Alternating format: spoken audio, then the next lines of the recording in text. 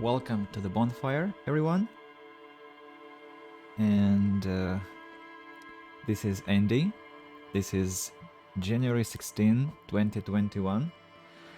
And today I'm continuing to play the game called Disco Elysium. And look what I have discovered. If you press escape button, the menu disappears and you only can contemplate this beautiful artwork. It's just enticing and just charmingly beautiful. I love this. And I want to say hello to the chat. Well, Lina, what do you mean my boy got a microphone? Did you mean that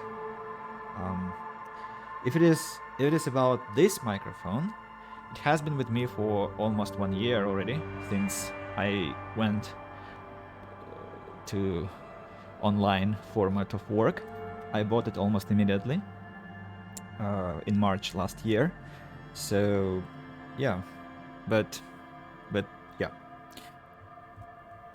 And yesterday we had, you never saw it, really. So because I was trying to hide it somewhere outside the frame, not to obstruct your vision, but here I just I turned on sound noise suppression on OBS, and that's why I want to keep my microphone close to my mouth so that nothing distracting is picked up, because the laptop that I'm streaming with is quite noisy with ventilating, and the video card is heating, and yep. Hi to the microphone, and Nancy, hello, nice to see you. This is the second part to our playthrough, and let's load the game and see where we stopped yesterday. That was near the dead body that has been hanging on the tree for 7 days. So let's come back to the criminal investigation and our existential hilarious conversations. Yep. This game is an art masterpiece, as I concluded yesterday quite quickly, and I'm only looking forward to what it has to amaze us with. Yep.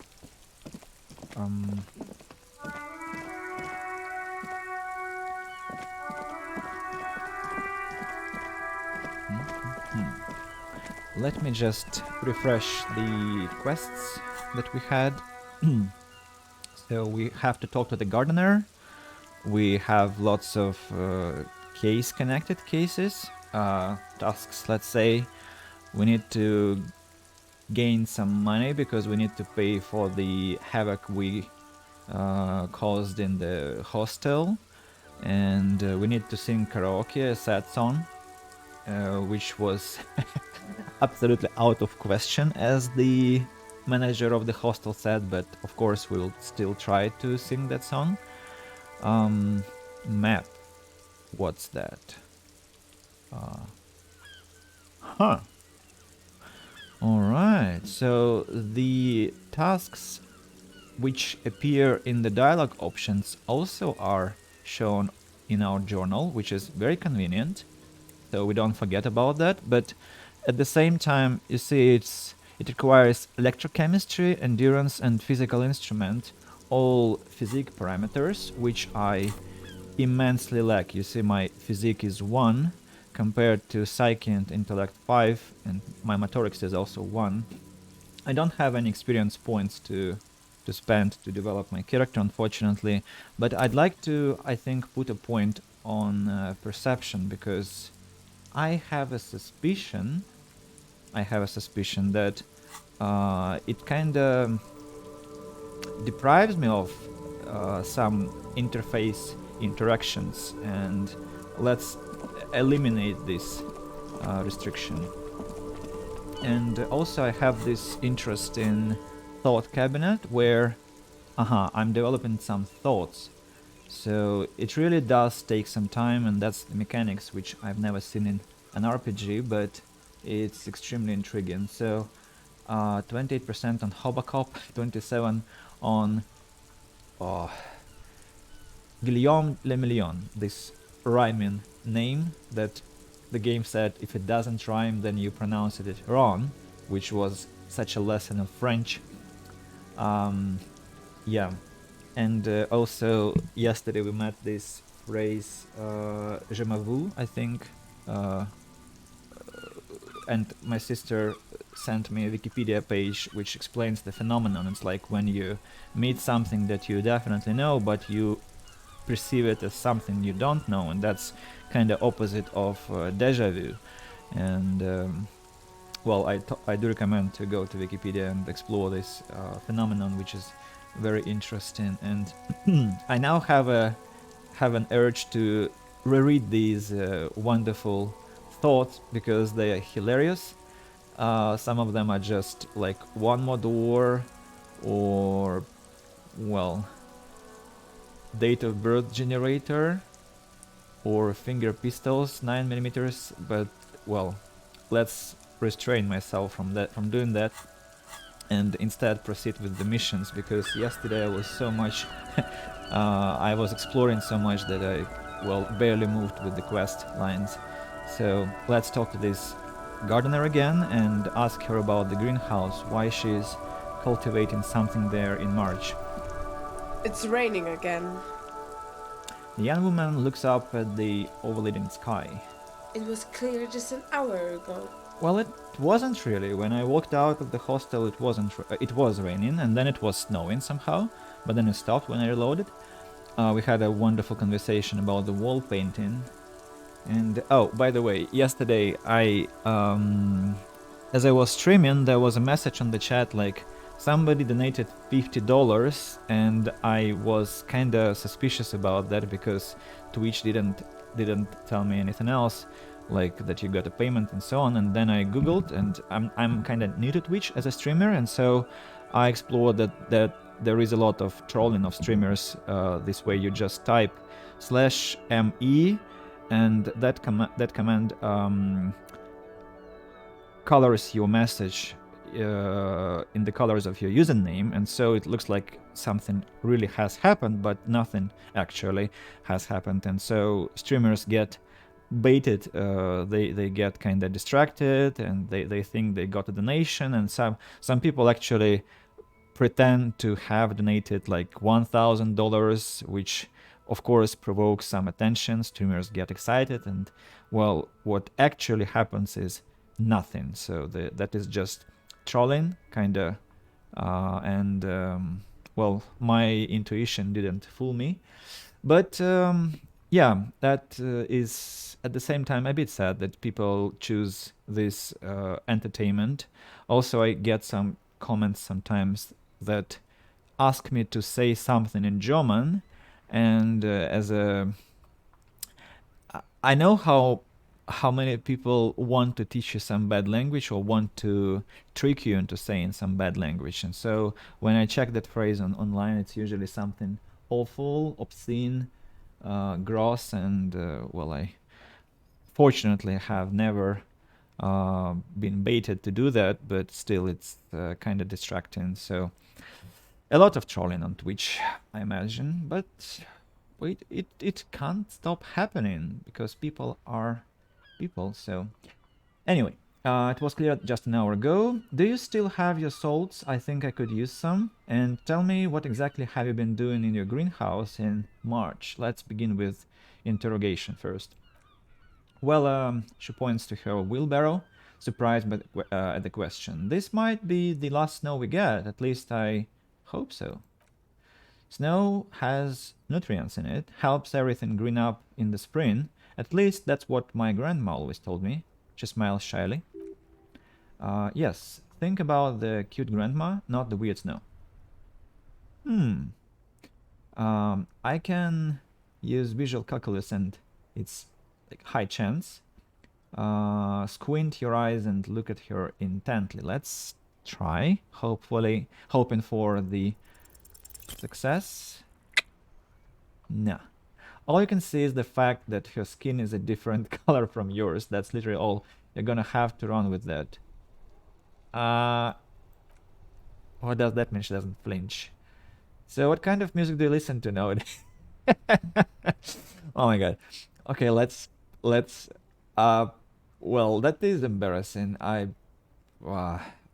Nothing. Lieutenant turns to you. We should proceed with our business in Martinez. Uh can I replay this moment? Because that is gross. I don't like how it transpired to be at all. It was humiliating to the lady, to me, because I in no way imagine myself behaving in this way. So let's run back to this lady. I have a new entry in my journal. Why? Yeah, I remember that. So, hello again. Hopefully this time we can squint more It's raining again. It successfully. was But clear just an hour ago. yeah, the game is very punishing and not very benevolent with its randomizer, you know? Yeah. Stop looking at her, look around. What do you see? Plaza? That's right. And the canal, the bookstore, the harbor gates. This is a great vantage point for keeping an eye on you. Are you by any chance keeping an eye on us? Or noted, but I'll keep to myself.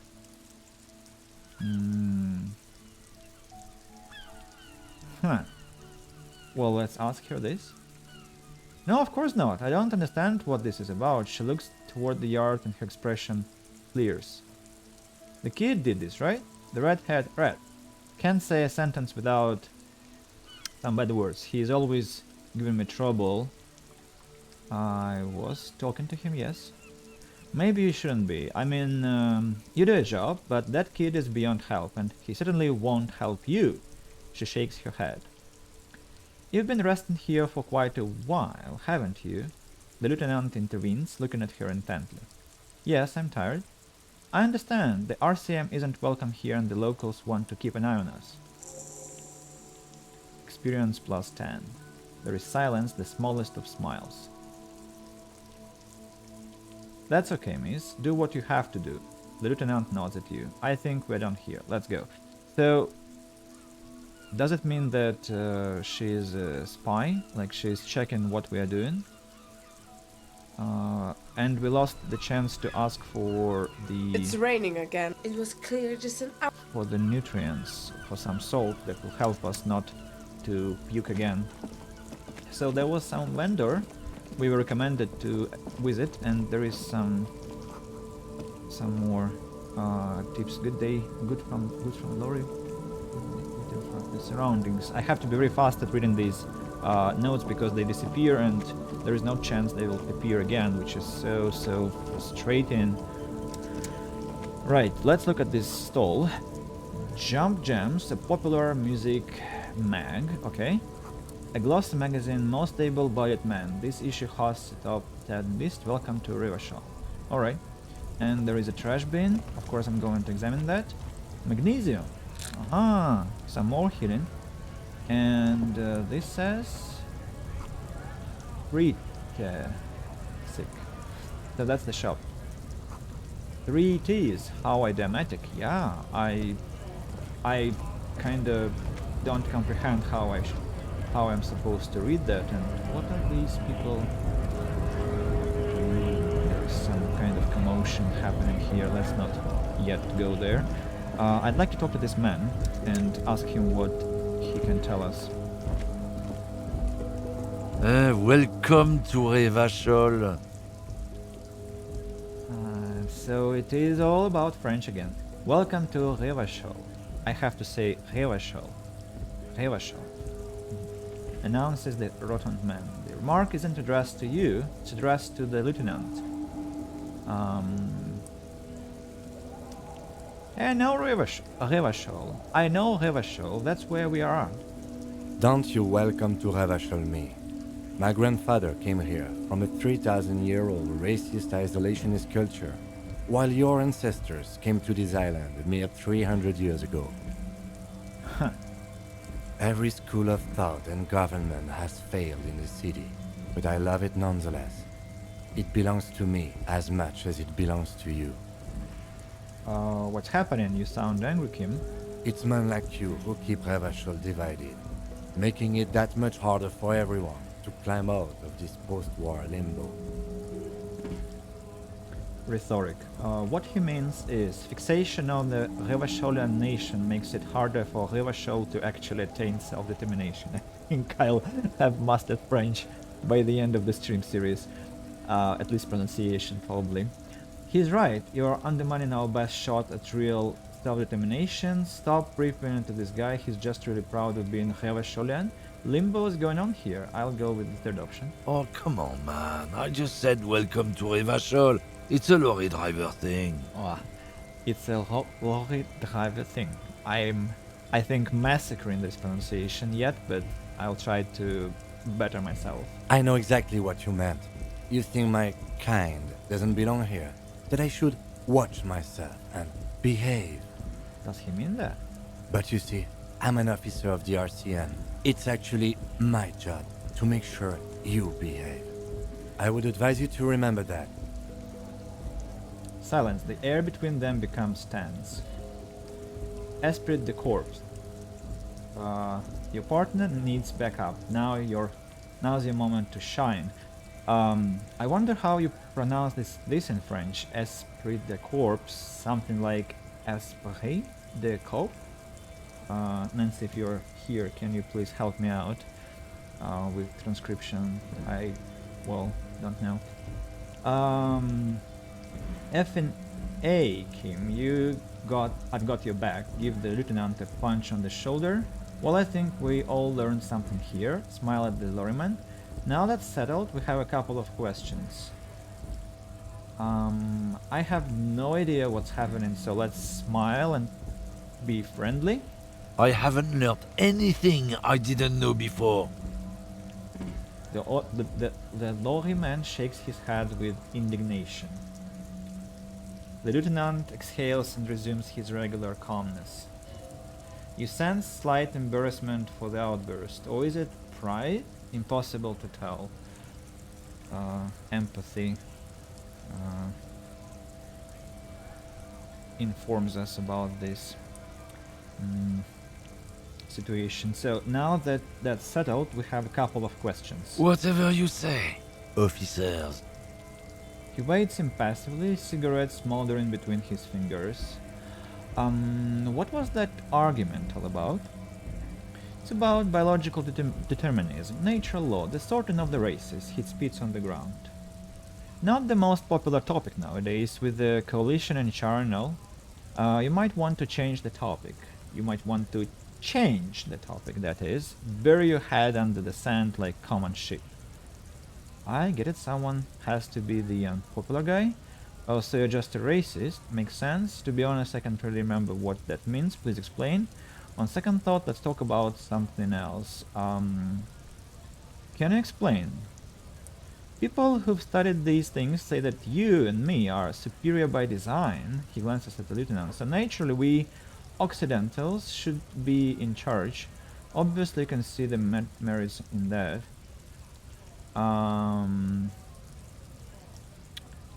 That is very racist. Okay, what else have you thought up? Let's continue our asking. So lately we Occidentals have experienced an unfortunate downturn. When members of the superior race cease to believe in their innate superiority, they stop competing for resources.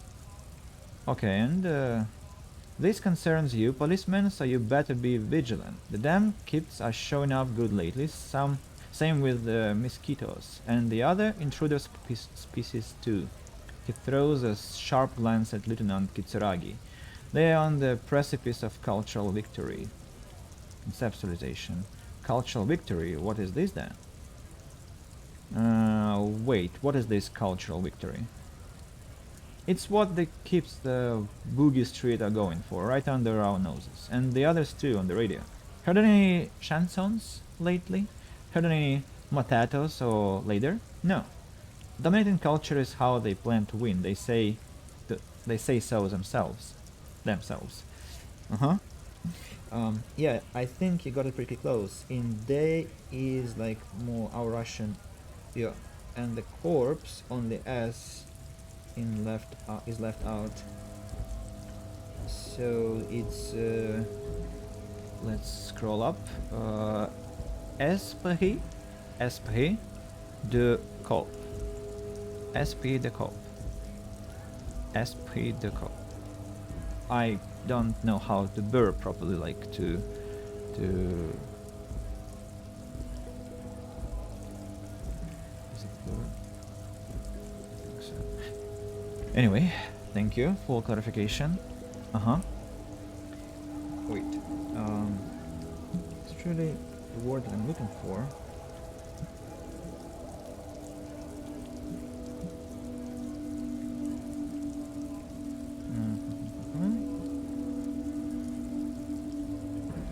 Yes, I think it is better. Alright. It's true, he pushes on. Also, you need to realize the dangers of mixing races. Who knows what might happen if people don't stay in their birthplace. You might end up with a new sub-race with unknown characteristics leading to extra competition. That's why you've got to control the offspring. What nonsense. I think I can get down with racism. No, yeah, I'm not down with this. Why don't you go F yourself? Okay, sure, whatever. I'd really rather talk about something else. Oh.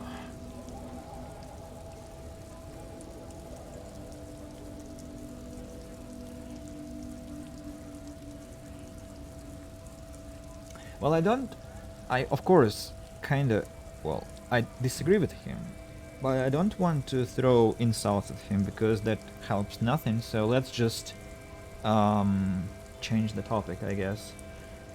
Go right ahead. The man scratches his heavy set stomach. You may be a cop, but that won't help you avoid the calamity to come. Lieutenant Kitsuragi's stern expression remains unchanged, but you sense something there, below. Esprit de corps. Not a lot of moral fiber on this one yet, but he thinks wriggled out of it.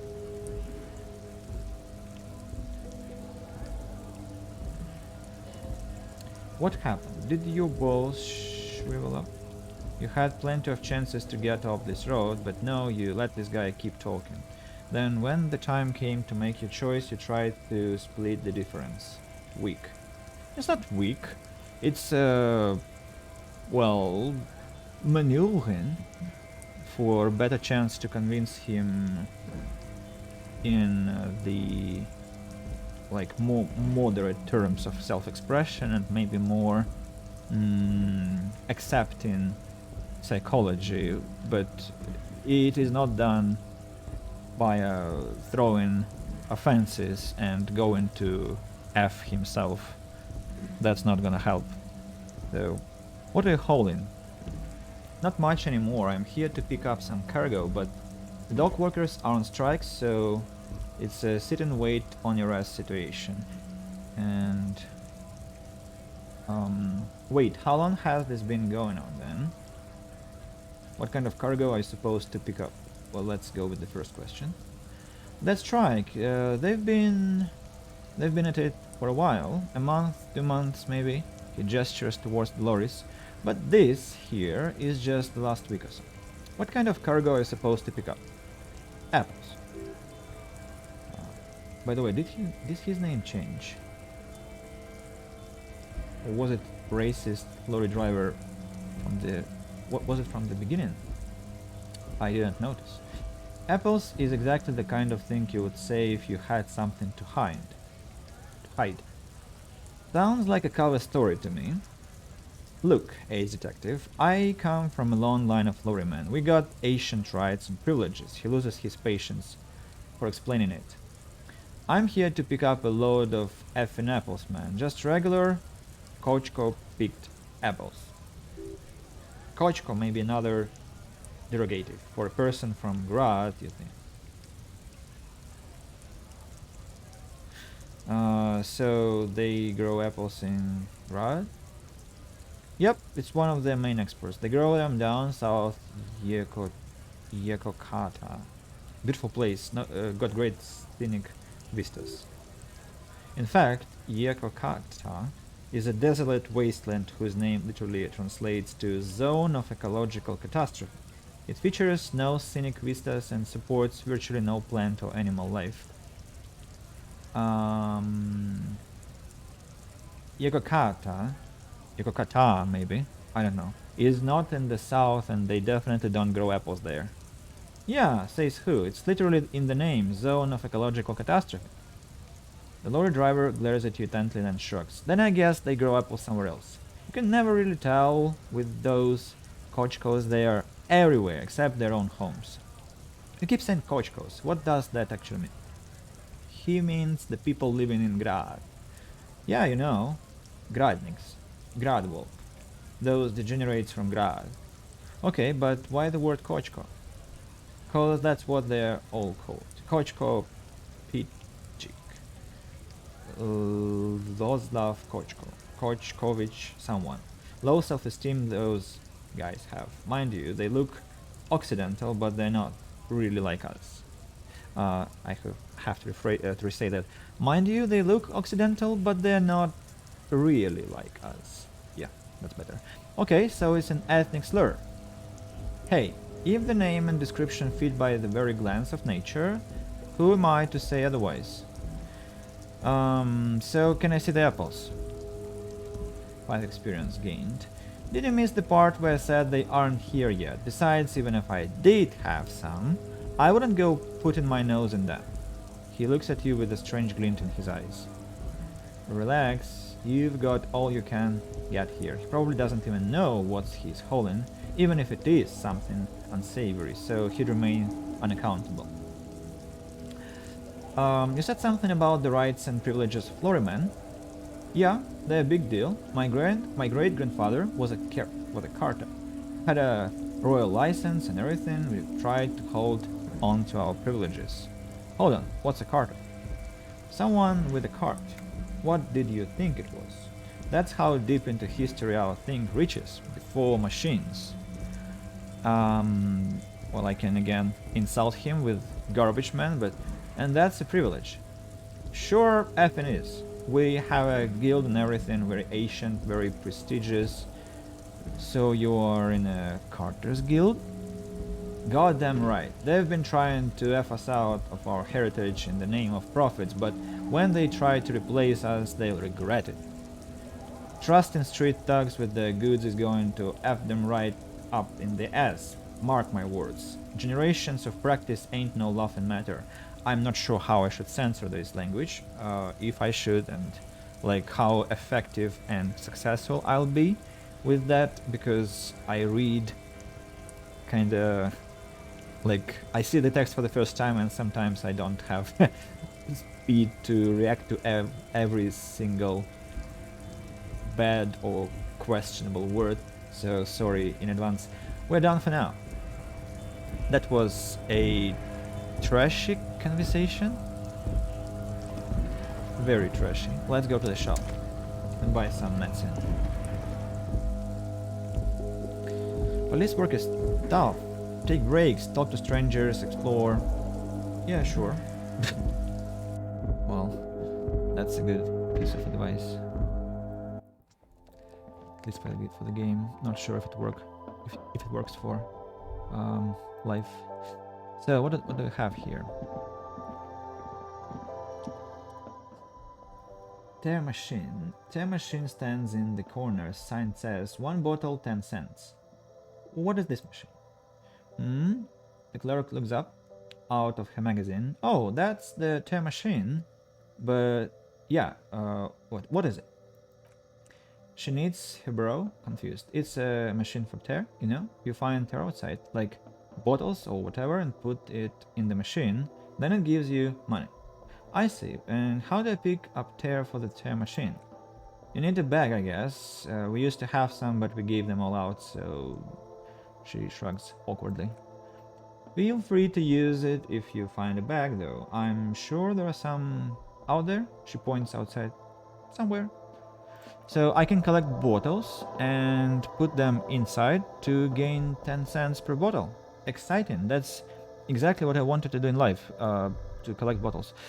So yeah, let's look at the surroundings. We have some posters. L'amour, this is probably alcohol or something like that. Some cans, canned meat, maybe fruit, maybe some milk, dairy products, some flowers, yellow roses, dozens of them, tulips too. Yellow flowers are, well, questionable. Some bottles, there is a radio, I guess. A melancholy pop song plays on the radio, can't hear it, and some cupboard. Saint Baptiste Pharmaceutics. A small cabinet on the wall is filled with various medicine bottles, nasal sprays, and blister packs. They all bear the Saint Baptiste Pharmaceutics logo.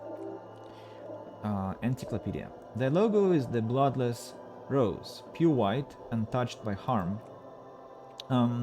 Just ask me if you need anything from Saint Baptiste. We don't stock prescription meds, but we do have Nosafed, Dramamine, magnesium, and hypnogamma. What do those products do? I don't know. Let's see. Nosafed is a nasal spray. Dramamine is a really good painkiller. Magnesium is a dietary supplement, and hypnogamma is... she stops. I don't really know what hypnogamma is. I guess it makes you feel less shit. It's recommended to use after lots of partying, studying, or exercising. Can you be a little more specific? She chews her bubblegum absent-mindedly. No, sorry. I'm not like a doctor or anything. Tutorial agent. That is not a skill. Nosafed heals +1 health, Dramamine heals +3 health, Magnesium heals +1 morale, and Hypnogamma heals +3 morale.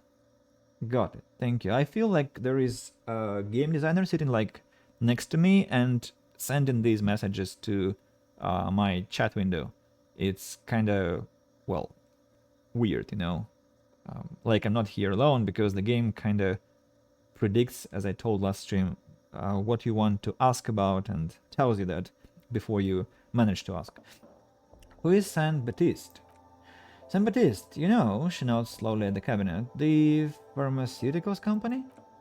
Saint Baptiste Pharmaceuticals? That one that sells meds out of Saint Baptiste? She points to the cabinet. That one? There? She is right. Saint Baptiste is the Saint Baptiste the company derives its name from Saint Baptiste the city itself, so named because that's what it is. A rare case where that really is the full etymological history, as far as almost anyone knows at least. Well, that was complicated. I mean, simple, but in its simplicity, very complicated. Can I have Nosafed? I need Dramamine, and a bottle of magnesium, please, and I'll take some Hypnogamma. So everything is locked because I have no money. Not very successful interaction for now.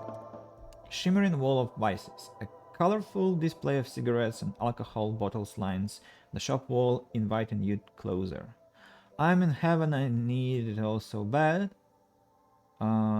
This is not a good place for recovering addict, and say nothing, just take it in. I'll say the third line. The clerk looks at the wall of goods behind her. Guess not, no. She adjusts her hat. I'm obliged to inform you that both alcohol and cigarettes damage your health, but I guess you already know that. Don't ask, don't look, don't do anything here, just go away, get back to work. It's volition. Please tell me more about these products. The pale-aged vodka is special, I guess. It's stored in pale for a couple of years, which makes it super expensive and super strong. What is pale? You know, shrugs, uninterested in explaining it further. Okay, what will consuming this stuff do to my body? She stares at you unsure. I mean, I already said it would hurt you. I don't know what else they do. Drugs give powerful bonuses to your main stats while dealing damage to your health or morale. Cigarettes raise intellect while damaging your health. Alcohol raises physique while damaging your morale. Use medication, nosafed and magnesium to counteract this damage to drugs. Note, consuming drugs can have unforeseen consequences for you. Do you sell any under the counter vices? No, she fixes her hair underneath her cap. Pretty only sells legal drugs like the law says. So I can buy Commodore red wine, +1 physique, -1 morale, pale aged vodka. Why they have the same effect but not the same price? Just for fun. Then give me potent Pilsner beer, the same effect, and give me Astra cigarettes, intellect -1 health. Right. Have I explored everything? Well, I haven't talked to the lady yet, that's the last thing. Main Lord, yeah, the game is great talking to you directly. Also, hi. Hello, hello. Nice to see you. Do I pronounce the name correctly? Main Lord. Please tell me if I'm wrong in pronunciation, because I would hate to distort it. Welcome to Frit. Feel free to look around or something. Everything is out on the shelves. She returns to her magazine, so it's free. Okay. It's not frite, it's frit. French, I know. What's that magazine she's reading? Before we go on, what is this frit? I don't know. Frit? She shrugs. And what is frit? A 7 to 11 grocery store. Okay. Why is it written with 3 T's? I think they think that the extra T makes it funkier. It doesn't. She chews on her gum with disgust. She has charming pronunciation. The story goes that normal frit with the 2 T's, a men's workwear shop and in Rutherford, was already taken, so when Frit Retail Incorporated grew into a multinational corporation, they had to add an extra letter to avoid trademark infringement. I wonder what anti-monopoly agency would say here if they were asked, like, Frit with 2 T's and Frit with 3 T's. Does this infringe either one's intellectual property rights, trademark rights? Interesting. It's okay. It's a play on marmalade. Okay. So, my lord. Right. Thank you for the explanation. What magazine are you reading? You mean this? She looks at the cover, boasting a colorful photo of 2 girls kissing. I see a man on the cover. I think it is. Well, okay, one person. I see one person there. This is Pop Stars. It's got like famous people in it. It's not for sale.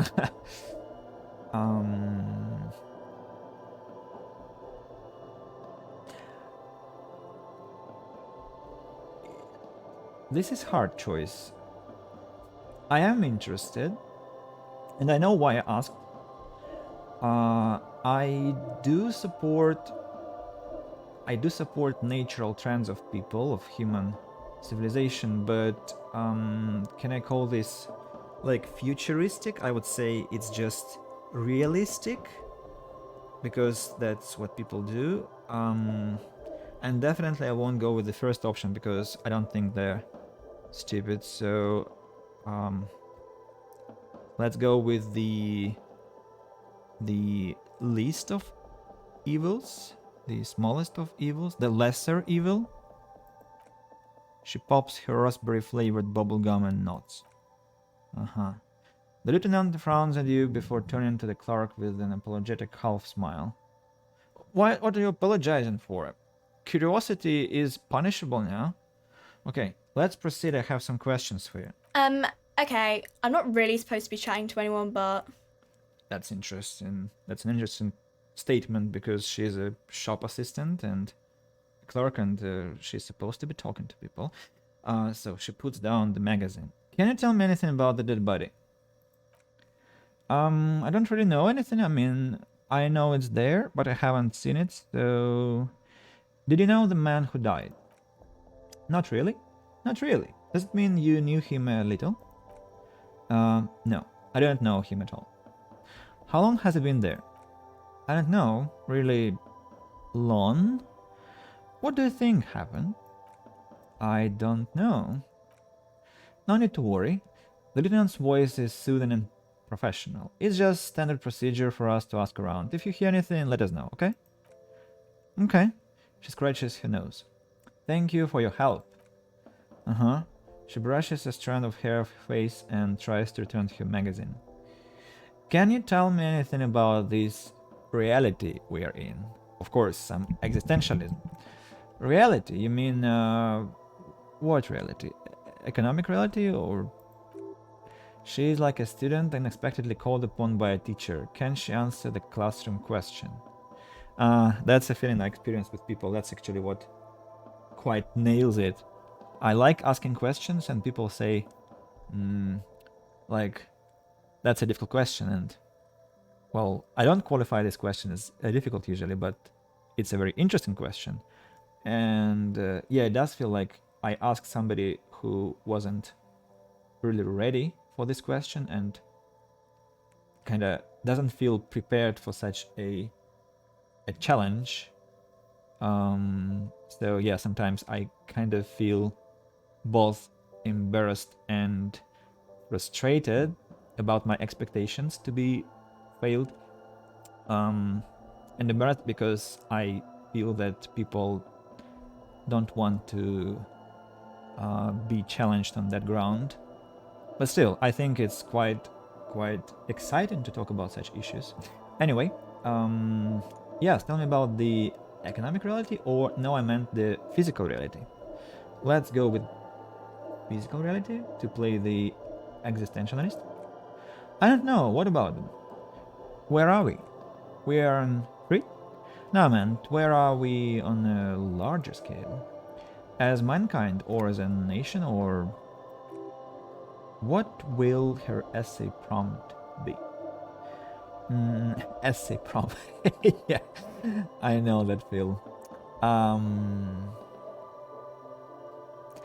As a mankind. In a good place, she rubs her face thinking. She's very responsive, you see. She's trying to actually converse with us.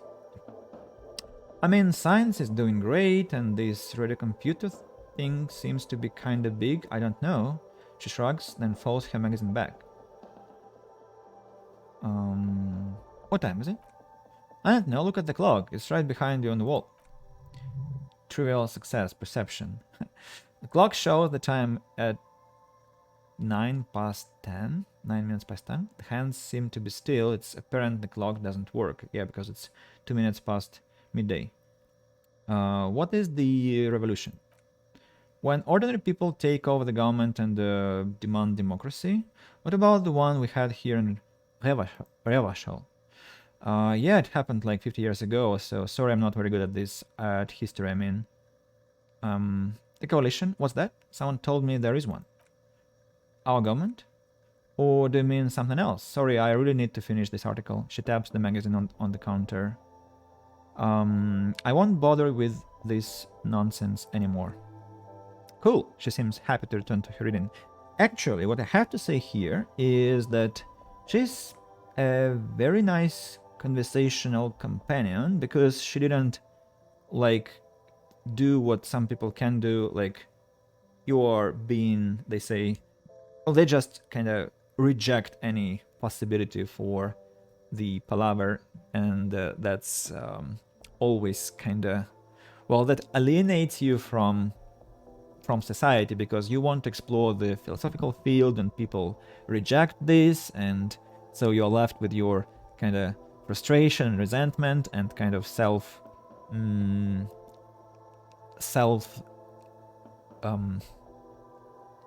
how to put it,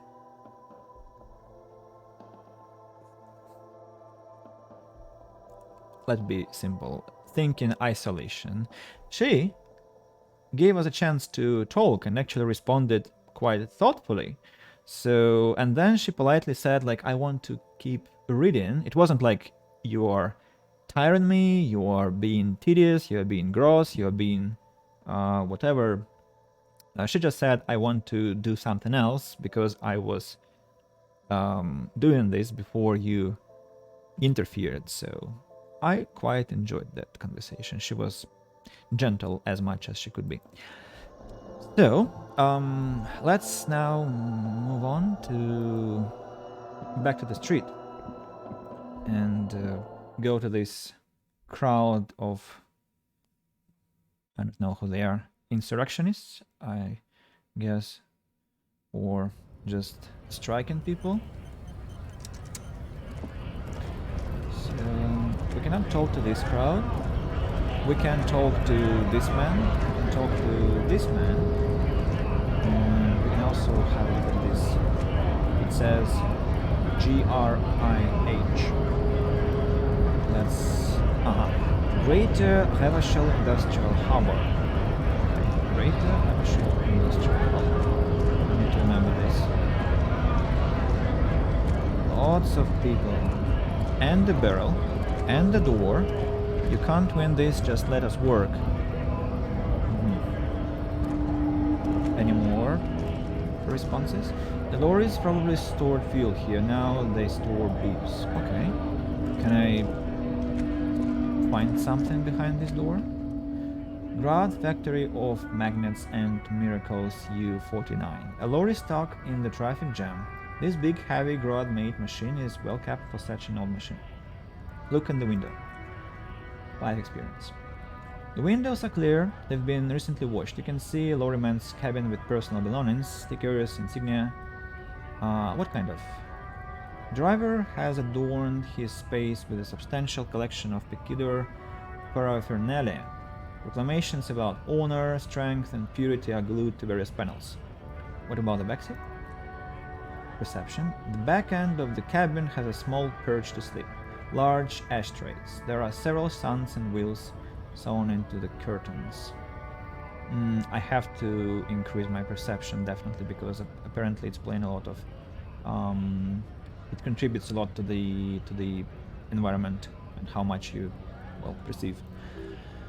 Conceptualization. A book with ragged edges catches your notice. The front cover features a large, muscular man. The title reads, Man from Yaundel in the lost city of the Pygmies. King Kitsuragi. Racist nationalist paraphernalia. He grits his teeth. Not unusual in this part of town. This is our guy. Lieutenant nod towards the racist lorry driver. You think this lorry belongs to our tough guy? Likely yes. This guy is proud of who he is. Drives it all over his machine.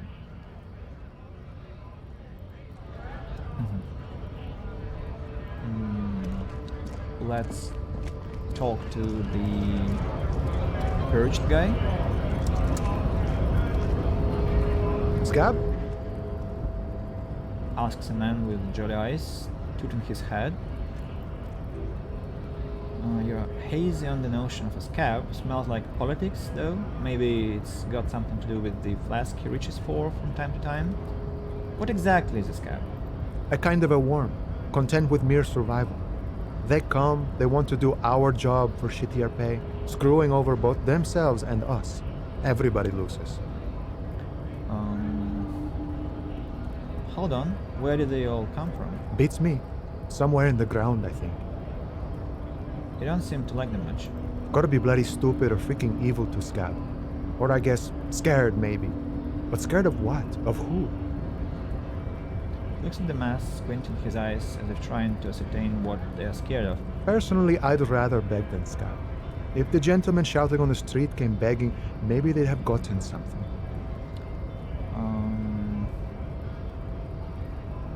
It's better than begging, I guess. Sometimes you gotta do what you gotta do. But these Scabs ain't begging. They ain't holding on to their integrity.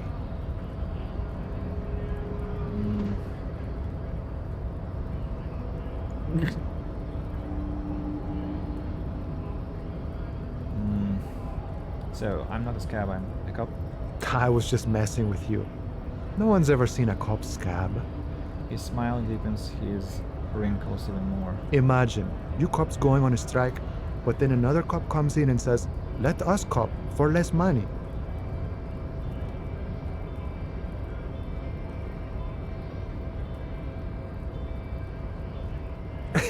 Speaking of, what brings the RCM here, to the Wild North? Come to see the strife? He chuckles and realizes. So I've come to Martinez investigating a murder. I need to know what's behind these gates. I'm exploring. I'm a bit short on money right now. Can you give me some of it? Begging. What's the strike about anyway? Well, let's be polite and support his topic first. You know, serious business, he smiles. I'm sure the big boss would be glad to tell you. You'll have to ask him first. The chatty guy wants to talk about the strike. Done once you've met the union boss and are on better footing with the organization. I've come to Martinez investigating a murder. Murder? That sounds like a lot of hard work. You'd never see me investigating a murder. It's actually very fun and easy. You're right, it sounds impossible. I'm 91% sure I'll never get it solved. Whisper. I have no idea what I'm doing. Okay. Maybe you want to help me solve it by telling me who did it. Let's whisper. Let's play this deranged guy again. He whispers back. Okay. See what I'm doing, Dad. Don't even know what day it is. He thinks and then decides. Don't tell me. It's a better day that way. I need to know what's behind these gates. I'm exploring. My friend, I respect the right to roam. The open range awaits. He gazes over the roundabout with a glint of longing.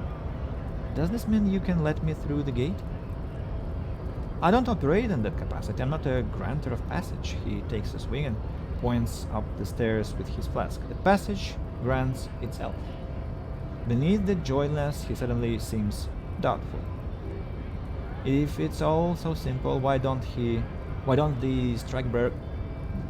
If it is all so simple, why don't the strikebreakers just go up the stairs? That's simple. I just walk in. I walk right past Measurehead and go in. Past Measurehead? Yeah, the 2.5-meter tall Simonese supremacist there.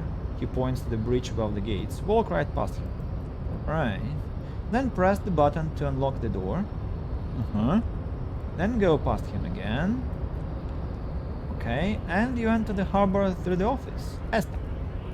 So you're saying it's actually quite difficult. Don't worry, I'm sure it's not completely impossible. For example, you could best Measurehead in a physical confrontation, or you could convert to his Simonese supremacist worldview, or he strokes his mustache. Maybe it actually is completely impossible. Has anyone here ever bested him in a physical confrontation? No yet? No. He fixes his eyes on you, evaluating your prowess. He is incredibly strong. Has any of the scabs tried converting to his worldview? Jean-Luc himself would say the philosophy has proven overly heroic for the scabs to convert to, not enough intuition. Got it. Another thing. Sure, the man whistles a jaunty tune, the wind rustling his whiskers. I'm not going to beg for money, so that means we should say nice talk. Gotta get moving. And, well, I still want to try to go past this Measurehead guy. There's a lady, not interruptible. Okay, so Measurehead crushes all, or Measurehead, so they are fans. Not a huge metal Nobody fans. betrays your degeneracy. Yeah, Measurehead. His body totally betrays his degeneracy. The young woman at the giant's side agrees. Don't say anything, size him up first. Say nothing, size him up first. What do you mean my body betrays my degeneracy? My body does not betray my degeneracy. My body is unimportant. I'm with the police and we need to get into the harbor. Time to get into this now. Okay, let's say nothing, size him up first. Are you admiring My morphophysiology. A ripple of muscle passes underneath his skin. He lets you look. It must be frightening to stand in the shadow of this racial pinnacle. Be calm, Sandwich. You are not in danger because you are not a threat to me.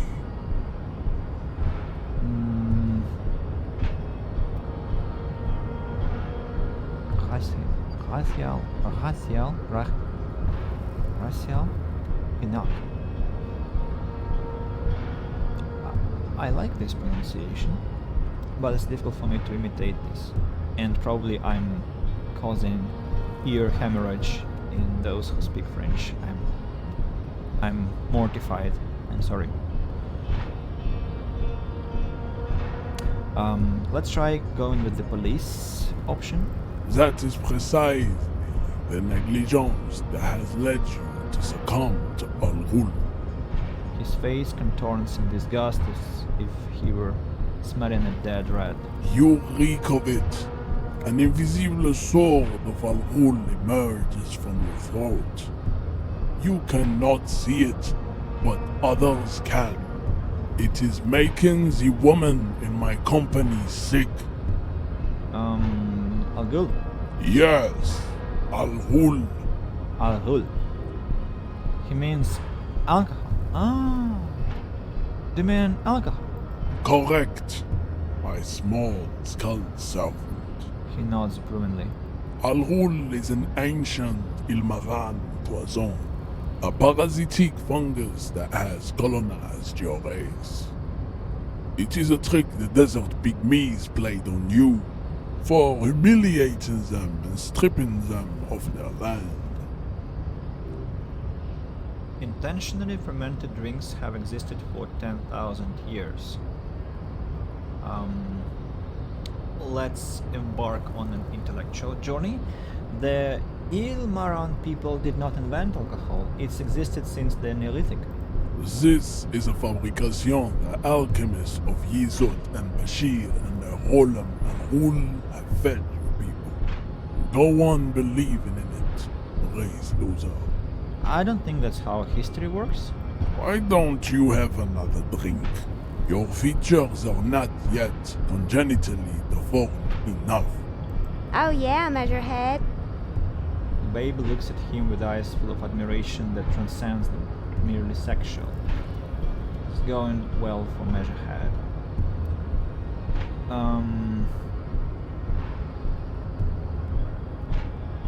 Smell your breath. Kim, is it really so bad? It's not good.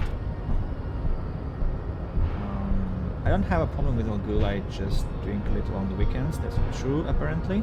You're right, I'm a servant of Al-Ghul, but I still need to enter the harbor. No, you don't. You need to get another drink. Occidental Haplogroup B4 is done giving orders around here. The influence of the Sandwich race is waning. Okay. Show him the ham still got it.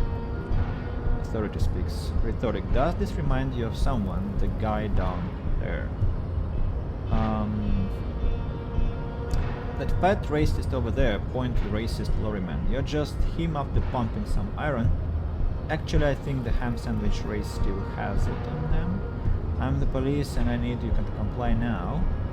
The race stuff isn't important here. I just need you to help me do my job, please. Well, asking is not going to work with this type of thing. Alright, let's try to exemplify. Look at my craniology. I am the pinnacle of my haplogroup. The pink blood is a bad example, even of yours. It saddens me. You were once a noble and powerful race. Pauses in non-clear reflection.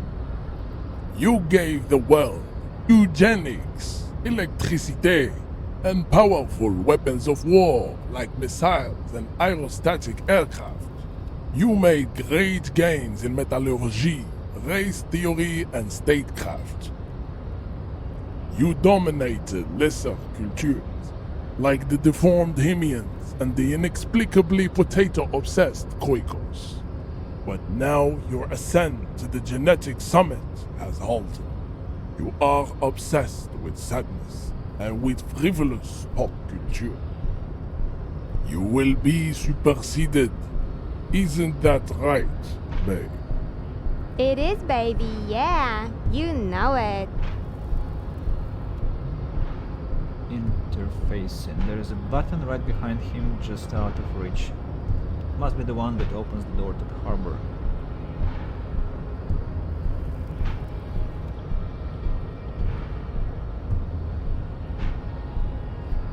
Well, that's a difficult topic because it's there is a trace of kind of racial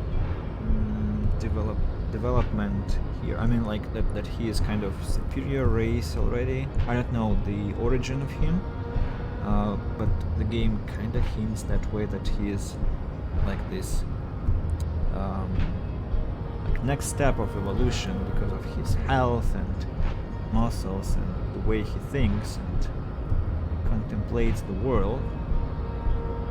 There is something wrong about that.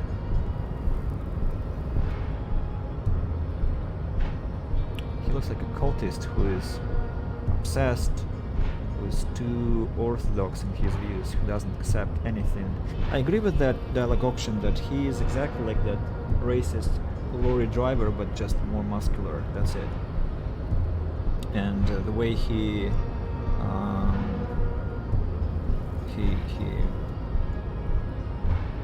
like disposes of other opinions and humiliates everything he sees. Well, maybe, my character probably deserves that because he is a drunkard and it's like good for nothingness now. But other people, do they deserve that? I mean, I haven't met other people yet in this realm. What I don't appreciate definitely is that he keeps such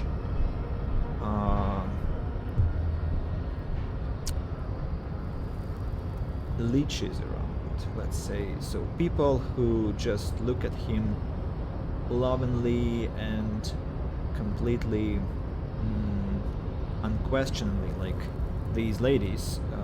Probably there are also the same, like young men who just approve of him so much that he is a god for them, and so I think it's unacceptable. Like, if you are such a superior being, why do you let flattery falls in your heart?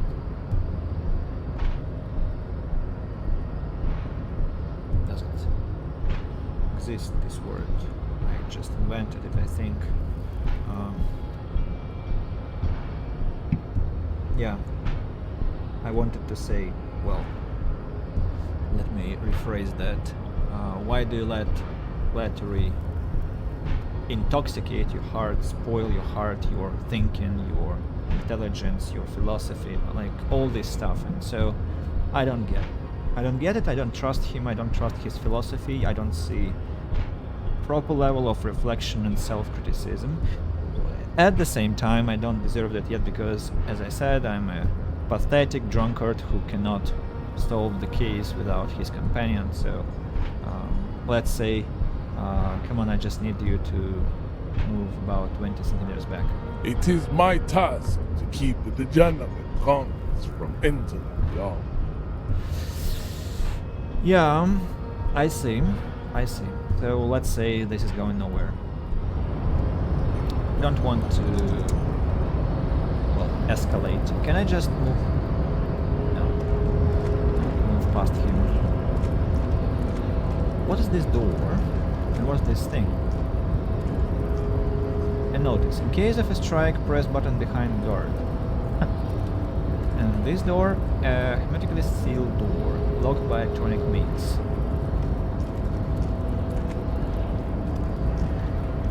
There is a thought. There is no lockpicking or door kicking this one. Got it. we still have to talk to this guy who is probably warming up his muscles. I even brought my own overalls. Let me work a little and I'll be good. I'll work harder than anyone.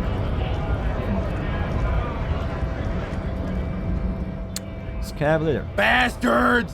We have a right to work! The man yells towards the harbor gates. His voice is the loudest of the lot and oddly screechy for a man of his size. What's going on here? Pull up and stay frosty, everyone. Cops are here. The broad-shouldered alpha male turns to you. He's a full head taller than everybody else here. You're to fuck with us? Beat the honest worker down? Why should I? We're to fight for a cause. Stripes usually have problems with people who have causes. Oh, then yes. Okay, then I'm thinking no. Good. We're fighting for a cause here. Right to work. Right to work. He chants at the gates. Besides, we're not that different. It helps the people see us talking. Cops and stripe breakers together. Shows authorities are on our side. Builds confidence. He leans closer. What kind of a cause are we talking about? I don't think I've chosen any sides yet. And regardless, I have some questions for you. So, first of all, I'm going to respond with this. Might be time. Don't let the fat bastards tread on you. Cops tend to side with the higher-ups, but you're essentially still workers. Everyone is a worker. Everyone is not. People have responsibilities. If they attend to them properly, then we're all equal. I don't trust cops, but I can see you understand the right to work. Right to work. He raises his voice and chants. What kind of a cause are we talking about? Rights of people, rights of workers to have gainful employment, to make a salary and feed their families. His manner of speaking is wooden, the tone of voice bland and uninspired, almost as if compiling replies from a set of learned phrases. Well, I'm not too hasty in judgment. Maybe you should ask them the questions, like why we're not allowed to make a living here. Shame on you! He bellows to the gates. We have families to feed, you piece of shit! He points his finger at the man sitting on the railing. So do we, Scab! The loitering man hollers in return. Well... Who are all these strikebreakers? Look around. Honest men and women with rights to work, to be useful, not toys for corporate interests. I have to add some... I don't know. To put up a low voice performance. The man runs a hand through his steadily graying military haircut.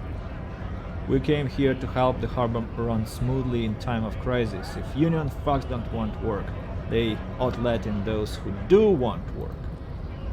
Kim Kitsuragi. I have a question. The lieutenant looks him in the eye. Why do all these men follow your leadership? You think they follow because I'm big and loud? No, they follow the rules of the market, the rules of the economy, because they were, just as bellowing, given a job to do. What is a strike? Another wonderful question. When a bunch of ungrateful, lazy cockroaches can't get their act together, decide to block honest work for other people, he shifts uncomfortably in his workers' overalls. What do the strikers want? Beats me. They mumble nonsense about boardrooms and workers' rights, while we... He raises his fist and starts shouting again. I have the right to work.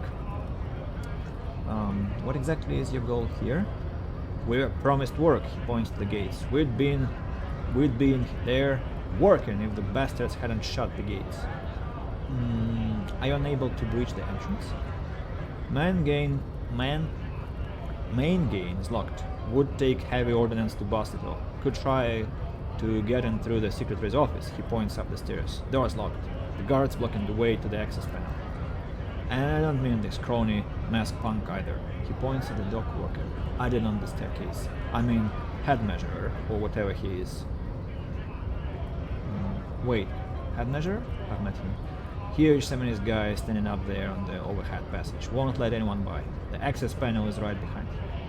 How bad could one guy be? You seem capable. Bad, the man glares at him. Standing on a narrow bridge, he's got a strategically advantageous position and he's trained. I don't know how the Union has a trained killer out there, but that's one no joke. And my men are tired, hungry. They're workers, not fighters.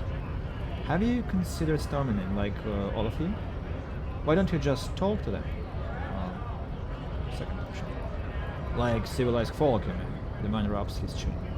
These native fucks don't understand civilized. It'd be better for the neighborhood if you went home, at least for now, if you can't get in anyway. No, they'll give up eventually, or get drunk, leave the button unguarded. Then we charge. The man rubs his jaw, a perfect, lightly bearded square wedge. I want to get into the harbor too. I don't know why, but let's say that. Have fun, he notes. Union shits are on full strike. Don't think they're going to let you through the gates. You're trying to meet their fat boss. I'm interviewing people about the murder that took place here, behind the hostel cafeteria there. I know nothing about the murder. His reply is snappy and terse. Mention of a killing sends a barely noticeable shiver of tenseness through him. Interesting. Why so tense? What are you talking about? I'm not tense. Yes, he's tense. Right to work. Again shakes his large fist and then turns back to you. It's shameful, cops doing nothing. You should bring up, back up, open the gates for us. Blockading gainful employment for workers is a crime. This really isn't my area of expertise. I'm not picking a side in this just yet, sir. Pity. He turns around and bellows at the gates. Let us work! Direction speed. You've been talking to him for quite a while now. Something is off with this guy. Ask him where he's from. Okay, I gotta ask. Where exactly are you from? What's it? Deep set suspicion drips from every syllable. I thought you looked real familiar for a second here. For a second there. Routine part of the investigation and curiosity going to figure out this strike mess. Routine part of the investigation. Am I a suspect? His eyes narrow. Done no crimes. I only fight for the rights of people. Drama. Every once in a while, it's like you can see glimpses of another guy under the guise of this fighter for jobs. He seems a more brutal, cunning, and suspicious person. Just a hunch. Or you just might be paranoid. Already got that. I'm interested in your background. We're all workers, right? Workers stick together. Came from the eminent domain, in general. Backgrounds and odd jobs. Heavy lifting, cargo hauling, bouncer work. I know the drill. A bouncer? Where? I frequent a lot of bars. Maybe it's one I know. Worked at Territorial. Ring a bell?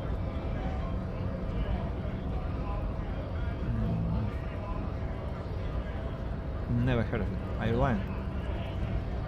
He squints at you. A little spark of violence gutters in his eyes. Then he blinks and turns to his men. Around here, have a strike to break.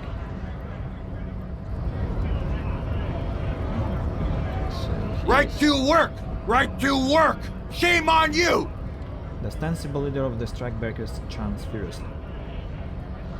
I wasn't done asking questions. He looks annoyed. Things are busy enough. You're going to waste less of my time. See? Hulking man loses stark skepticism.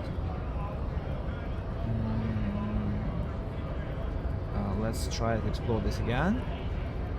I thought you looked real familiar for a second there. No, I don't think... No, I don't think we've met before. His eyes narrow with mistrust. I came to help out the people.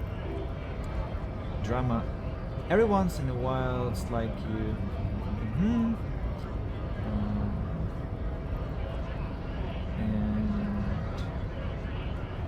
Sweet, I know bars. Been thrown out from several. Maybe that's why you seem familiar.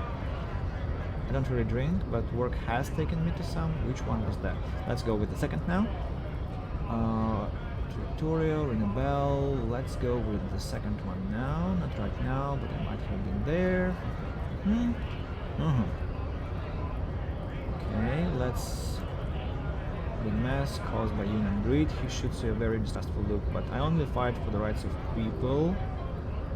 Alright, and... let's explore. Yes, I've been there.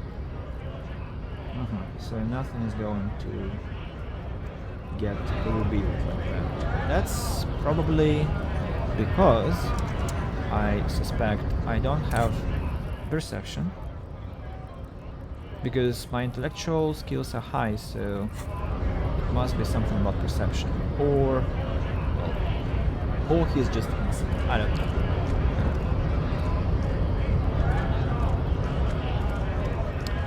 So what next?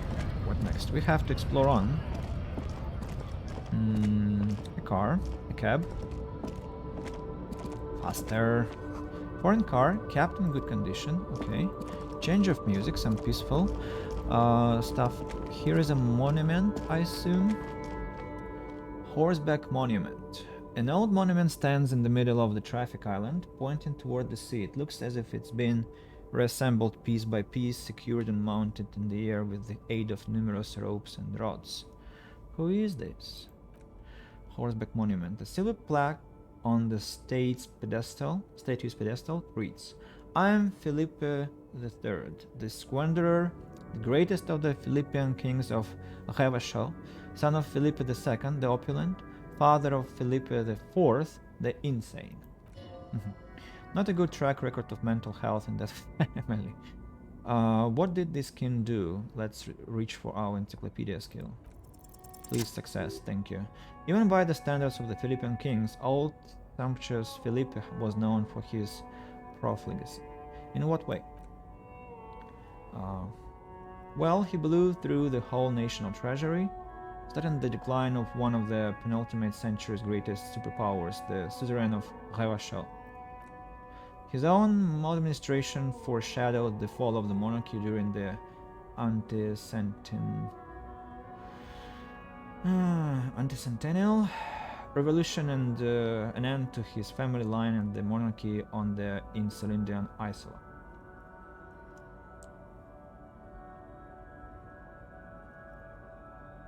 How did he manage to blow through the entire national treasury? Fair enough, I have other questions.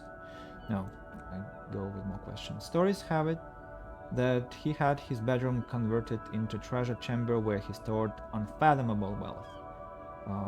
Krugerrands, bars of gold, ornate weaponry, armor, and various chalices. He called it the Sol Aurum. It was obscene. There were whispers he slept on a huge pile of gold-dipped feathers like some obese dragon instead of a bed like a normal person. The man certainly knew how to live. I'd like to sleep on gold, hostile style. The king is the king and he can do anything. Wait, really? There is no way that's true? A deplorable farce, no wonder everything went to shit. Well, that is option number 4. But wait, you haven't even heard about his fabled cocaine addiction. What now? You see, old Felipe wasn't just good at squandering the national treasury on gold and ceremonial weaponry, he was also a prodigious snorter of nose candy. Okay, what is nose candy? Cocaine. So he was addicted to nose candy, a bloated druggie. That's what the revolutionaries said 150 years later, right before they emptied out the royal mausoleum and dumped His Majesty's mortal remains in the Insulindian Bay. It feels like a reference to, well, history. Oh, boats are here. Nice. Delete message. Yep. Okay, where is he buried now? Beneath the cold waters of the Insulindian Bay, thrown there by the revolutionaries after they cleaned out the royal mausoleum. What happened to the statue? The original was blown apart by commoners, then further damaged during the landing of the coalition's airships during the turn of the century revolution, when Martinez was leveled. Most historians think the coalition's hasty landing may have ultimately saved the statue. If the commoners had more time, they would have reduced it up to even finer pieces.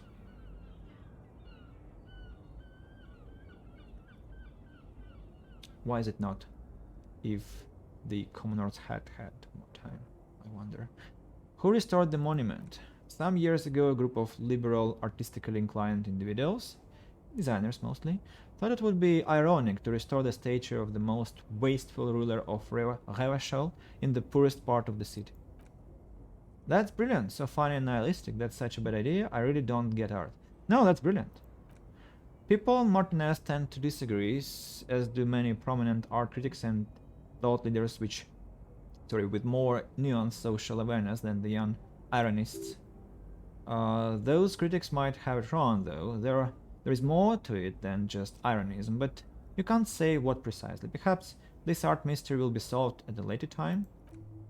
Felipe III, the squanderer, however, with his bronze face up in the air, doesn't seem concerned about what the oi polloi think of him in death. Not that he ever did in life either. Yeah, that's a sad story. When a person vested with so much power and influence and potential for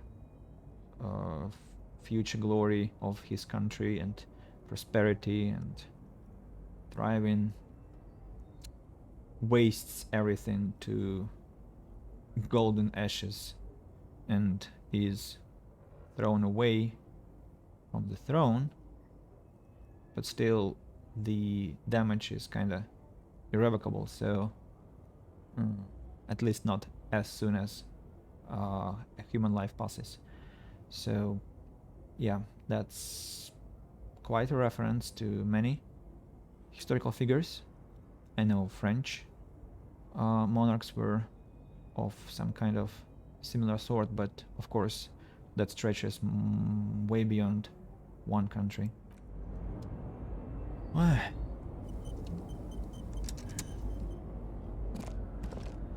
I feel that this game is such an allusion to what modern world will have, kind of satire and kind of reflection on what civilization, what kind of path civilization has explored and is exploring and will explore. A bold slogan, Humanox, covers the truck. Okay. There is a box to loot. Has inside some white tank top. Let's explore it later. There is one more box or some. We now have 1 real and 29 cents. Amazing. We are so rich. We have less than 1% of our debt as of now. This person, pale driver. The small wrinkled woman does not greet you. She nods along to something on her radio. A photograph is clutched in her hands and there is a warm smile on her face. The photo, an ambrotype from the turn of the century, is golden as her smile.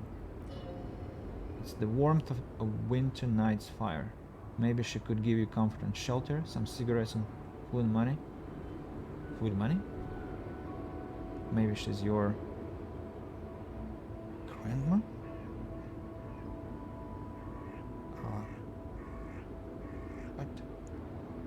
What? Okay. Nothing. Her smile just keeps widening. Hair is grey like lead. Excuse me, ma'am. I'd like to ask some questions. No response. Whatever the woman is, your words fail to reach her. Let's snap our fingers. Wait. None stops you before you can snap. She's just a distracted old woman. Better to leave her alone. Why? Why? I just told you why. If you say so. Well, I wanted to go with this option, but I mean, it's a game, and in games you are supposed to explore as far as possible and probably much further than you would do in real life, because the punishment for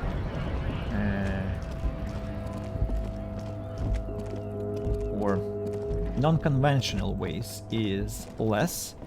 than in real life, and punishment for being too restrictive and conservative is much more, how to say, like, you rob yourself of the game experience this way. So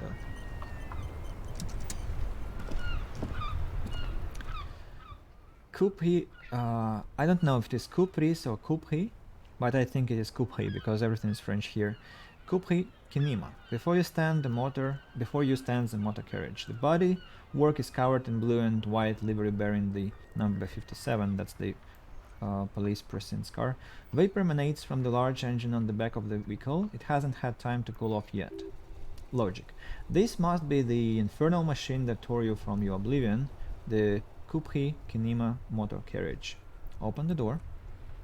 In the cabin you are welcomed by a set of steering levers, a radio microphone on a hook, a pull-out toolbox under the seat, and the soft glow of the fuel preheater gauge. Pick up the radio. The frequency tableau lights up and a green button labeled Prime Line glows like a feline eye, and then you hear something. A soft purr of electrical kittens. Radio waves cast far and wide over the metropolis. A woman's voice greets you through the static. Alice. This is Precinct 57. Hello, Lieutenant. How may I assist you?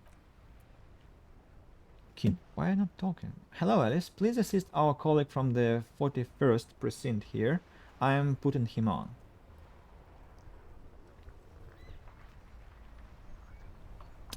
I think I'll go nice. Hi, Alice. This is the officer from the 41st Precinct speaking. Nice to meet you. This is Officer Alice Demetri, Precinct 57. How may I assist you? A voice replies in the radio.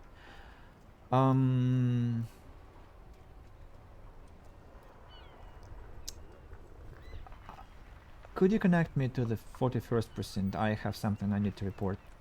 Just a second, officer. She puts you on hold, the static crackling softly like a bonfire. After a while, you hear an old man greet you from the radio. His rattly voice is oddly familiar. 10-2, 10-5. This is 41st. Come in. Over. Je prie. Esprit de corps. A scrawny old man sits in a dusty cubicle, smoking, with a large white rectangle sewn on his vest. In front of him is a box-shaped apparatus with an array of wires and antennas, the radio switchboard. Encyclopedia. The man uses relay code. You got this. You're a cop, and cops know relay code. 10-4, station 41. I've got an urgent business. Over. 10-4, message received. 10-5, relay message. What's your status? Over. Just reporting in. Over. 10-18, state your message, sir.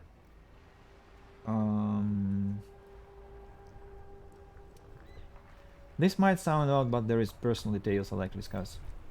10-4, your badge should have most of your personal details. Look over that. Over. I don't have it, my badge. 10-9, over. My badge, I can't find it anywhere. Basically, it's gone. 10-4, message received. This is a very serious situation. I need to 10-22, the captain. Over. Isn't it him? Dry voice asks in the background. What does he want? Jean Wickmore says he lost his badge and needs to report it. He what? He lost his badge?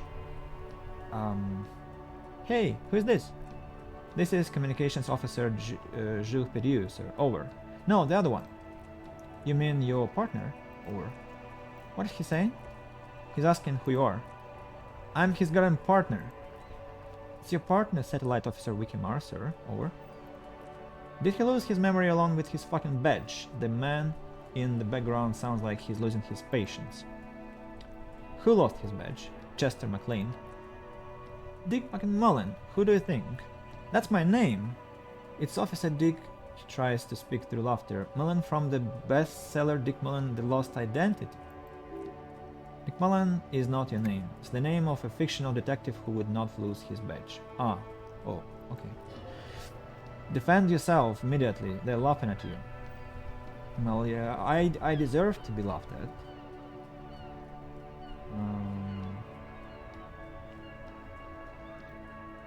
Can't we just move on? I want to get it reported and be done with it. Proceed. Task complete. Report your badge missing. Experience plus 30, level up.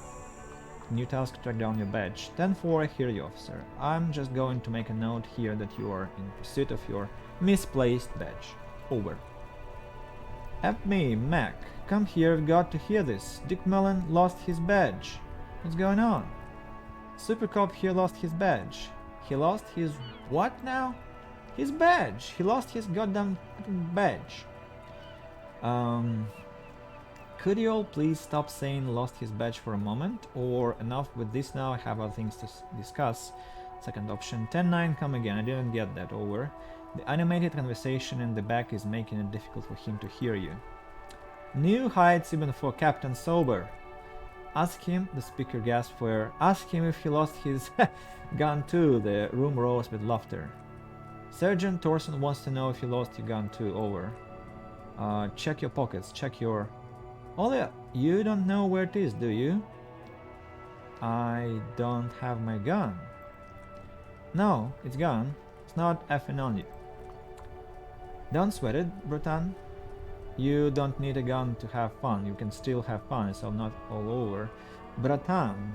That's very interesting that this Russian word, my language, is here again. I just finished playing Deus Ex Human Revolution and there was this word too, Bratan, Bratan all the time, and I don't know what is so fascinating about this Bratan. It's just bro. I mean, it's, well, yeah, it's kind of street name, street word that people use to familiarize with each other, like when you want to be really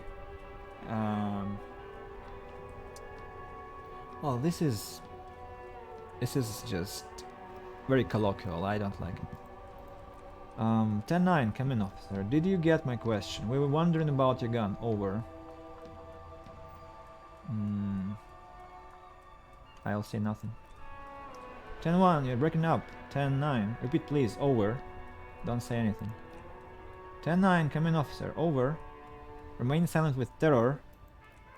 Come on, officer. Come in, officer. 10-9, repeat message please. Did you please place your firearm? Over. Continue. Just say lost your gun. Anything else will only make the situation worse here.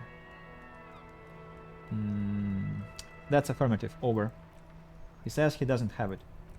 Dear God. He lost his gun. Oh my, I can't... The man succumbs to laughter again. This isn't really a laughing matter. Mac can face the giant of Coconur by himself, but Disco here made him piss his pants. Oh no, I can't. He lost his... Ask him if he still has his winner. I'm going to ask him. Sergeant Thorson here is wondering if you are still in possession of your genitalia. Over.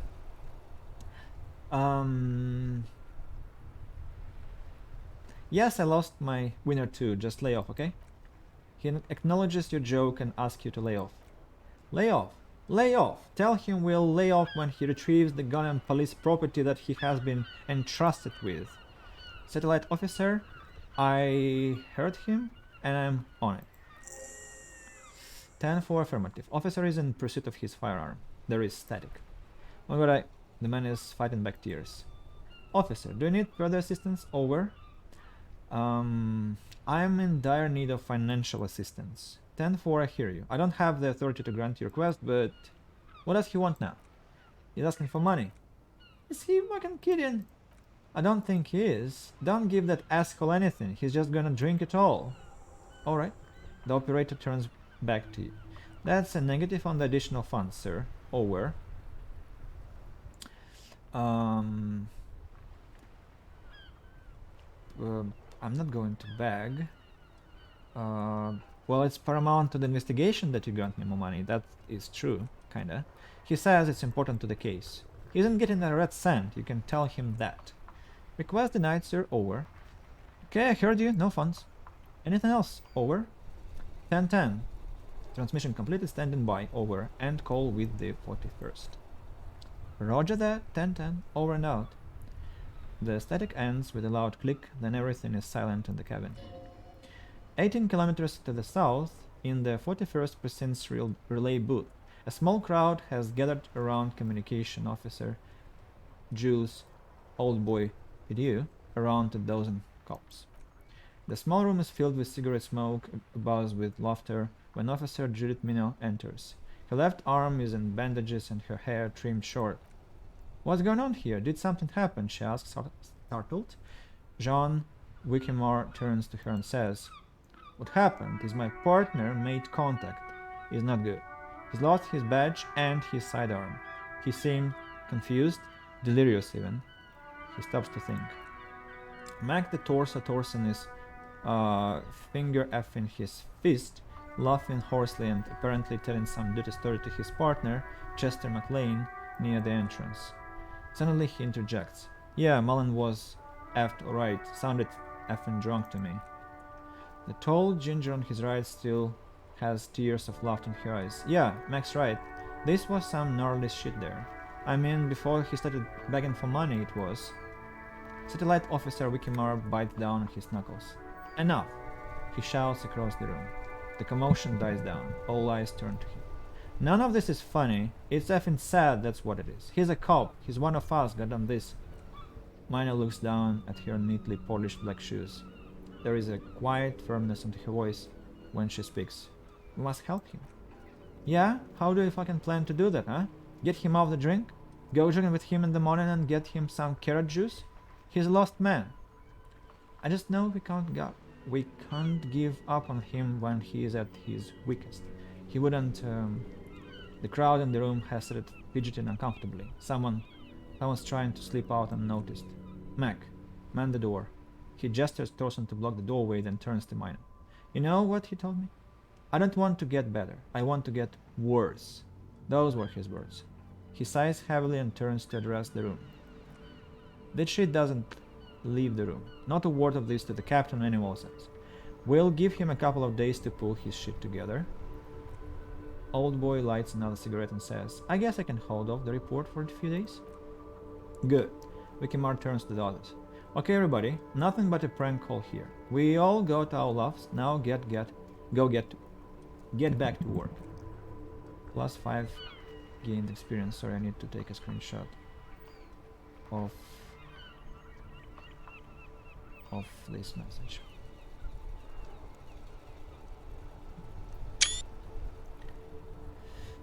Far north, on the other side of the motorway, the officer quietly hunches with his hand in the motor carriage.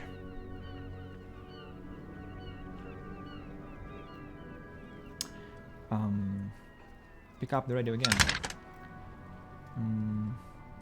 Alice, please connect me to the station 41's Lazareth. Will take just a moment, officer. Oh, hey, there are messages on the chat. Yeah, that word was quite unexpected. Tough guys, good evening. Guten Abend. So, hello everyone. Welcome. I'm sorry I wasn't reading the chat. I was very immersed with the conversation, which is taking a lot of my vocal resource, but still. Yeah. Welcome, glad to see you all. We'll take just a moment, officer. Her voices fades out and the familiar radio static. Nix Gottlieb. You hear a man clearing his throat briskly, then an answer. Gottlieb, what do you want? I was told to call the Lazareth. People are worried about me. Or I'm in a bad way, Doc. Real bad way. Oh, the man is unpleasantly surprised. It's you. Wasn't it a snarl or suppressed groan? No love for you here. You know who I am?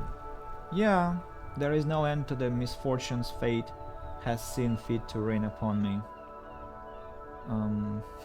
Sure, but can you tell me about myself, as in who I am? Who you are? You lost your human visage a while back. Now let's get on with it. Now let's get on with it. I've got more important things to do. I've lost my memory. All of it. Screenshots on. Yeah. Roger that, sir. Who watched WandaVision? I haven't watched WandaVision. Or why asking? With all the damage you've been dealing yourself with drugs and alcohol, I'm not surprised. There is no surprise in his voice, only careless superiority. You're not surprised? Okay. Anything else? What else? I'm not a brain doctor. Look on the bright side. You've got a whole new life now. Use it wisely. Drama. It's hard to say if he doesn't believe you or doesn't care. I think I've had a heart attack. And you survived it. Congratulations. Are you mobile? Yes. Even better. Anything else? I wouldn't worry about that. Officers your age have coronary trouble all the time. Also, death is a natural part of life. Accept it. The body is an object, and objects break down. Do what you do. Do what good you can with yours before the rest goes too. Well, that's very wise. That's true. Isn't there anything you can do for me? Well, you want me to do blood work for you again? Tell you just had bad things? Tell you just how bad things really are across the board? You want another rundown of everything collapsing inside your body? Yeah, I want the truth. You want the real honest-to-God truth? Stop drinking, eat magnesium and vitamin D. Our station is not a retirement home. We don't have the funds to deal with rock stars past their prime. And no, I don't want to hear political commentary on the topic. In fact, I got work to do. Some idiot has glued his eyelids shut with cyanoacrylate. It looks like Mark Thorson. It's not fucking cryoacrylate, it's super glue, doc. Cyanoacrylate is super glue. Mac Thorson was quick. How did he do that? Like he was laughing at me and then he glued his eyes? What? I guess that's for now. Task complete. The phone clicks, suddenly you hear the already familiar voice. Alice, anything else I can help you with, officer? No, I'm waiting until all episodes are released, as I know there are only 2 now, but I will. But the trailers are so confusing. What is this WandaVision?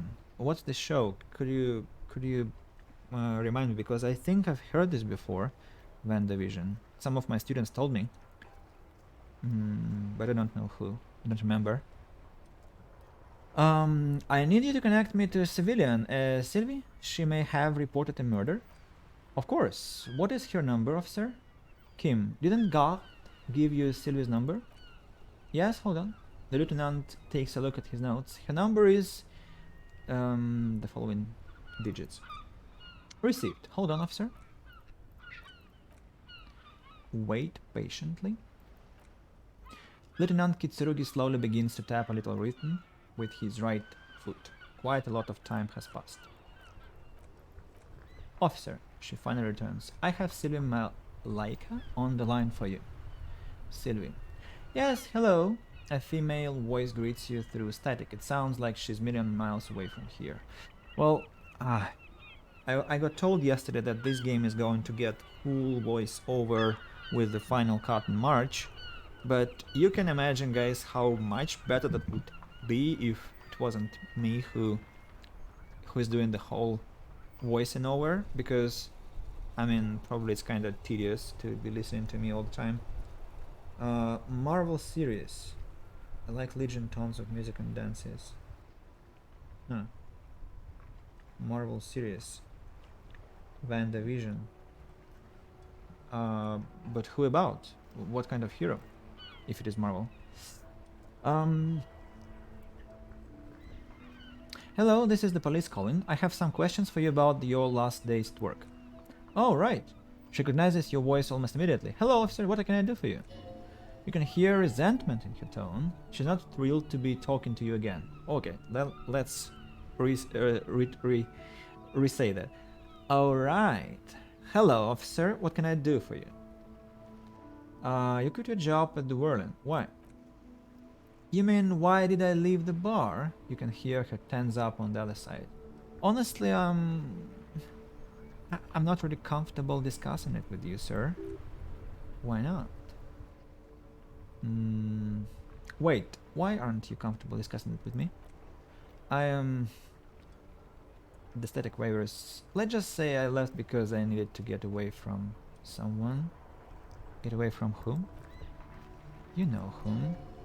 You think you hear a silver of accusation in her words. Don't be paranoid, she's obviously talking about someone else, not you.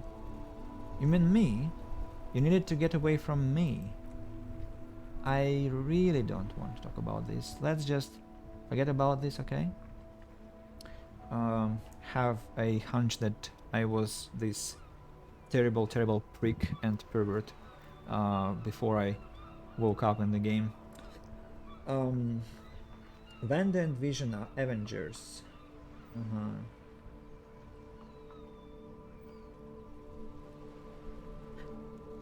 Now it's quite nice to listen to your voiceovers. Thank you. Like that it's vintage style. Diesel punk. Red sci-fi is my cup of tea.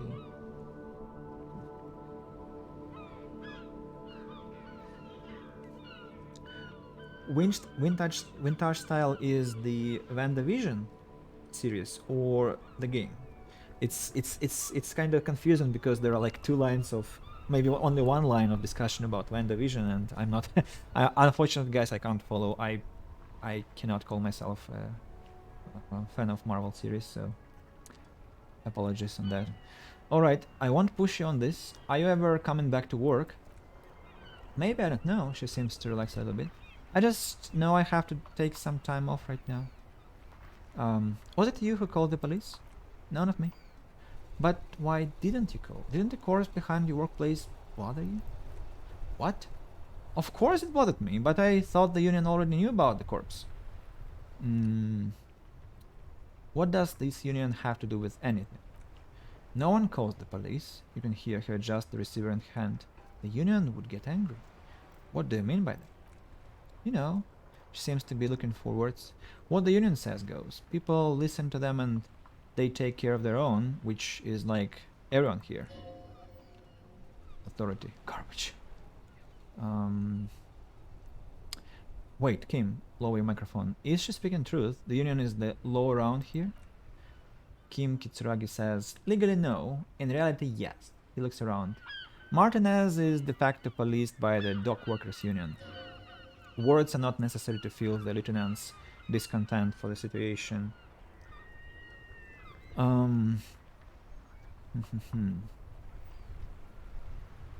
Looks like there is a limit to my authority then. Tell me, why exactly did you let a corpse hang in your own backyard for weeks instead of calling us? Push on. Or, I see, maybe there is something else you can tell me about? Let's back off. I don't know what to tell you, officer. I don't call you because I didn't want to get in trouble with the others, with the union. I'm sorry about that. Do you know who made the call? No, sorry, I don't. She clears her throat. Not a lot of people have phones around here. Copper thieves take the wires. People don't have the money to have the cables put in again. They use the union's phone or the one on the coast. So the union has a phone, and there is one further down the coast. Got it. There are two phones. It was someone else. The lieutenant makes a note. We'll find them sooner or later, officer. Just might take a while. Okay, next question. Yeah, go on. Have you seen my badge? Yes, I know who you are. You're a police officer. The law. The exact conversation has happened before. Establishing authority before this young girl seems to have been important to you in the past. Don't go there again. Wait, how did you first learn I'm a police officer? You told me back in the Berlin. You told everybody and showed us your badge. I don't need to hear about it anymore. My badge is missing. Have you seen it anywhere? Oh, no, I haven't, sorry. Have you seen my gun? Please, no.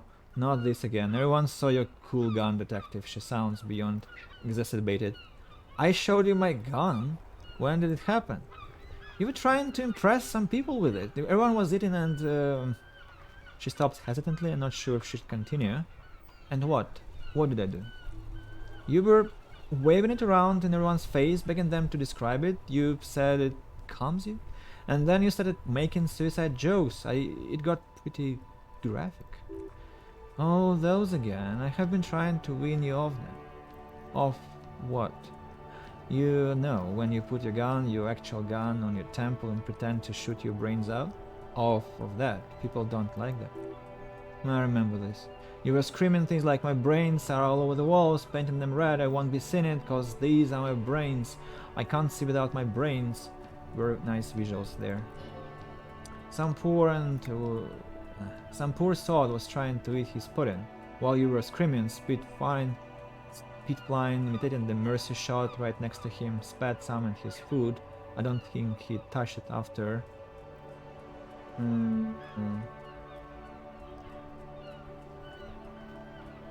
I don't know what to say. Me neither. Why would I threaten to kill myself? I mean, look at this world, I would have to stay. There is silence on the other end of the line. Okay, let's conclude. What happened to my gun? No idea.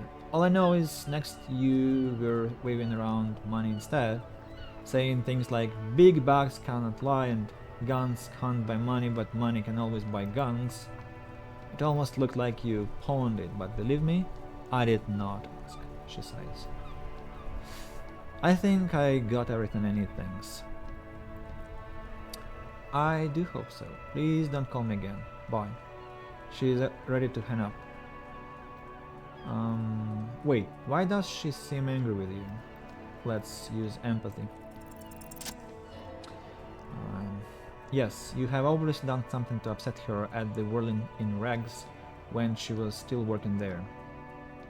Wait, before you go, you're mad at me, right? Tell me, what did I do? I can't remember anything. I'm not mad, it's just... the static sighs again. You were so drunk and so emotional all the time, and then the squaw thing happened, it just made me want to quit. What squaw thing? The stuffed bird, the great squaw. You threw it against the wall while screaming, "Fuck that bird," and laughing like a maniac. I think you said it had been giving you shit even since you got there.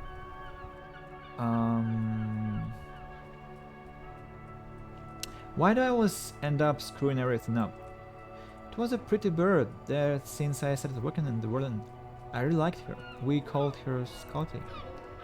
There is genuine sadness in her voice. So you're telling me that I was the one who made you quit, who made you want to quit? Yes, obviously, you were the worst client I've ever seen, and I have seen so many assholes in this place. I've had sailors fighting, union guys grabbing my ass, kids stealing booze. Once a guy was glued to the karaoke machine every night for 2 months, but you... She pauses. Go on, I want to know what I did. Well, you were worse than all of them. Honestly, you were getting borderline aggressive. Even about little things, like not turning down the volume at 3 AM. I even liked one of those songs you kept listening to on repeat. No more. I hate it now. Hold on, which song? We Go On by the O. She sighs. I can't listen to it anymore. You've turned it into a parody. Sorry about the song. To hell with the song. Then there was your room, your project, an experiment to see how bad it can get in there. I tried to send the cleaner, but you wouldn't let me. Threatened to make me understand. I had no idea what you meant, and I don't want to know. And then you screamed something about how you are a piece of shit human being, and why does anyone even let you work as a policeman, that you'd fire yourself, but you can't even do that? Sounds intense. And then I had to deal with your toilet, the one you clogged with police documents, causing water damage downstairs in the kitchen. I won't even mention you waving your gun around, harassing customers, threatening to sing karaoke, threatening to kill yourself. Wait, police documents? The ones I had to wrench out of the toilet. What happened to them? Damn it, I don't remember what I did to your damn peppers. I don't remember everything I do. Resentment gives way to concern in her voice. Especially when there is Hurricane Luz. It's your fault for losing them, not mine. Something in you wants to immediately forget about this, as if there was a reason you threw them away. Okay, I get it. I wasn't a very good tenant. No, you really weren't. You were simply the worst. Let's turn to the chat. I don't really know how I feel about it, because so far I rather don't like the change of the form more than sci-fi to vintage, but try to work on my attitude towards it. At least it's rather ingenious idea, quite unexpected to make it an all sitcom like I Love Lucy or something. Okay, guys, you keep talking about series. I don't really, I cannot contribute much because I'm such a noob in series, at series. So yeah, but I appreciate you having a conversation. So go on, and I'll keep on with my conversation with Sylvie. And of course, I want to apologize. But first, I was trying to show you the world of tomorrow, the Great Panic at the end. Bullshit. Well, you're the worst tyrant wench I've ever seen. That's very, very gross. Girl, just loosen up a little. Don't you have a party? That's also nonsense. I'm truly sorry for everything, Sylvie. God, I knew I shouldn't have brought it up. Just try not to call me again and let's pretend it never happened. What else did I see beside you? I'm looking for a song. All sorts of things. Some disco, rock too. So much disco and rock. Maybe you can help me identify this one particular song. Which one would that be? One that was really sad. Sad? I think the one you mean is the smallest church in Saint Saëns. Or Saint Saëns. Butchered that right up. Her voice carries a tone of disappointment. Interesting. You still have to find it, however. Right. Thank you for talking with me. Take care. You hear a sign of relief on the other end of the radio. Wordless, the call breaks. Then the already familiar voice. Anything else I can help you with, officer? I think I'm done with the radio for now. 57th over and out. Her voice disappears into the void. Kupri Kinima. In the cabin you see a set of steering. Okay. Pull out the pull-out toolbox. A metallic drawer slides out from under the seat and clicks into place. The tools inside are neatly organized. Take what you need, officer. It's going to be a long case. I'm not protective of my tools, like some men are. He's clearly a little protective of his tools, but what can you do? Work's work. Take the red-tipped pry bar. The pry bar feels nice and cold in your hand, heavier than you'd think. Useful for opening all sorts of doors and lids. Take the rubber-handled chain cutters. The handles are long and sleek. Snap, snap, go the cutters in your hand. Take the hand-cranked flashlight. It's robust, weatherproof, and well-made. Police issue. Blue. And push in the pull-out toolbox. The pull-out toolbox slides back into the nest. Preheater gauge casts warm glow on the steering levers and the radio on its hook. And I didn't read this description of the flashlight. Let you see things in the dark you would otherwise miss, and there is a mistake in the spelling here. There shouldn't be the apostrophe. That's what I wanted to say. Run your fingers over one of the steering levers. The white weight feels luxurious under the touch, and the metal clutch handle so very familiar in your palm. Tap on the fuel preheater gauge. As you tap on the gauge, the indicator pin jerks as if startled. It's in the large orange sector, indicating the engine is warm. Next to the gauge is a red switch labeled heat. There is no use pressing the heat button, he says and jingles his keys. It won't start without the ignition key. Translation: we are not going anywhere right now. Alternative translation: don't even think you can drive my my motor carriage. Close the door.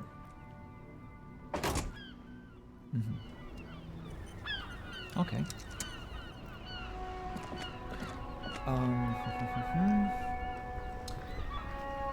Finally, it's over and my voice almost breaks already. So let's have a look at our inventory. We've got some new stuff. Also, we still have only one shoe. Incredible. Tools. Pry bar.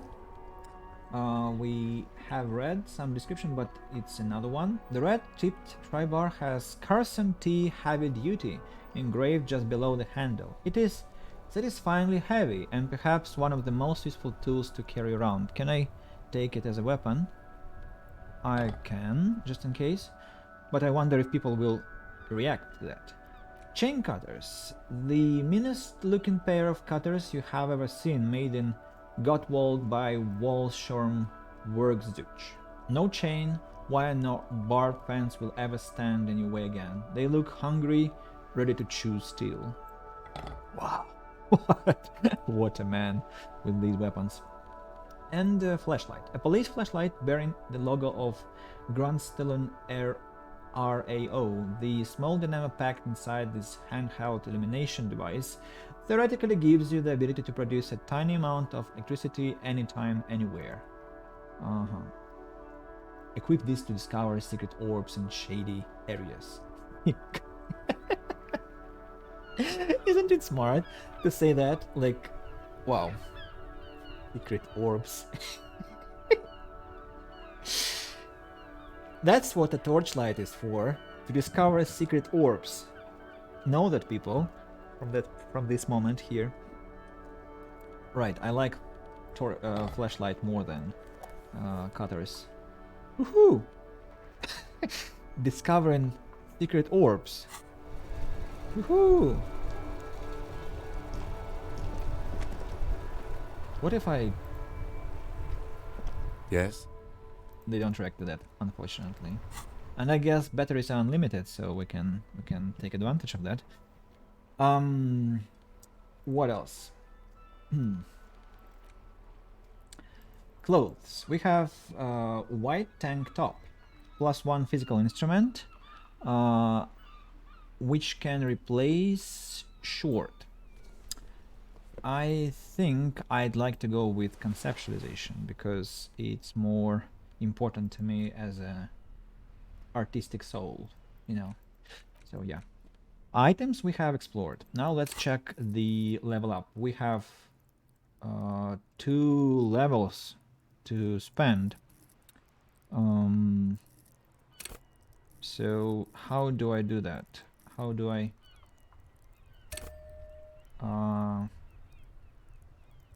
get revert?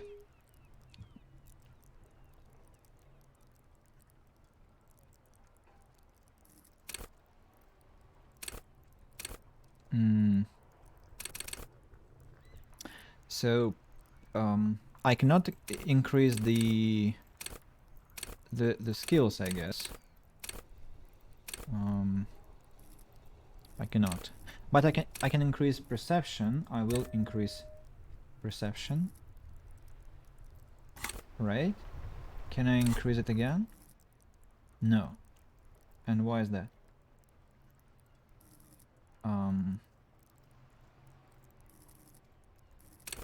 Very strange. What's next? Composure, poker face, interface in savoir-faire.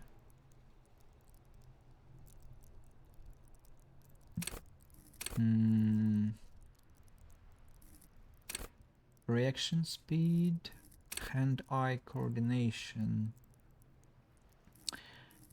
logic, encyclopedia, drama, empathy. Everything is so delicious. But I don't know.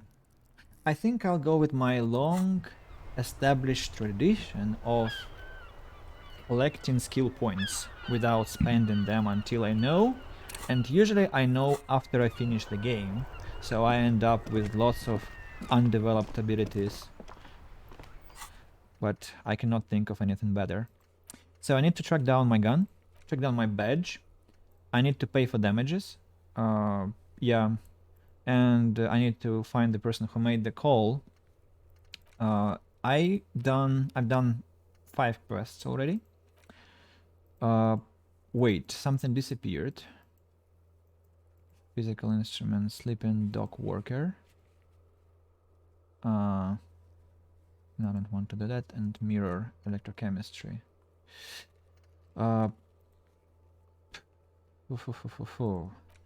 Also, what about my thought cabinet? Almost finished. Actually, they are finished. Oh no. 10 minutes. 10 minutes. And here, 20. Great. So where do we go now? I think we'll come back to the body. I wonder if we ever are going to find the second shoe. Yeah, that's actually quite a mystery, even bigger one than this hanging corpse, because maybe it's the real case, not the investigation of the dead corpse, but find the second shoe of the police officer. That's the true matter of the game. Rue de Saint. Oh, I had a student with this name. We pronounce it like Chislin. In Cape Town, it was Chislin. I remember his face. He was quite a shy man, but yeah. And he didn't attend all the lessons, but he was quite responsive, so I liked talking to him. And I wonder how you pronounce this name with French pronunciation. This infernal child, don't want to talk to him anymore. So, what can I do? Let's save the game, and there are some options. Letters for kids, yeah, I know. Smells like spoiled meat and curled dairy. Human being decomposes. Wait. Haven't I explored this already?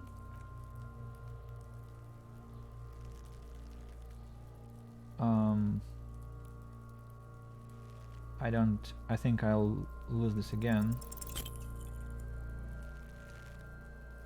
Let it out.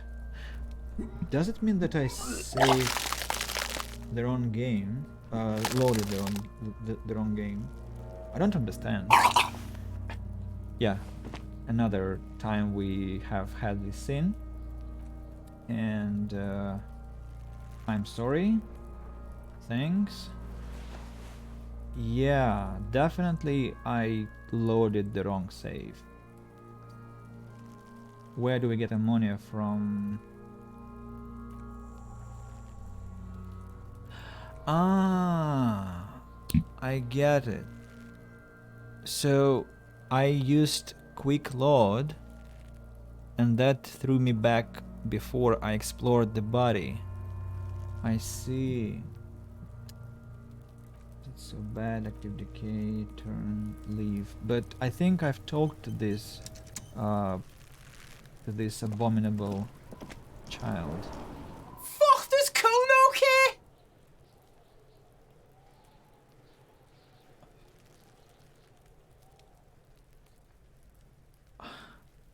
No, I don't want to do that again.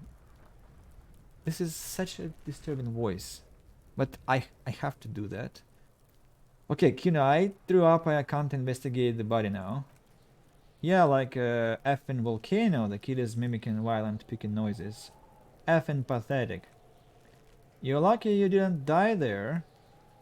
Maybe you got some advice for me. I mean, you're obviously handling it quite well. Yeah, Kuno's got some advice for you. The kid looks to his left and to his right and then leans towards you. What are you, like 80, right? Maybe you should stop embarrassing yourself in front of a effing kid.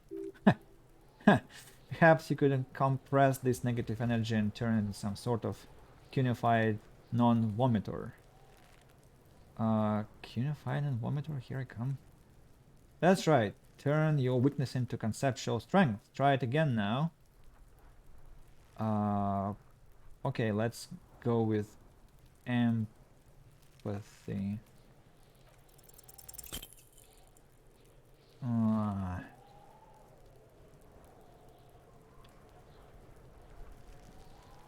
Failure.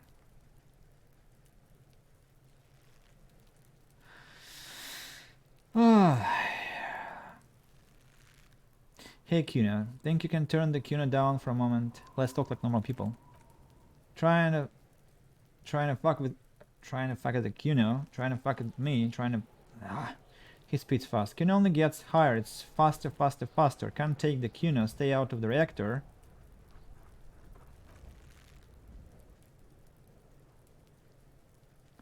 I talked to the gardener. She said not to listen to you.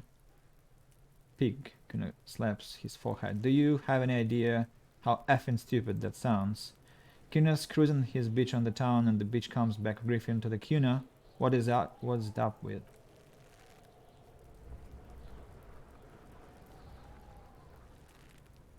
Why locked? Put skill points. Came off. I hate talking to him. Hello, Holy Cipher. It's interesting because usually this howdy is only used by Carolinas the Green, but now we have two people who use this greeting, so you are more than welcome. Thought complete. Hobacop. Technically, you wouldn't be a cop anymore, but a hobo. That would mean game over for the cop chapter of your adventures, but who knows where the hobo part takes you? To the bar, the old Elysium, to the pier of the sewers, to the there's so much French. I mean, I wasn't told that I have to speak French to voice this. I'm sorry guys, I cannot. Where for 300 years they interred the dead, you could plunder rally scripts for long forgotten triple malt bourbon, then fight the Armacan beast that lurks the bottommost sepulchres. How? That's just sometimes overwhelming.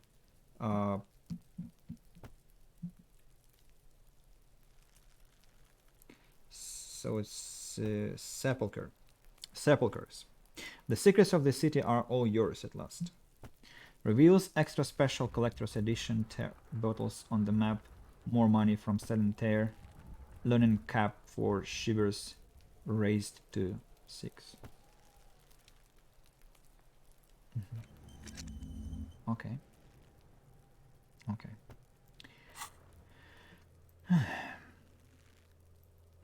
Two more quests.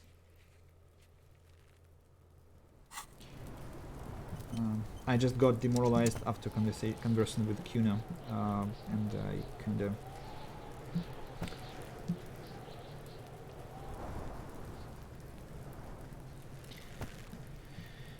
Right, so we have to use one more skill point to improve our empathy, and let's research this, study this handkerchief.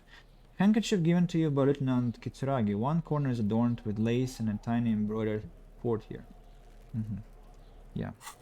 How stupid of me that I wasted my kind of saved game by quick loading. What's that?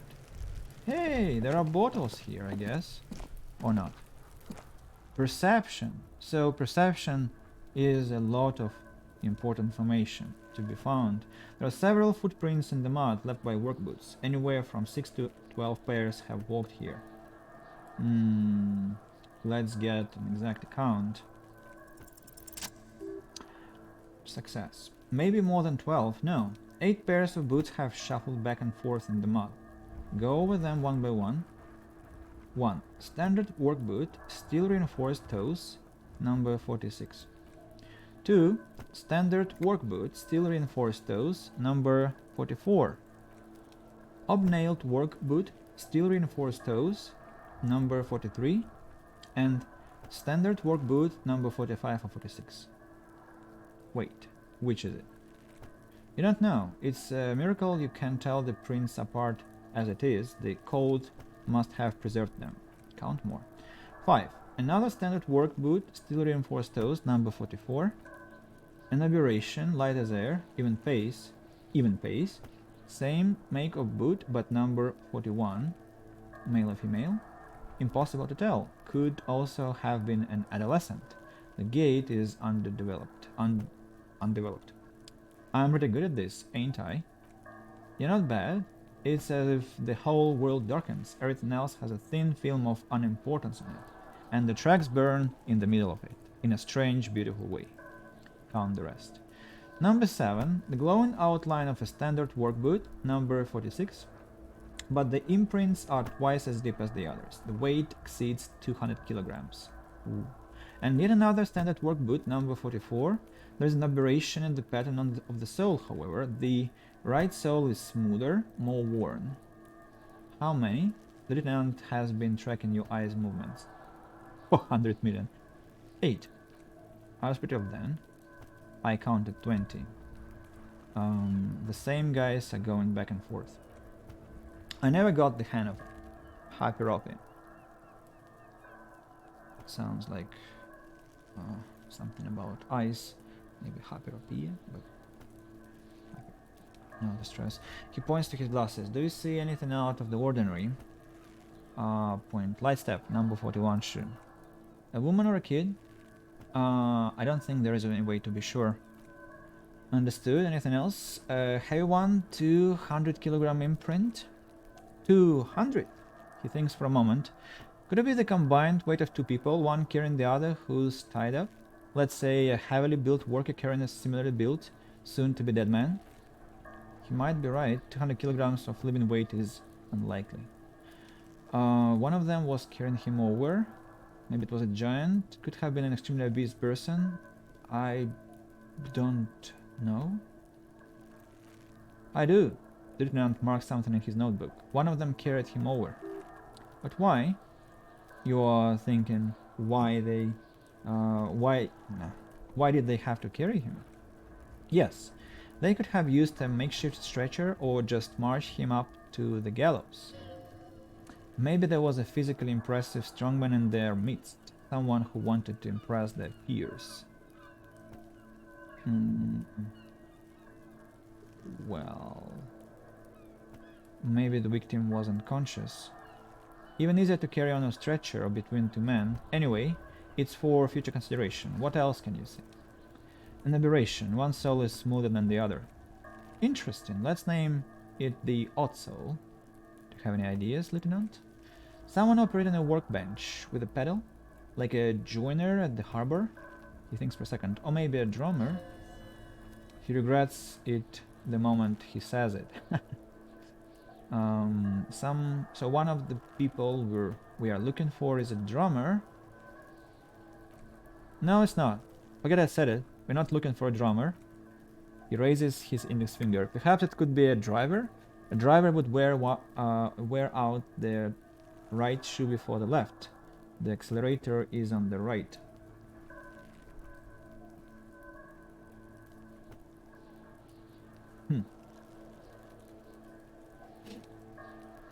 Let's not thoughtfully. That's exactly what I'm doing now. I mean, mentally.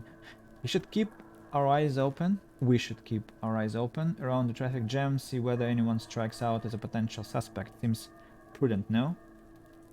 Yes, prudent. I'm not sure. We don't want to attract too much attention. Ooh. Yes, prudent. The lieutenant writes information down in his notebook, then reverts to the tracks in the mud. How do you think these tracks are? A week maybe? 7 days would fit the time frame provided to us by the caller who reported the hanging. It's not impossible. How do you know? I pulled last week's forecast for coastal Revachol. 7 days below freezing. The day before the day of his hanging was last warm day. Correct again. Sub-zero temperatures would preserve the tracks in a good state. The commotion here could have taken place a week ago. What do you think happened here?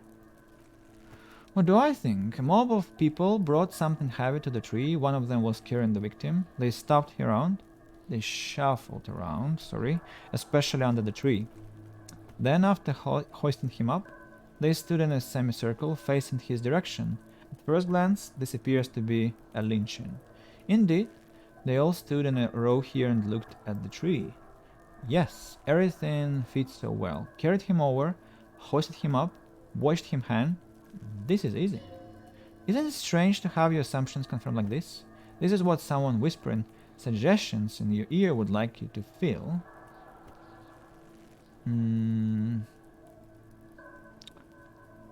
I think we should withhold being content. The lieutenant is saying something, but you can't hear it. Suddenly, it seems like your tie is alive again, whispering, no, screaming into your ear. What? Withhold being content? What are you, mild temporarily disabled? That doesn't feel like something you should do. Leave a little. Everything on the goddamn crime scene fits like a glove. You should get shit-faced on this goddamn crime scene. I like how vivid my interior is, but could we maybe do something that doesn't involve getting drunk? I'll find a way to get drunk on this scene, I swear to God I will. This is not how vivid I want my inner life to be. I just want to get back to solving the crime now. Yeah. I have no idea what's going on here, but you should not do anything that the horrific necktie tells you to do. Detective, he is staring at you as you clutch your necktie.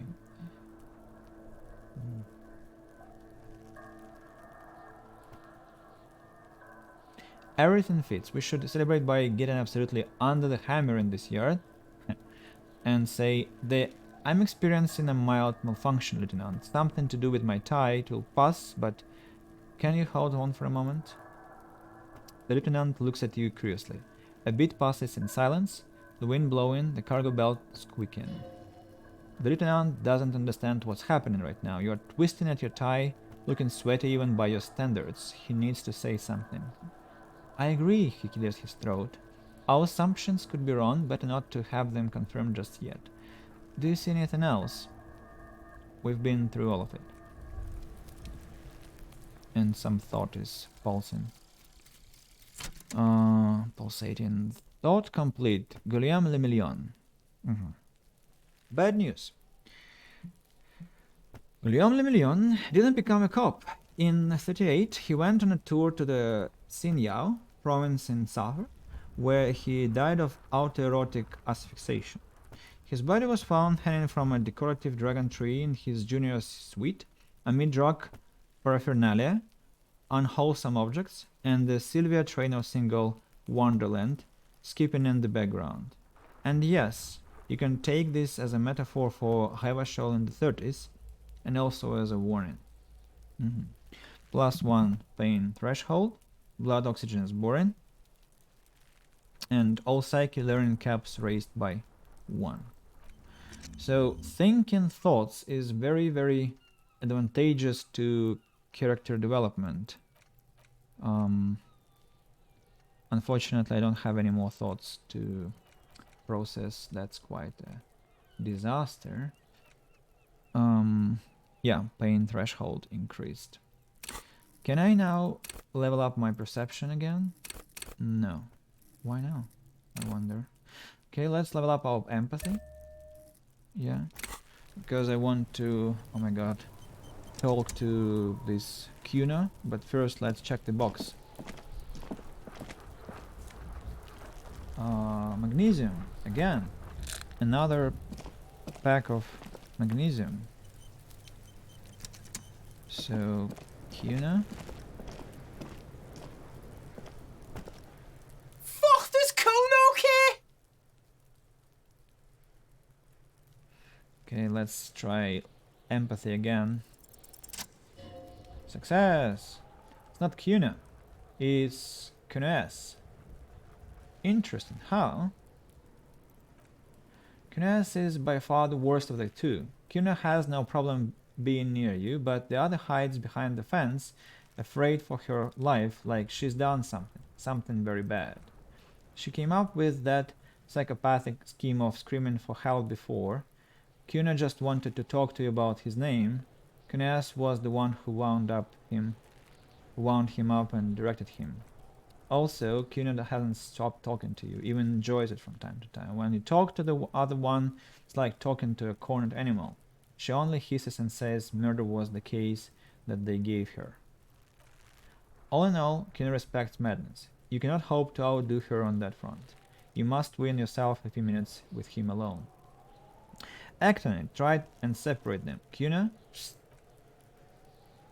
What are you whispering about? He whispers back. He's whispering too, he's going with it, but watch what happens. She puts extra stress onto that word. Expecting it will make you uncomfortable. If Kuna wants to whisper, he's gonna whisper, okay? He turns back to you and hunkers down. Let's whisper, pig. That's it. You've got him. But be careful, you can still F this up. Don't make Kuna look bad in this.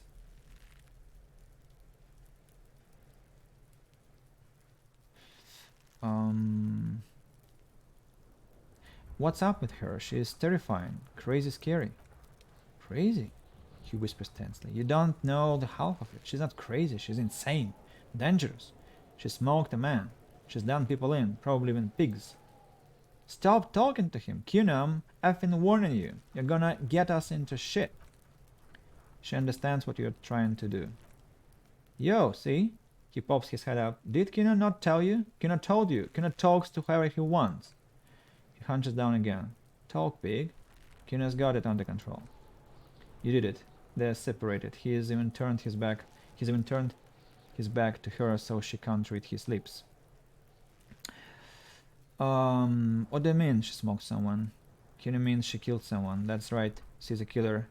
He stares at you intently, like actually a killer. He's meant everything he said before, but right now he not only means it, he's sincere. What if she has Kuna? That would explain things. Yeah, Kuna knows you don't want to face that right now, that dark shit. Kuna faces that shit every day, makes Kuna's skin crawl. She's probably killed a pig too. I mean, I'm pretty sure she has. Okay. How many cops has she killed then? Forget Kuna said that. Kuna was just shitting. Kuna was just running his mouth. Kuna's stupid like that. He feels eyes on the back of his head and stops. Logic. A cop would be too large for her to overpower, but a determined child of her size can still kill the vulnerable, the elderly, the homeless, or other children. Yes, the creature peers at you both from off the fence. There is something searching in her eyes. Kuna, do you think it's possible that she's killed other children? Kuna falls silent. He doesn't look at you when he replies. Kuna, that's what Kuna is starting to think. Yeah.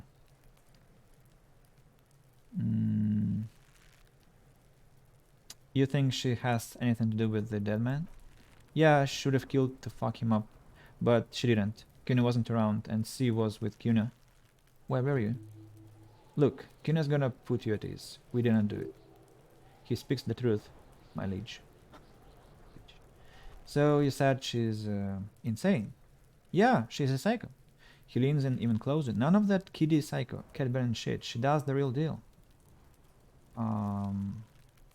What's the real deal? Snuff, radio shit, believe in pig, you don't wanna know. And he doesn't want to even think about it. This isn't just another boast. What's that language she uses? Napi, Napa, Kimpi, Fagari? No, she knows it's the song of a people or some shit. What people? Crazy people? The effing Nakis? I don't know. Sounds boreal, like something from the tundra or Taiga, covered Katla Isla, far, far away from here, as far as possibly, really. Do they have red-haired people from there? You mean evil little red-haired people like her? Yes, they do. The Suris have that ginger gene. Kuna, could she be Suris? Suris like that man from Headmall shit? The kid lights up. She could be. She could be that Headmall shit. What? Levashel does have a small Suris community, or she climbed in a yuckberry crate and was shipped over accidentally. Is she your sister? Oh no, she's not my sister. She's just a stray we got in.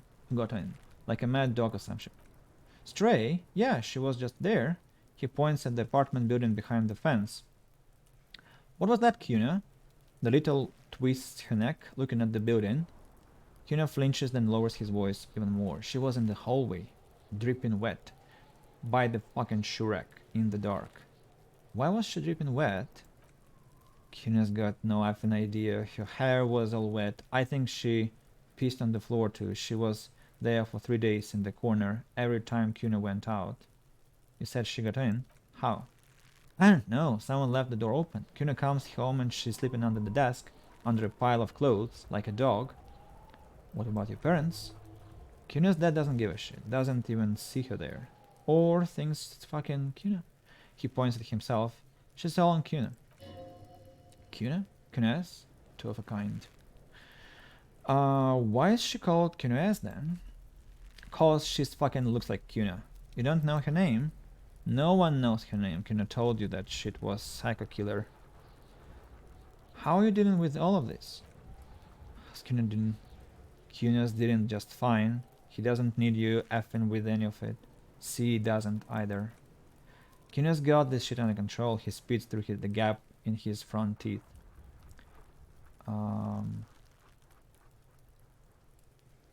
You need backup. I'm here for you, or she needs professional help. You can't do this alone. Listen, listen. He points to your eyes, then yours. To his eyes, then to yours. C is Kuna's go-to. Kuna's protecting her. You F with C, you fuck with... Okay, you fuck with C, you fuck with Kuna. You threaten her, you threaten to take her away. This is what it all comes down to. He needs you to take him seriously now. The boy looks you in the eye, black pupils trying to focus. I'm going to kill you. I'll run when you put the cuffs on her, sneak up on you later and fuck you up. You understand? I can respect that. Alright. He wipes the sweat off his brow. Now we can do business. Business? Yeah, what do you want? Kuna can hook you up with... He starts no longer whispering. Don't hook him up with shit, Kuna. See, relax. He respects the Kuna. Kuna made him respect the Kuna. You respect the Kuna. He turns back to you. You get all kinds of shit. Kuna's gonna get you hooked on illegal narcotics if you run a little rant for the Kuna. Get you hooked. Get his hook in you. Then Kuna gonna get you hooking for more. Cash and big style. Big hooker. And shit, you can even...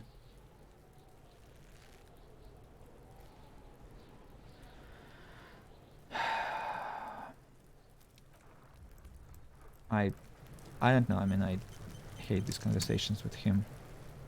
It's just full of swearing, full of bullshit, full of horseshit. I don't know if this is important to the quest. I hope not, because I don't want to repeat this conversation whatsoever, ever again. It's like enough for me.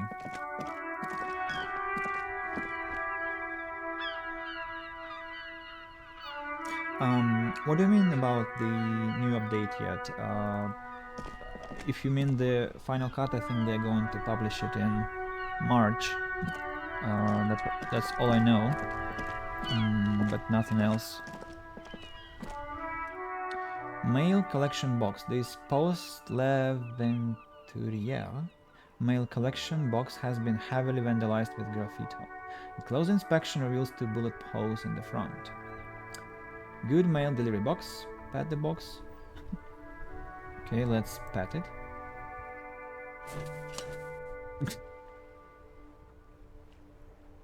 The box seems happy. Perception, sight. A lot of garbage language again.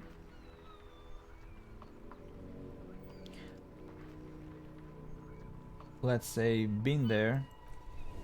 The mail collection box seems cathartic, thankful even. So do you. You shudder, then you swallow. Leave. Wow. It's really Malkavian style from Vampires, Bloodlines the Masquerade. Talking to objects in the street. This book has a rose, a pistol, and a half-naked demon's cover. Book? There is a book? Ah, that's not a stall. On the cover stands a very muscular man, surrounded by flames. The book is titled Man from Heimdall and the Wildfire. Okay. This is a book about Patay. This book, you don't really understand what it is about, nor does it seem important, but there is a thought. It takes willpower to even read the author's name, Jean Carlos from Igor. Too fast. A book about Boyadera culture promotes freedom and roaming upstream. And a book about the future, the government reads your mind using radio technology. Okay. From romance and biographies of famous people. Okay. Yeah, so it's gonna be released in March, and actually, I'm even thinking maybe I should postpone my playthrough until March because, well, I don't know. It's kind of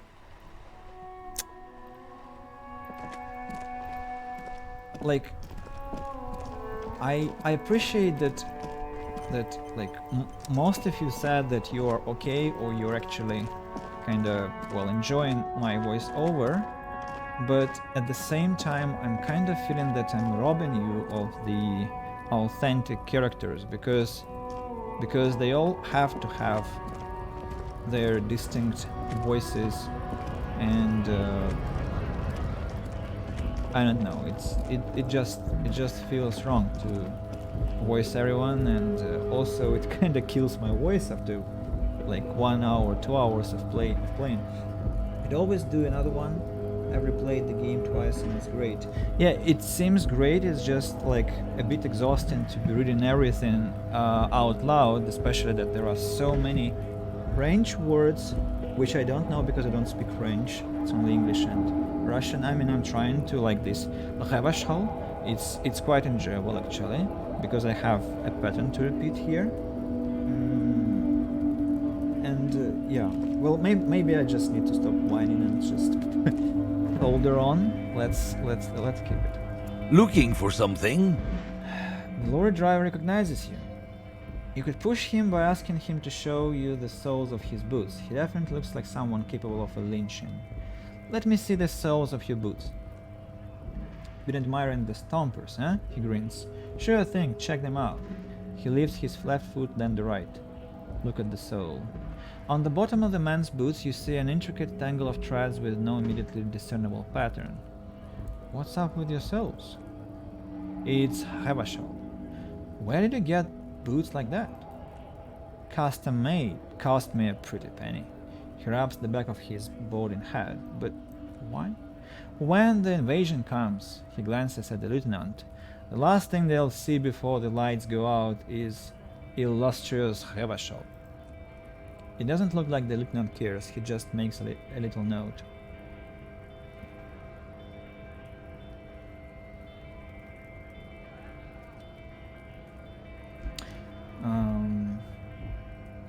You do understand you're stomping on Revachol every day, don't you?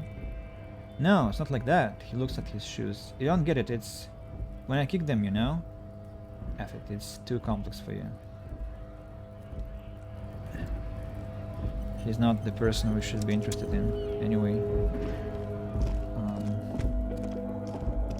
I wonder, can I just turn on running mode all the time? Wait, I can interrupt. No, I cannot interrupt with the chair. Hello again, officer. How are things? Do you still have your salts? I think I could use some. Sure, I'm done with them. She takes a small capsule out of her breast pocket and hands it to you. Go easy on that stuff, it gave me a terrible headache. Okay, let's come back to the tree and meticulously avoid Kuno. This guy gives me chills. I mean, I just see him and I feel like I'm back to school where there is a bully who I hate and who hates me incidentally, and I just want to avoid his gaze and his presence and his existence. This is what I feel towards Kuna. I don't know why. But I mean, that's great game writing, that it made me hate the character so much. So, I have the salts. Now, ampoule of ammonia. A thin glass tube wrapped in cotton netting used to treat fainting spells, produced by Saint Baptiste Pharmaceuticals. Note, this is a quest item, you don't have to equip it to use it, just having it in inventory is enough. Right. If it is enough, then why cannot I Okay. Failure. The ammonia only makes it worse. The combination forces tears out of your ducts. You managed to keep it in once. Am I going to puke again?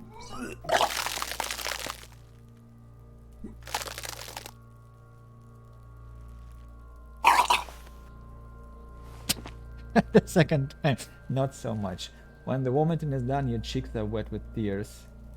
I don't think I want to be cop anymore. The ammonia didn't help at all. Nor does the wind right now. You feel the lieutenant pat your back rhythmically. The weight is reassuring, like a colonel on solid fortification. Pat, pat, pat. I've seen some men turn themselves inside out for hours. You're facing tough odds here. Alcohol withdrawal makes it considerably harder.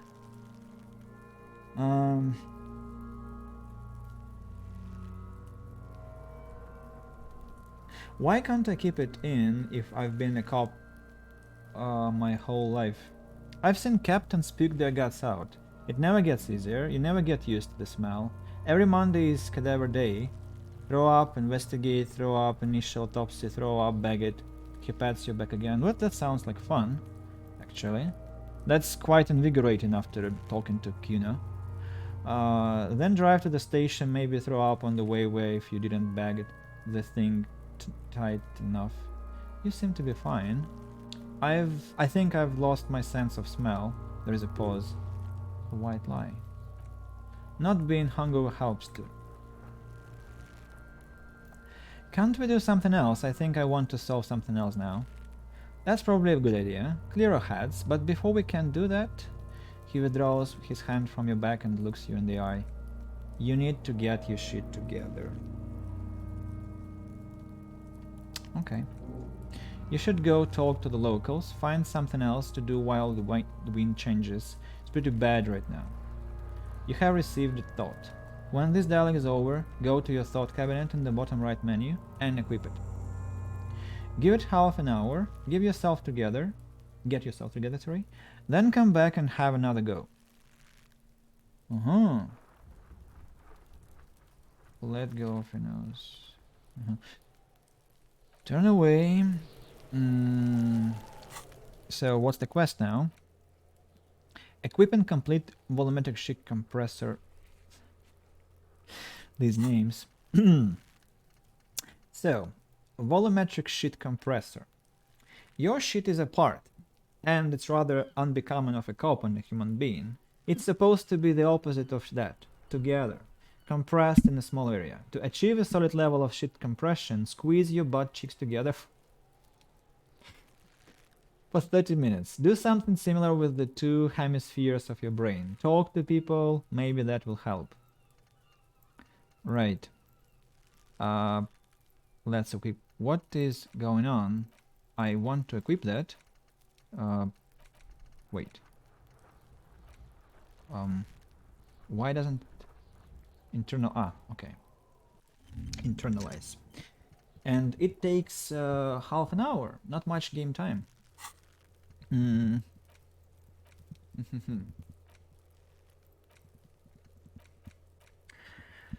Let's go back to the hostel and talk to the manager, because I have a suspicion that we might somehow rectify our wrongdoings.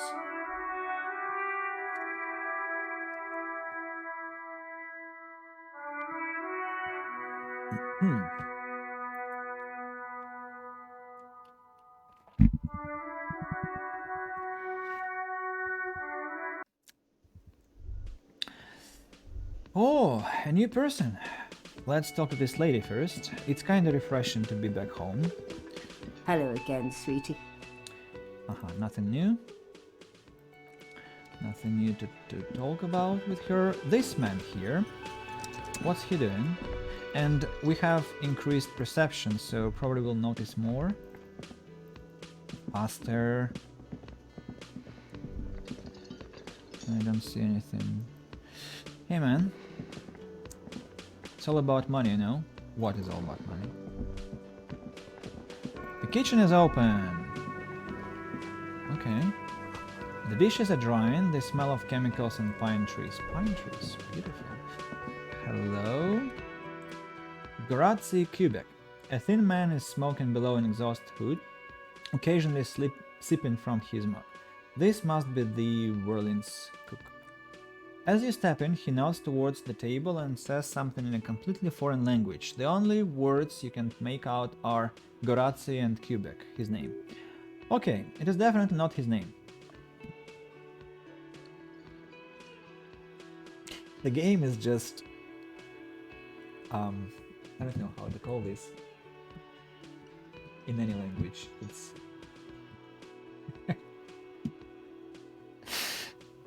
How did it do that? I mean, it's next level of writing, next level of predicting. Especially after they gave it as his name. Okay. Hello sir, got time for a few questions. This man puts his cup down and replies something, his left hand drawing arcs in the air.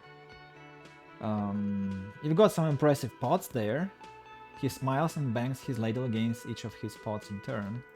Understands me. It's almost like music, especially with the sounds of assorted dishes boiling and simmering on the stove. I don't think I need anything else. Stay masculine. Well, that's an interesting way to say goodbye. Stay masculine. Or what? Stay feminine. I think he'll be lapidated by the progressive community for that.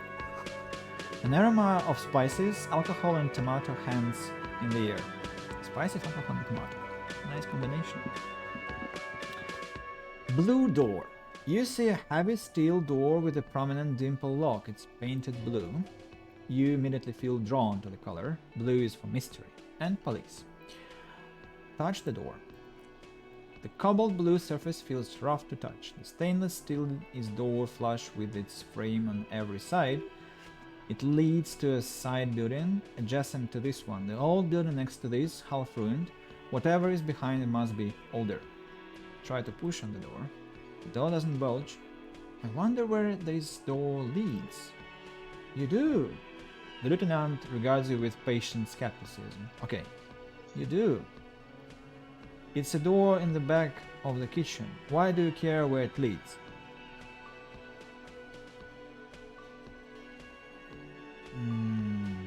Out of duty, we may find something pertinent to the investigation.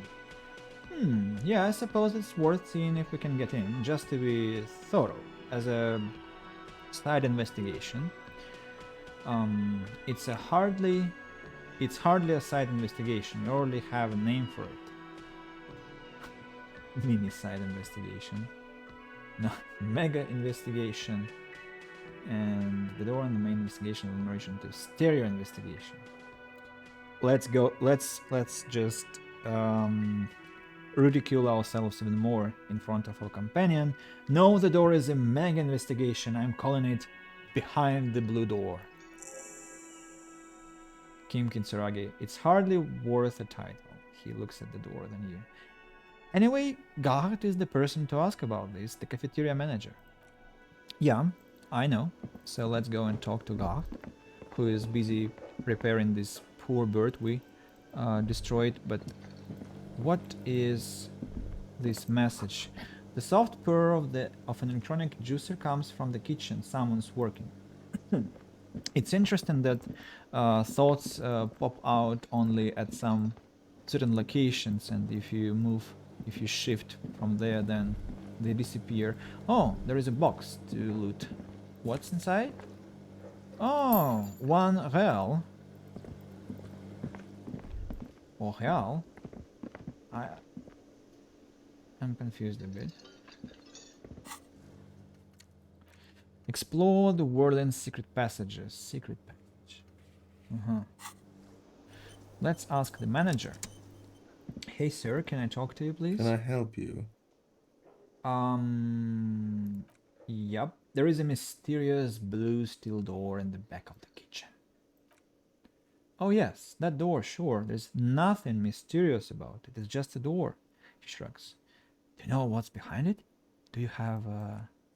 No, I don't have a key. I don't know how to get there. And I don't care either. Not like I've been wondering about it for 10 years. It's just the freight warehouse probably. Or some boring storage space with a bunch of old junk and dust. Junk and dust. He runs his finger across the counter to check for dirt. So, just to be clear, you don't know how to open it. Nope. No idea. Don't want to either. Don't want to either.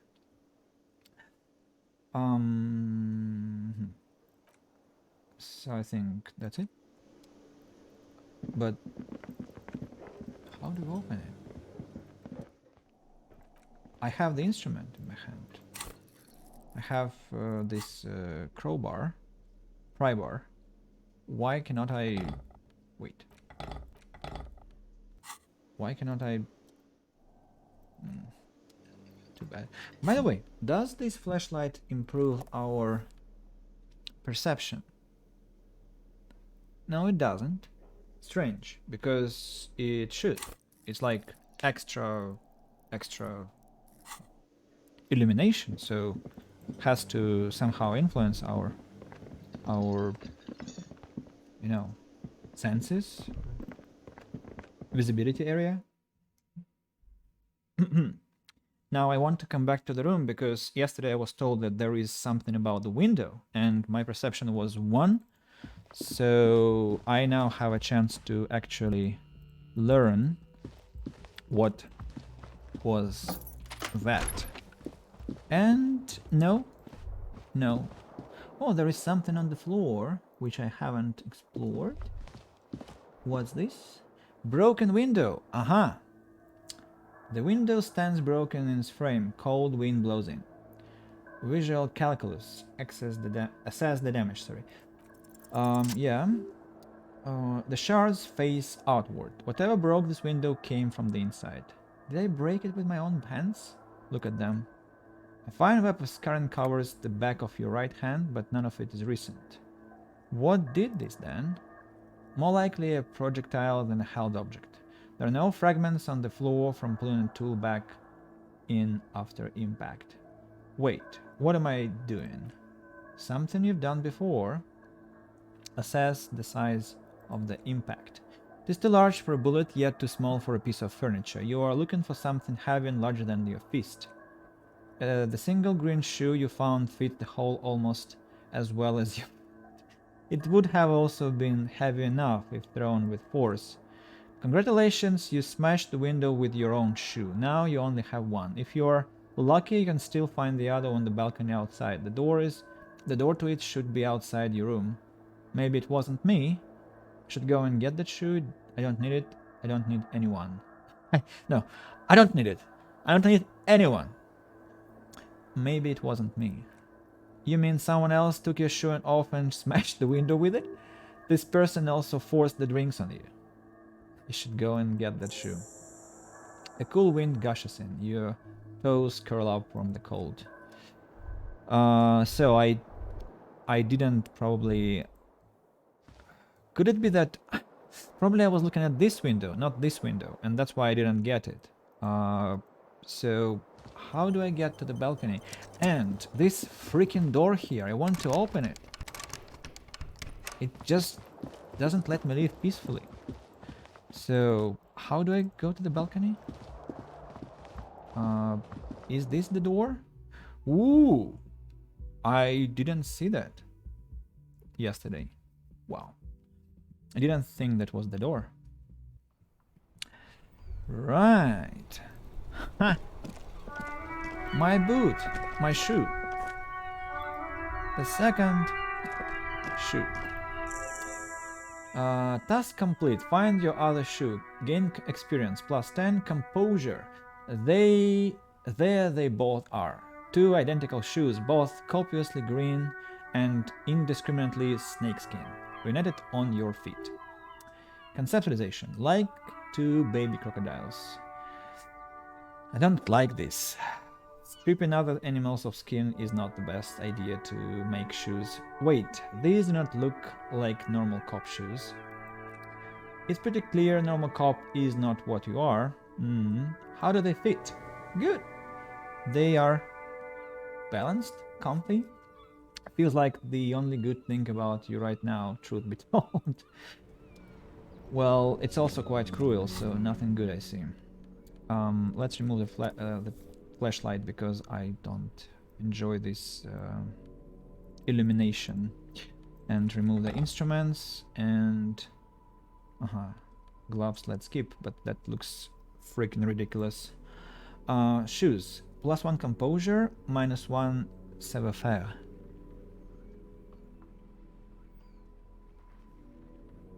But... why?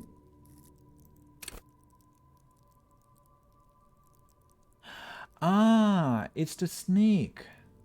I see. So... well, I'm not going to sneak, really. So I'm fine. I'm good. I don't care now. Maybe, I suppose, there'll be situations when I have to sneak, but not now. What about my thought cabinet? 17 minutes left. What? The smell of the sea makes you dizzy. Everything makes you dizzy, like body on the tree and so on and so forth. Yeah, 2 shoes, the game is complete. The main quest was to locate your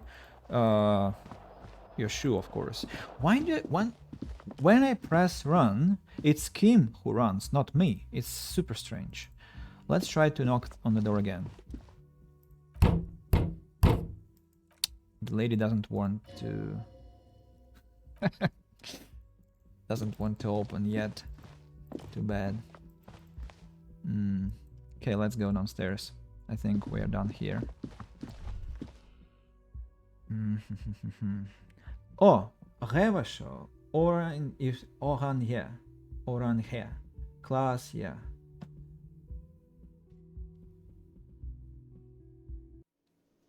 I have a suspicion that this game has a connection like Google, not connection, but kind of tracking software which analyzes what you are saying, but that's strange. I mean, I don't think like even 95% of people who play this game are streaming, so it's unbelievable how I mean, maybe they...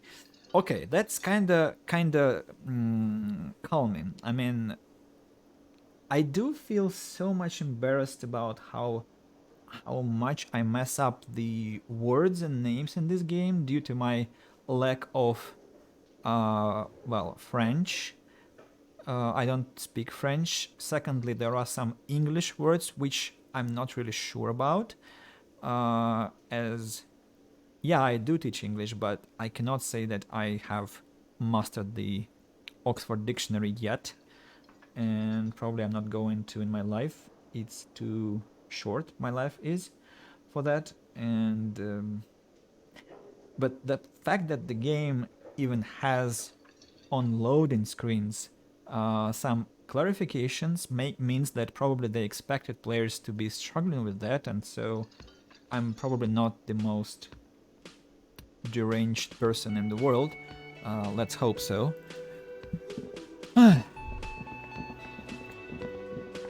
Now let's think where to move next.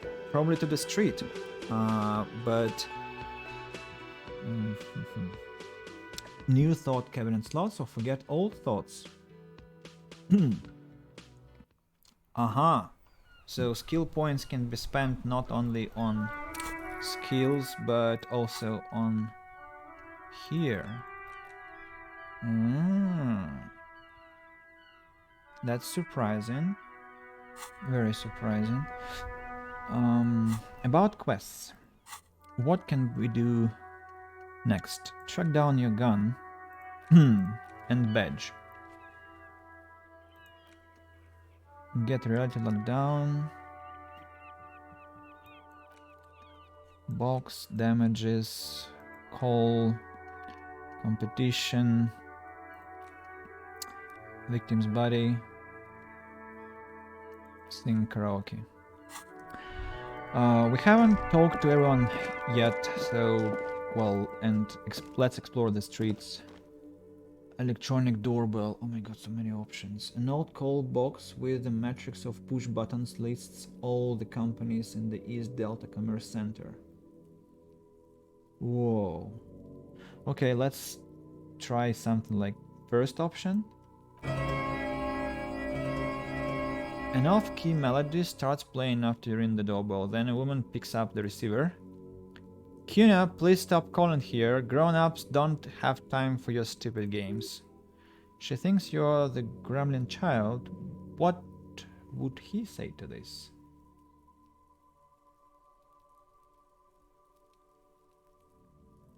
This is the police. Please open the door.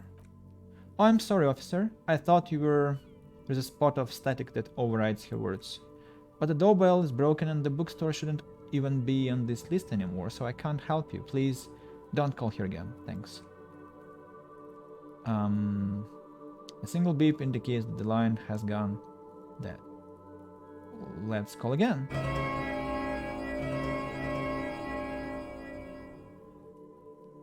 How impolite.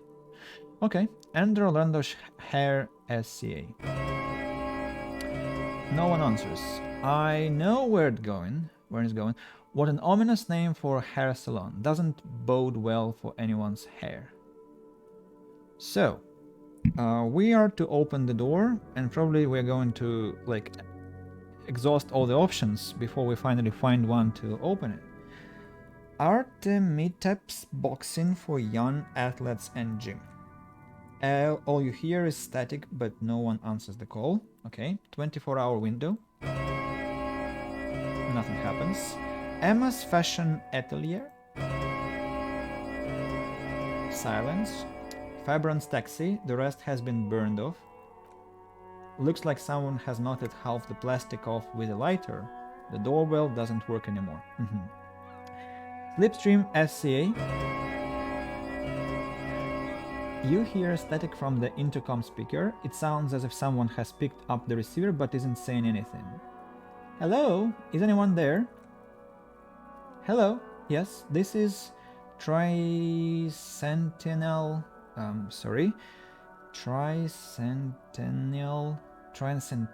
Electrics. This is a woman's voice crackling and fragile through the static.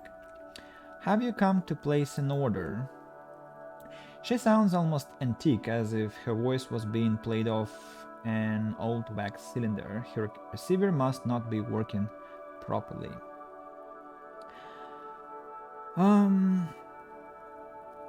Hold on. Is this an actual word? I want to know how it's pronounced properly. Yes, it is a word. I think I got it. Centennial. Okay, it's tricentennial. Tricentennial, like 3 centuries. Tricentennial. Right. Hold on, Tricentennial Electrics. I thought I was calling Slipstream SCA. Tricentennial. My god. The lieutenant exchanges a look with you. Sorry. It's you. My god, I didn't think I could hear your voice again. Who cares that you don't remember her? Just go along with it. No, something's wrong here, and you sure she's talking to you? Do we know each other? Michael, just please.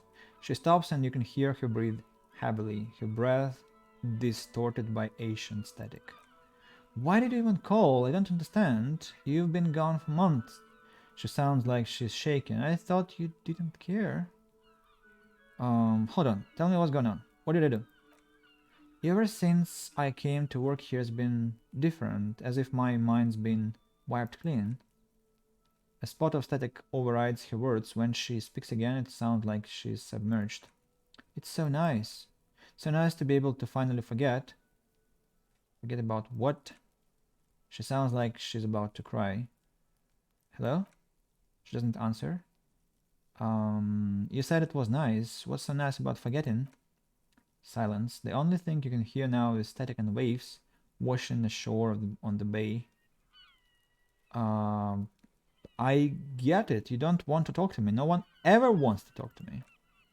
Another seagull passes by. It's getting cold standing here, staring at the silent coal box.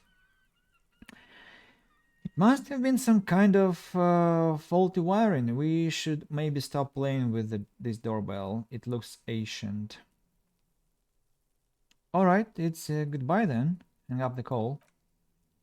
You press the number sign on the keypad that terminates the call. 12 name cards on the call, on the box call. On the call box. Read. Let's try again. Volition. But first, I'm going to save the game. Yeah, I agree with autosave because these chances quite often mess me up. Whatever she says, it can't hurt you. You are a different person now, stronger, healthier, and... Alright, maybe not healthy, but it's a bonus that you've drunk so hard you can't remember any of your past relationships. Oblivion's the ace in your corner. Call her again. There's a light buzz as you press the doorbell, waiting for her to answer the call. It's cold outside and you can hear the wind blowing into the speaker. Yes, hello, this is Tricentennial Electrics. It's the same voice you heard before. Have you come to place an order?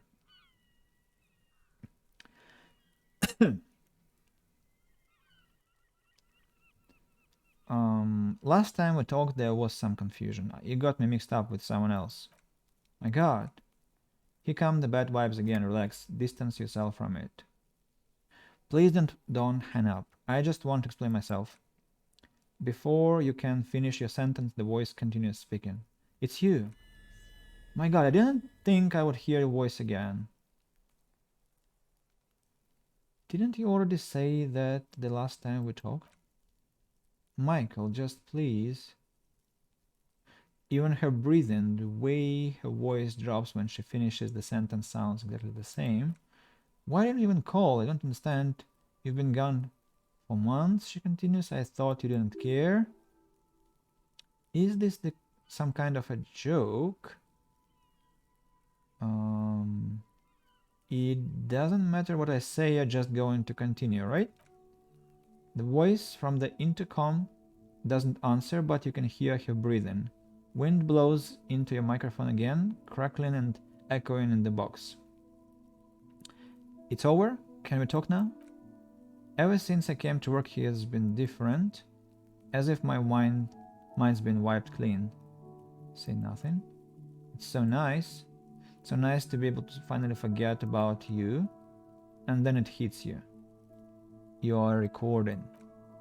She tries again not to cry and still doesn't succeed completely. Her quiet sobs sound old and distant, as if her voice is being played off a wax cylinder. Real or not, your mirror neurons react. It feels painful to be listening to this.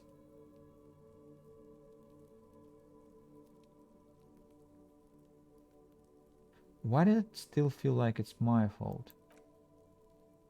Her sound melts into the static from a long-distance phone call. From time to time you can hear people talking in the distance, but can't make out any words. This is where you hung up the call the last time, but the recording is still going. Keep listening. A phone rings in the office with an old-fashioned chime and someone walks by in a pair of heels. The static is like a warm blanket wrapped around the sounds. Is anyone there? No one replies, but the static grows stronger like rainfall. Then a female voice speaks out, completely different from the one before. Glorious and total somehow, crawling inside your head. Her words are too cold to comprehend. The smells of sodium lights and rain streaks on car windows. Eyes like pilot lights watch your shape in dark hallways, guttering. So, the strange alien thought pattern ends. The lieutenant cuts in, inspecting the intercom. It was a recording trapped in the circuitry. From some ancient tenant, this sometimes happens. Shall we conclude here? We have other mysteries to solve. Wait, a recording trapped in the circuitry? I don't have time to explain it to you right now, maybe sometime later. He looks at the sea, almost wistful. Something weird just happened to me. Don't take this the wrong way, but During our short stint working together, something weird is almost always happening to you. That's true. Fortress Accident SCA. Next point. Silence. No one's home at Fortress Accident. Revachol City. Nobody. Main hall, building B, whirling in rags. Nothing happens after you ring the doorbell. They don't want to talk to you. East Delta Pinball, entrance from building B. Silence, no one answers your call, and empty card. This button looks new, but someone has removed the name card. Nothing happens when you try to ring it. This button looks new. It's probably not connected yet. Takes a step back, inspecting the other names on the list. What the hell?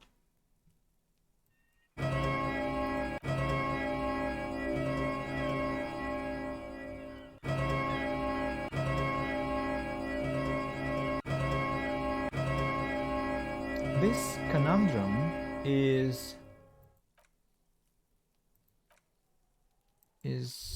interesting. I'm sure there is some kind of solution here hidden. Why doesn't the game save? Why is the game frozen now? What's happening? Thought complete. Okay.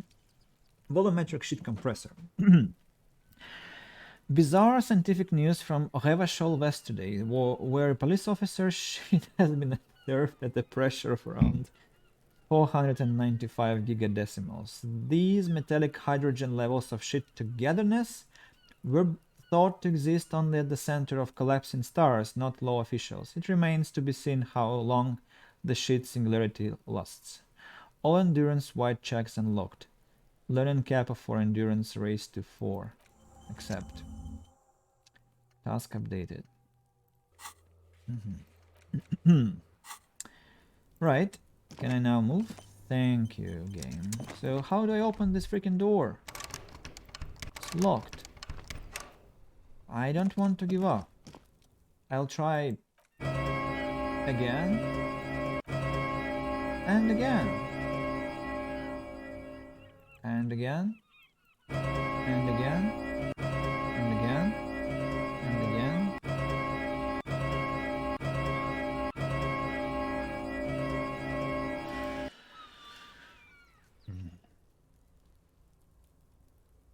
Should I have pretended to be someone else with the first option? Probably. Let's go inspect the body after having gotten together our shit. Now, endurance high, +6, shit comp.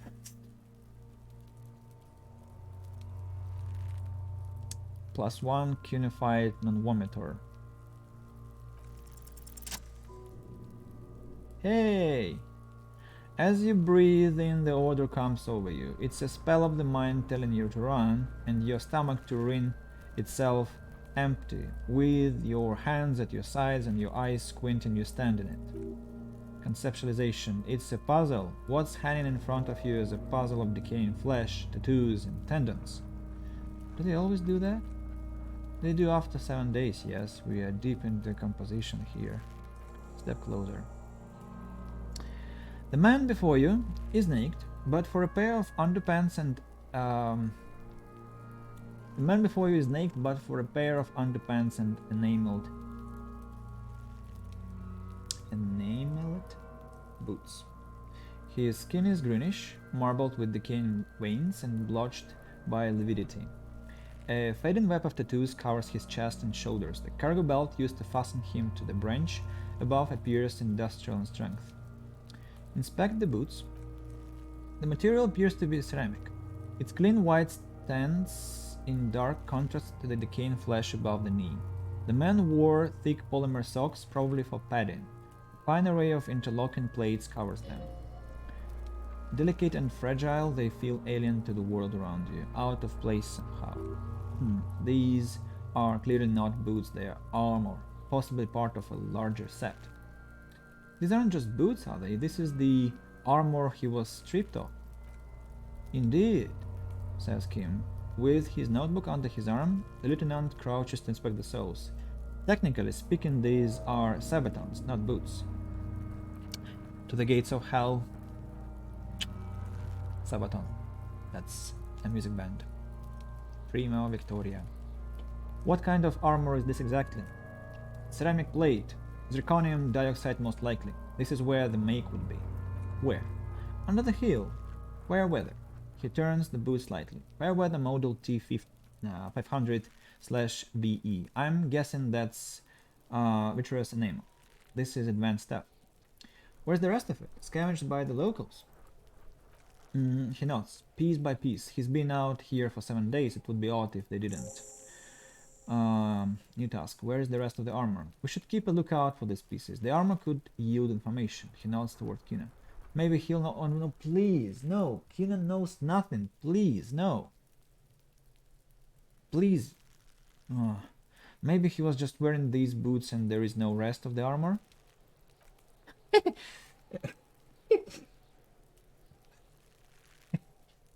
No. That was a very ludicrous suggestion, but I just said it without even thinking. No, he must have worn something precious underneath his clothes. They removed all his clothes to get to it. They didn't just strip him for the putrid rags. Then where are the clothes? Have you seen any around? Someone could have cleaned the yard, but that's a question for the red-haired thing. I hear you, cop, talking shit about the Kuno. Come here and say it to Kuno's face. What if you told him to strip before they hung him, to demean him? They usually hang them completely naked for that. La puta madre, the Mazda, the besmirties, and the like. This one still has his underpants. This is an interesting word. I wonder if it is also something I have no idea about.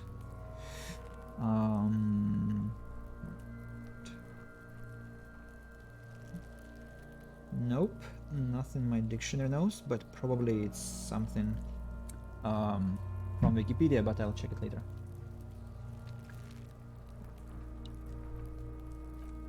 Want to try and ignore me now? F-face. You know this boot shit is super boring and the guys are total something. The material looks out of place here. It is, it's expensive. The lieutenant draws a line in the condensation on the ceramic with his index finger. We've requested similar material for our tactical units for years now.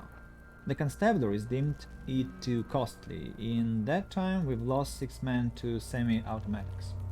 How much are you talking about? For a full set, about 4 years of wages. For the northwest region of Revachol, an officer's average yearly income is 5,500 real. It's real, unadjusted for rank. Wait, my yearly pay is 505,000 real? Not too much, yes. To hustle one hate less. Sounds puny, no wonder I can't pay for my hostel bill. No, I shouldn't be drinking so much. It's enough. The lieutenant nods, wiping his finger on his sleeve. How could this man afford such expensive hardware? That's for us to find out. My initial report on the area suggests he was a security guard for the harbor company, but that's just hearsay. Initial report. Just something I scrapped together from my station. An area report on Martinez. I'm sure he did the same. Haha. You're not actually sure of that. He's just being tactful. Yeah, very tactful. These look pretty advanced for a security guard. I agree. This equipment is way beyond what a guard can afford. Knock on the boot. A small bell-like sound fills the air, like tapping on the side of a porcelain cup. Sounds fragile. It's anything but. This material is a kinetic redistributor. It spreads kinetic energy horizontally from plate to plate, dissipating it entirely. He points to the boots. See? Faint organic lines cover the plates where they separate into smaller ones. These plates then divide into smaller plates until there are hundreds of them all together, like whirls of floorboards. The design looks organic, influenced by highly resistant wood materials like lignum vitae and ebony perhaps. What does this remind me of? If trees were made of porcelain, this is what their cross sections would look like.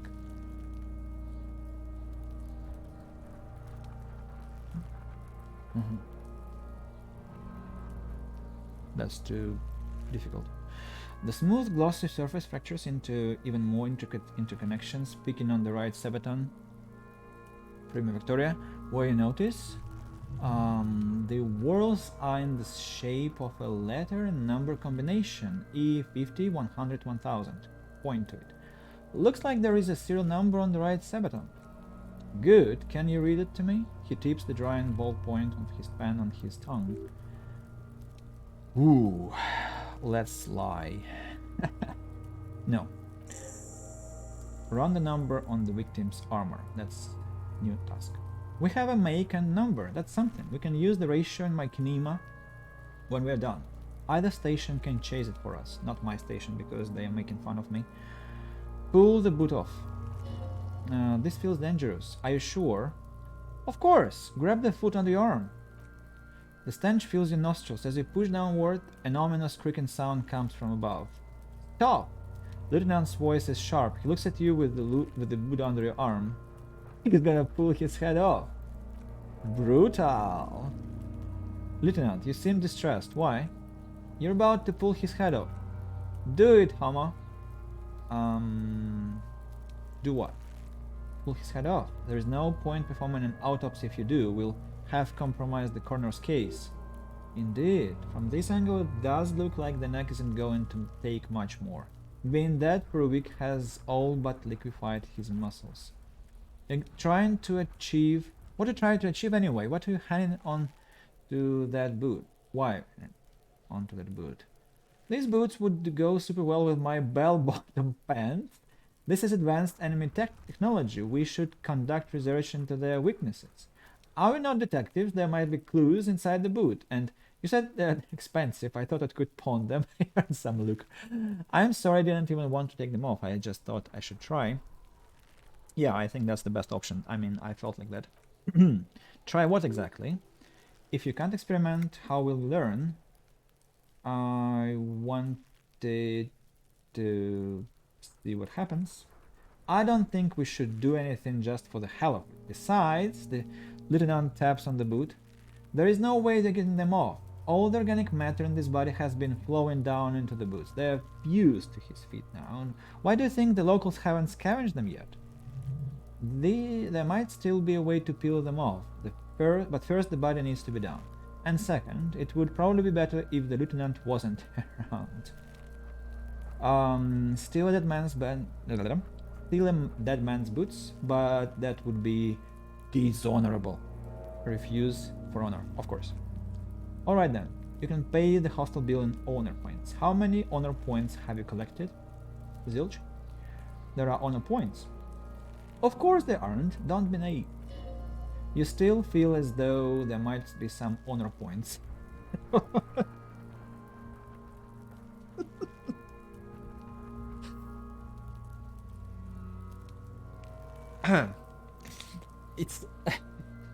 It's not as funny as when you read it in your head, you know, like this literary instrument. When you repeat lines over and over with the same pattern, it can get hilarious like that, because like there might still be a way to peel them off, then you still feel as though there might be some honor points. Very, very inquisitive persona we are. What's going to happen to the boots then? Processing will take care of them. We'll take care of them. With the situation in the morgue, it will yield nothing, but we must pick off... we must pick our fights. He looks toward the boots. Shall we continue? Yep. The cadaver slowly twists on the cargo belt, his torso covered in tattoos and... Inspect the belt. The hangman's knot is pulled tight by the weight of the corpse below. Yellow, hard-edged polyester cuts into his neck. Above, a sliding buckle ties the belt to the branch. This is a steel-reinforced cargo lashing belt, big brother of the regular cargo belt. It's used for tying cargo onto 6-rotor airships. Don't ask me how, I know, but this is a lesson belt used for airlifting cargo. Airlifting? I thought it was used on lorries for strapping cargo on them. Apparently, this is the reinforced kind, for air transport. My brain tells me so. He nods. I should have gone with the second option. That was something funny. Like, I don't even know what's aircraft. Missed the point. He nods. The local harbor uses 6 rotors to shuffle containers around. I get the sense they used whatever was in hand without paying much attention to not incriminating themselves. We're assuming dockworkers from the harbor did it. They sure wanted him to stay up there. The rope is reinforced with steel wiring. I was afraid it would be. He rises to inspect the noose. Thin steel wiring, parallel strands. This makes getting him down more problematic than I had assumed. How did they even get him up there? A noose is one of those things that's easier to use one way around. He points to the buckle tying to the belt. He points to the buckle tying the belt to the branch above. Did they climb up using the kid's ladder? Point to the one at the side of the tree. The ladder can't carry a grown man. I didn't see any splintering either, did you? I think they lassoed the branch, then pulled on the belt to close the buckle. He makes a pulling motion. Could be. The shape of the branch supports the theory. We're assuming dock workers from the harbor did it? I'm still approaching this as a lynching, yes, motivated by the ongoing strike. He politely raises an eyebrow. You? No, you feel like it was something else, but what?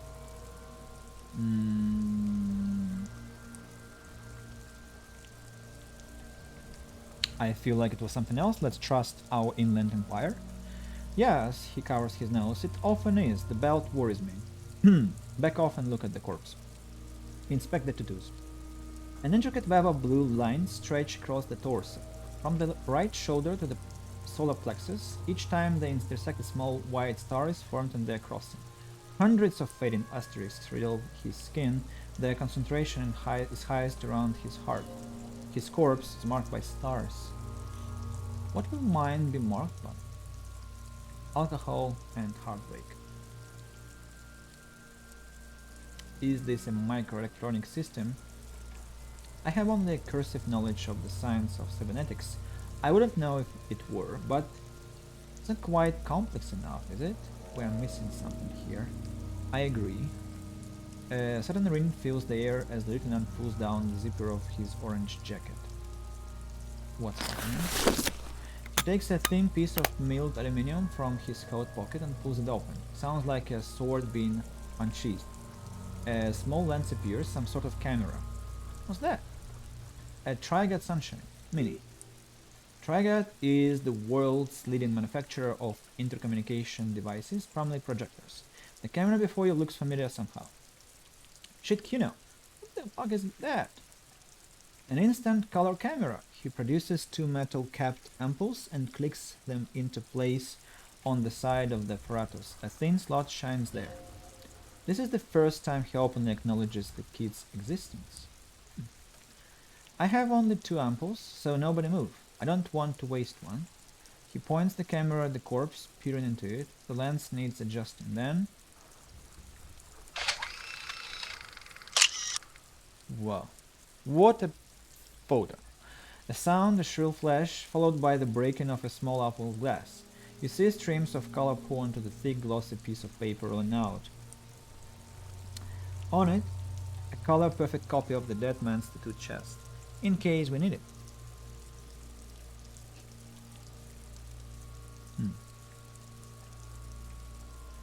The lieutenant says and shakes the paper, letting it dry in the cold wind. Cool machine. Yeah. He slides the camera closed and tucks it away on his belt. It's pretty cool, isn't it? It is pretty cool, isn't it? What do we need this photo for? It contains insight to the victim's person. By his build, I'd say this was a man of physical violence. The story he wanted his body to tell was important to him. It is his letter to us. Someone should decipher it. We'll need to show it around. Can I have it? I should look at it later, without the corpse smell. Sure, just don't lose it. He hands you the piece of rolled up photo paper. It's no larger than a pack of cigarettes. Look him in the eye. His eyes are milky white and blind to the world, protruding comically from their socket. There is no one home, just subaquatic terrors there. That's quite a thing to say about that body. There is no one home in their eyes. Dark brown hair grows on his head. His face grows. His face is ready to explode from the organic processes inside. The death's head green has passed. What remains is an unrecognizable mess. Underneath the curdled meat there is an expression not carried on his features but below, inside, an expression of pleasure. This man was experiencing joy in the moment of his death. Ooh. Tell me, who are you, dead man? I'm gone. Where have you gone? Into the wild bay yonder.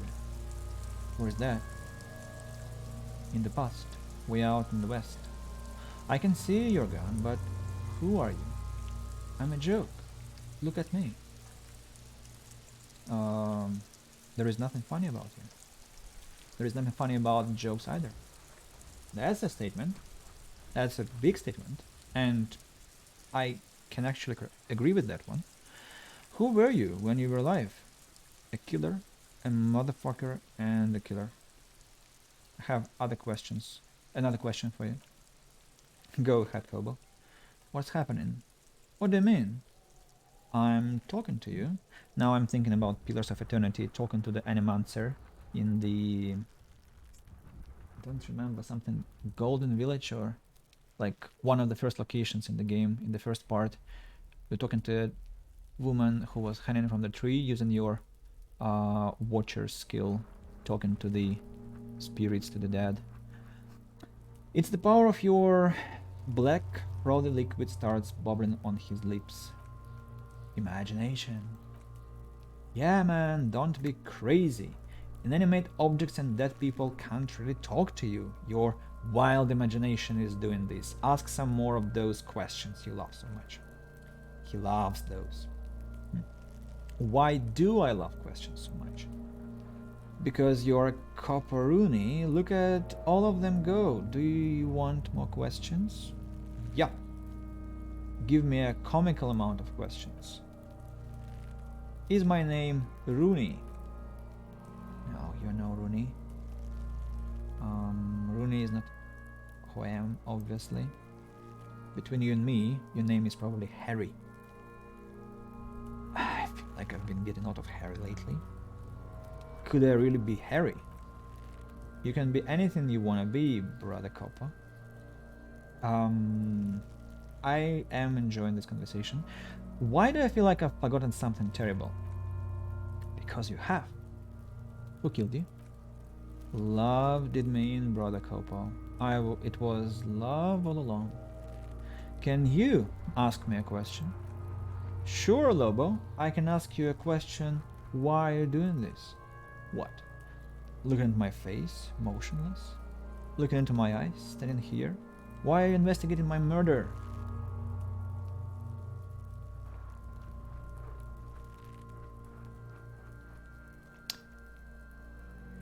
Maybe this will lead to something indescribable, unforeseen, miraculous. Ha! The clown leaps on the corpse, appear to smile. The face rotates before you, slowly. I don't hate him. Why were you feeling pleasure when you died? Maybe I was getting my rocks off?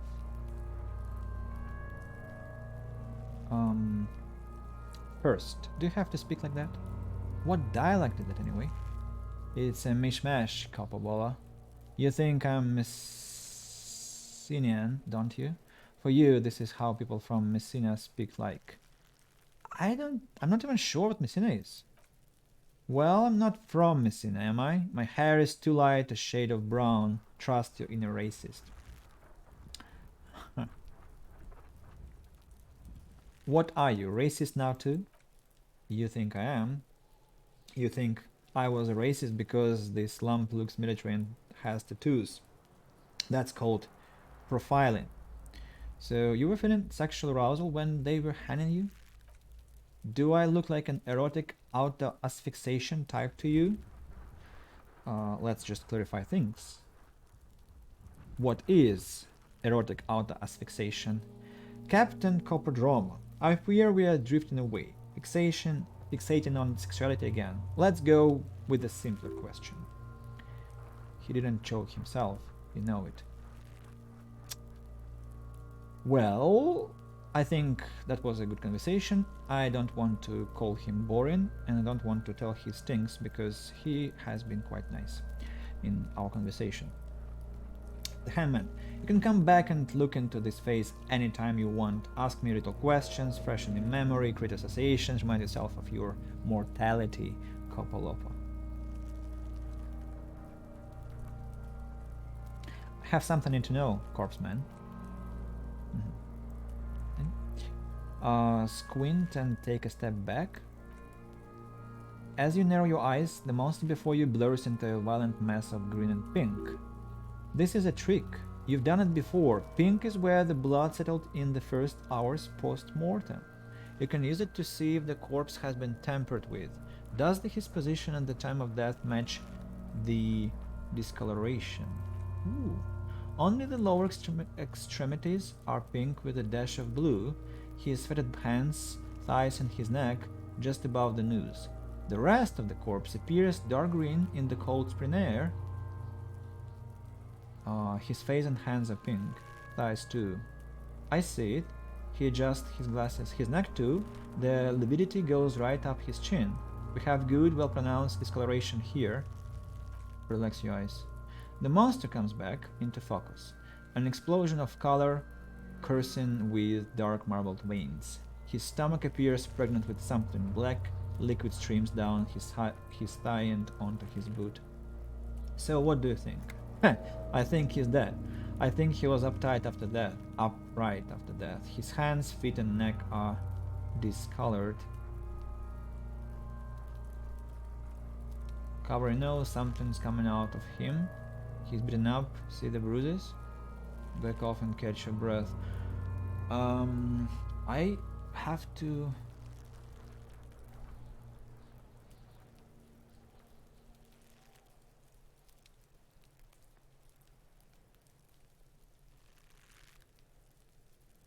So his fatted hands, thighs and his neck.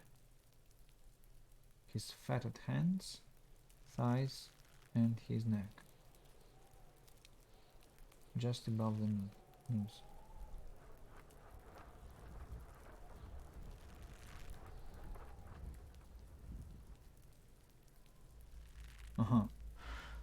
So if I get it correctly, squinting my eyes helped me understand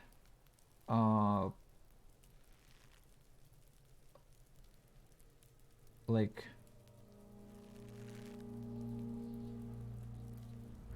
blood, where blood was. So lower extremities are pink with dash of blue. Hands, thighs and his neck, just above the nose.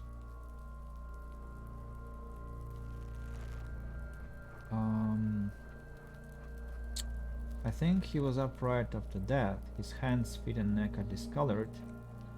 Agreed. He points to the belt, especially on the neck. The belt acted like a tourniquet, keeping the blood in his head. The hypostasis supports a hanging. Could it still be he was moved after death? Maybe he was strangled by someone.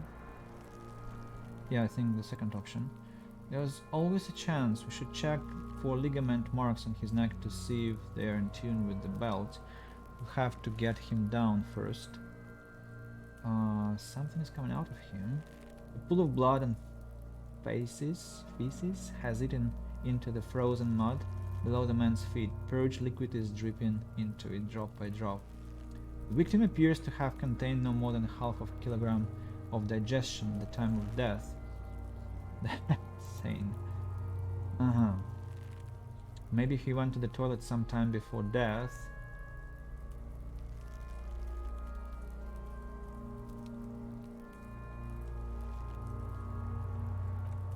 Maybe he doesn't really want to dwell on it too long. Why? It's interesting.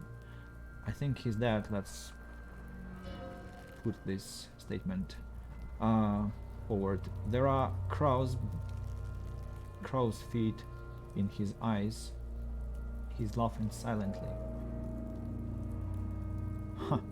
His personality is no longer part of the world. Totally dead. The world no longer stores his personality in this composition. There was a time for that, and it ended 7 days ago. No, but not to say that. Too heavy? Totally. This buster's not coming back. Daddy, dad. What is that anyway? Ooh. We can philosophize. I'm kinda, well, thinking between two options, the first and the last. Let's see what Kim thinks. Asking a question is always better than saying something, because that helps you escape egocentrism and placing too much like attention on yourself, which eventually helps you explore the world better. First, and secondly, it kind of stretches your personality out, because what you do, you show other people that they matter, and so this by this you kind of melt with the world and you become bigger too. So I hope you got my idea. Anyway, what's that anyway? He is Kim, you're boring. Can I go with the first option now? He nods in agreement with this advanced piece of conceptualization, having mulled it over. Lieutenant says, that sounds about right, yes. Thank you for, well, everything. He's beaten up. See the bruises? I do. Most of them are post-mortem, maybe even all of them. The delinquents have made our job harder with their little sport. Stop talking in riddles, coin slot. He means you effed him up good, Kuna, the girl yells. Effed him up brutal like. Back off and catch your breath. Well, there is no breath to catch, only the cadaver filling the air in your nostrils. He slowly rotates before you, decomposing. So how do we get him down? He stops to think, then checks his notes. Are you sure we've finished the preliminary examination of the cadaver? We might miss some of these things once he's down. Well, let's step back and have another look first. Yep, everything's done. Level up! The steel reinforced belt presents a unique challenge. I brought chain cutters, but I don't see a good angle of approach to the belt. He doesn't actually think the challenge is unique. He thinks it's frustrating, annoying, harder than he thought. The cadaver is good 1.2 meters up. Neither one of us can reach the belt without assistance, and even if we do, there is the question of cutting the airship strength material.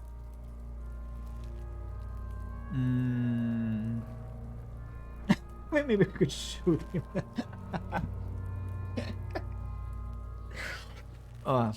Maybe we can ask for help from the harbor. I'm out of ideas. Let's have another look at him. I thought he would say, let's have another drink. Drink what? Hey Andy, it's Elder here. I'm glad you decided to play this game and watch the stream while eating, if you don't mind. Bon appetit, man! And the Elder is always more than welcome, of course. I'm so beyond delight that you have come. Thank you very much, and yeah, hello. Enjoy. I'll also have a drink because my voice is, well, fading slowly. Let's pretend, let's act like we are kind of this laid back and absent-minded police officer. Can't someone else do it? Someone else? He pauses. You mean like the police? What was that about processing then? Weren't they supposed to take care of the boots? Why don't they help? Yes, exactly, call the police. Someone already did. You know who came? We did, because we have made bad life decisions. I know it's hard, but I assure the others won't come to help us, and we have a growing sanitary concern here. We need to get him down fast. We could saw the branch, climb up and saw the branch. Yeah, it seems dangerous. There has to be a less risky way with less falling down of trees. I want to say that. Maybe we could shoot him down. Yeah, their enthusiasm is unrestrained. Ban time picks. Shoot his head off. The lieutenant remains unaffected. How? Where the buckle ties the rope to the branch, that's a good spot to aim.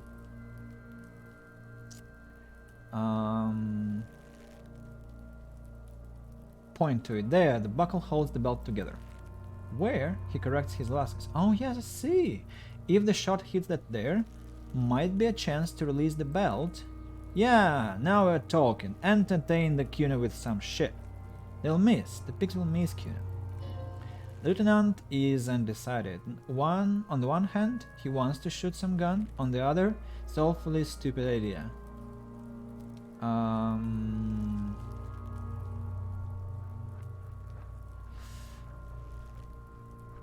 not a good shooter. Take the shot, Lieutenant. What's the worst thing that could happen? I'll blow his head off. Take it. Take the shot. Yeah, take the shot. Kuna want some of that shit. Silence. With his elbows sharp, Lieutenant unzips his jacket and produces a lightweight firearm. He drops a paper cartridge in the barrel, separates the scoring stick and gives the cartridge 5 shots. Okay, that's a Kale A9/90 Armistice mass-produced muzzle loader, aesthetic, frugal, one of the most common firearms in the world. He then steps back and assumes the Holostis position, taking aim. The corner of his eye twitches, his fingers on the trigger. Get that motherfucker down. Easy does it, partner. He's gonna fucking... The kid's voice is drowned in a shrill blast that echoes off the walls of the surrounding tenements. A cloud of smoke slowly parts in the air as Lieutenant steps back and says to himself, God damn it. He feels bad about it, about his eyes mostly, just having bad eyesight, probably from a young age. Whatever you do not console him. Effing idiot! Mul Kapua asshole! Kuna couldn't have hit it easy, but then he's not effing handicapped, is he? God damn it! Get your shit together.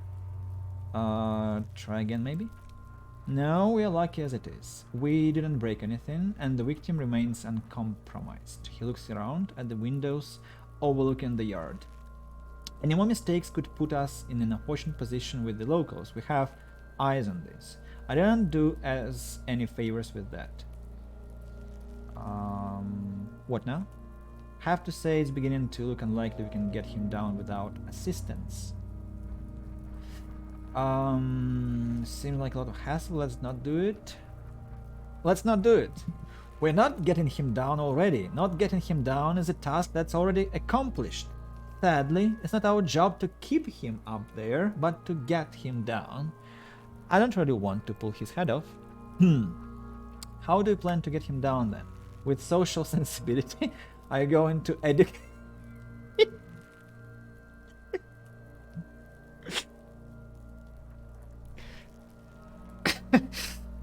What's this half-light? I don't remember. What is half-light? Let the body take control, threaten people. Educate him from the tree. Right, hand-eye coordination. That's for aiming. We can level up Ooh, we cannot level up perception. Okay, let's level up. Can I have the gun? I should try. It's bad as it is. Us shooting firearms like punks. He pauses, then shrugs and proceeds to load the pistolet. Go ahead. I'm not stopping you. Just don't lose it. The piece shines in his outstretched hand. Continue. They only have one gun. This is the sorriest pair of pigs Kuna's ever seen. Take the gun. Yeah, take it, you effing banana poika.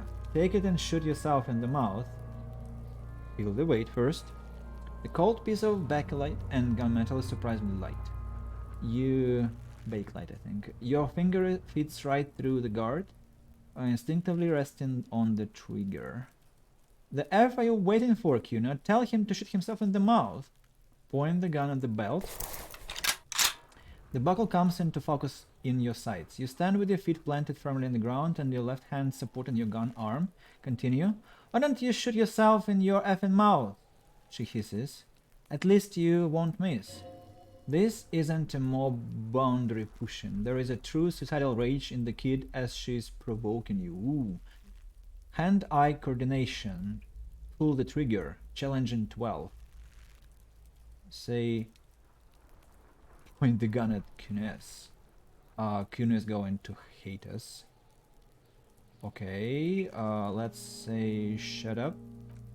Or what? You gonna F me? Her voice is almost a whisper now. You wanna F me, pig? Is that what this is about? Gross. Close your left eye first. Your field of view narrows. The branch slowly moves, becoming entirely two-dimensional. The metal buckle glimmers, catching the noon light as the corpse slowly rotates. The slow movement of the branch in the wind and your shoulders directing the gun sing up, dancing hypnotically. As you wait, your breathing slows down. Some mosquito-like organism buzzes in your peripheral. Look, he's crying. You gonna cry now, effing Fagari? Breathing slow. 28. Can I save? Haha, of course not. During the dialogue, no.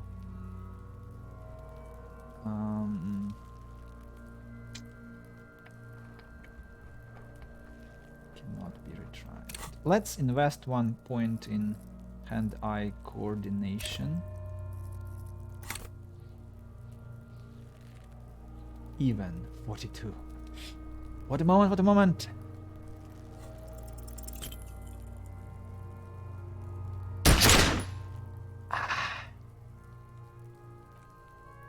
Failure.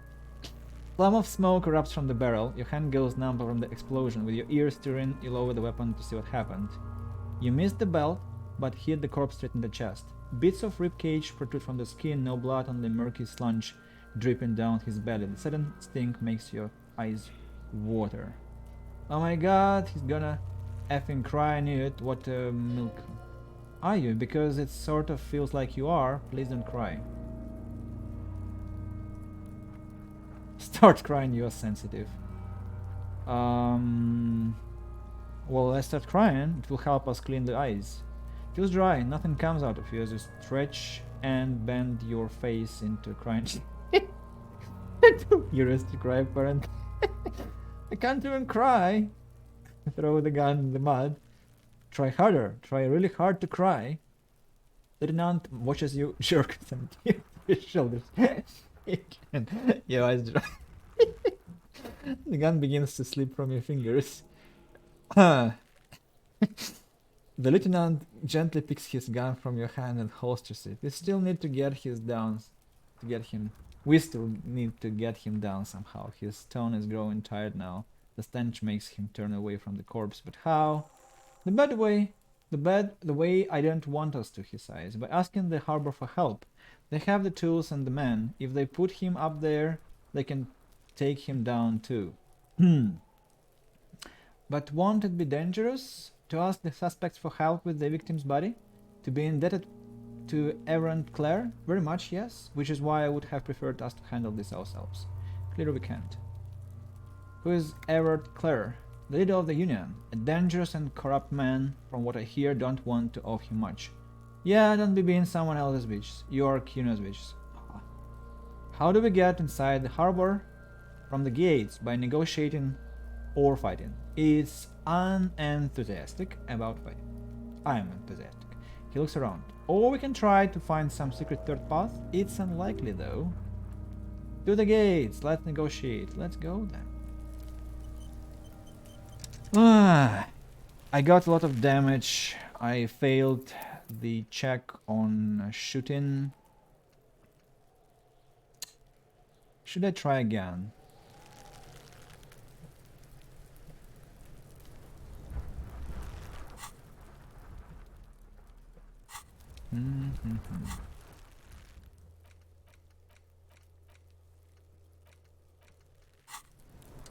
I want to replay this moment because, well, 42 was a chance to try, you know? So probably I can win this still. I know it's not very cool to replay moments, but this is an RPG game, so... I took damage, I got ridiculed, well, all sorts of things happened, and I didn't save the game after the footsteps, footprints. This, we have already, I saved this, of course. So, the cadaver. Let's have a look, again. Endurance, yeah, continue. Do they always do this? Step close, inspect the boots, continue. Oh, that's gonna be long, maybe. Yes. What if the material? Much, continue. Yes, it's enough. How could this man? Initial report. Yes. Knock on the boot. Sounds fragile. Okay, what does that turn me off? Okay. Point to it, continue. Number. Put the boot off. Grab. Yeah. Okay. Stop obsessing about this shot. From this angle, yeah. I see.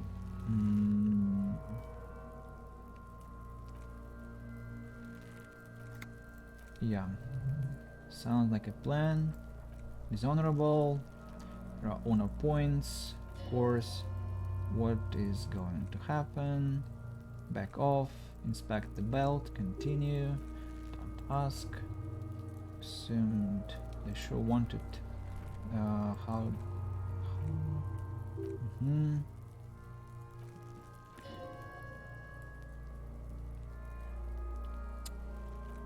Right, back off.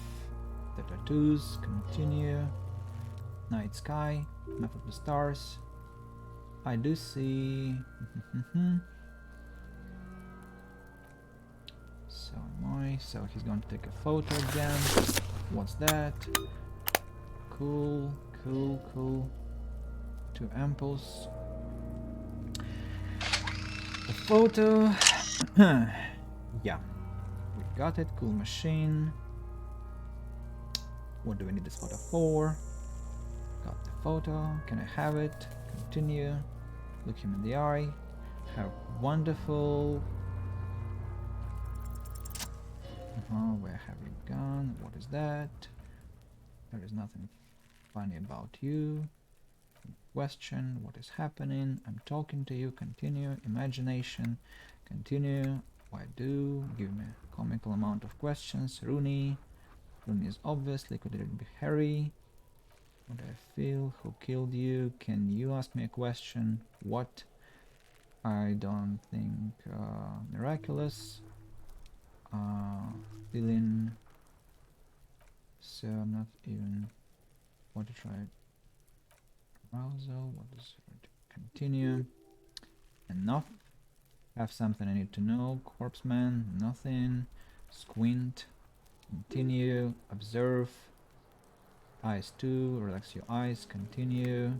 He was upright after death. Moved after death. I think he was covered your nose. Continue. I think he's dead. I agree. I think he's beaten up. See the bruises. And back off and catch your breath. And here we play this moment again. We've been thorough. Continue. We can saw the branch. We can shoot him down. Let's try again.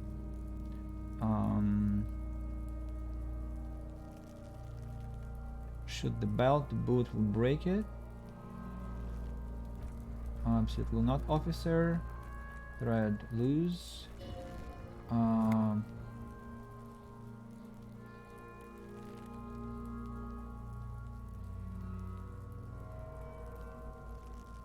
Back off. Let's have another look at him. Leave. What will happen? We need to talk about... Should have saved... shoot him down. Yeah. What's... Let me try.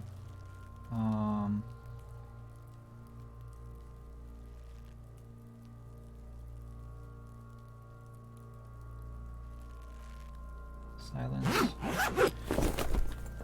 Okay. If you don't succeed this time, you'll find another way, I'm sure. And by the way, in this game, sometimes a failed skill check is one better than a successful one, but I also played some moments. Yeah, I understand, but it's just obvious that if we take this body down now, it will give us a lot of boost to the main quest, which I want to have.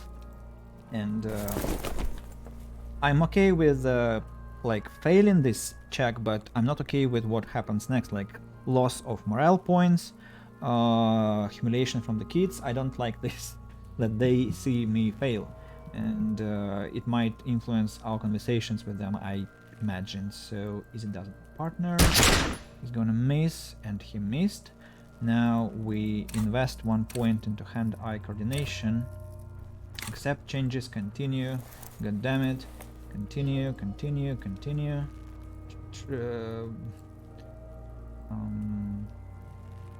What now? Can I have the gun? I should try. You know, one gun. Take the gun. Feel the weight first. Continue. Point the gun on the belt. Continue. Continue. Say shut up. Close your left eye first. Yeah. And 42.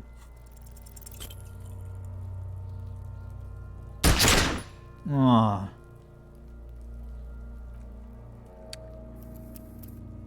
Hell.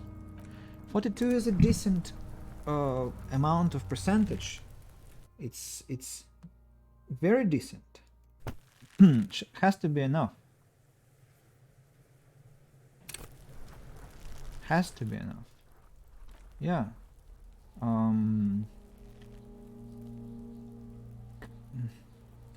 Right. Let me try.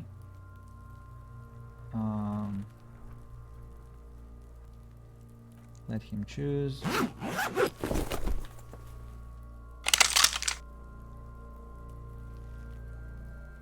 So, continue, continue.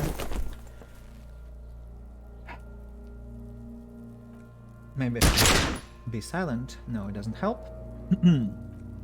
But damn it, he misses. Now we invest the point. Wait. Invest the point again. Accept changes in close. Continue, continue. It's... what now? Can I have the gun? Continue, continue, continue. Take the gun. Feel the weight. Continue. Close your left eye first. So now it's 42. Was it success? Woohoo! Yeah! The buckle explodes into tiny pieces, coming loose with a whir. With your hand numb from the recoil, you look at the body slumped down. For a moment, the man appears to kneel in front of you, looking straight at you, helpless, trapped within itself. Who killed you? Communism. Oh, that's a screenshot to send to Kostya. Continue. Then the rigor in his muscles gives up, and he smashes sideways into the spring mud, letting out a horrid stench. Task complete. Getting the body down. Gain experience. Level up. Achievement on Steam, which says... Ah, no. I think I saw achievement. I think I saw it. Do I not have it? Something popped up. But, okay, maybe I just was hallucinating. Anyway, you've been policed. RCM, baby, RCM. How did I do it? Well, I'm going to be humble. By being a damn good shot. Ace is high. The lieutenant raises his right hand, waiting for you to slap it. Continue. The ace is high, custom invented by the aesthetic brigades during the revolution. It is used to celebrate success in Hevashal, especially in sports. The gesture is spread across the world despite the defeat of the revolutionaries themselves.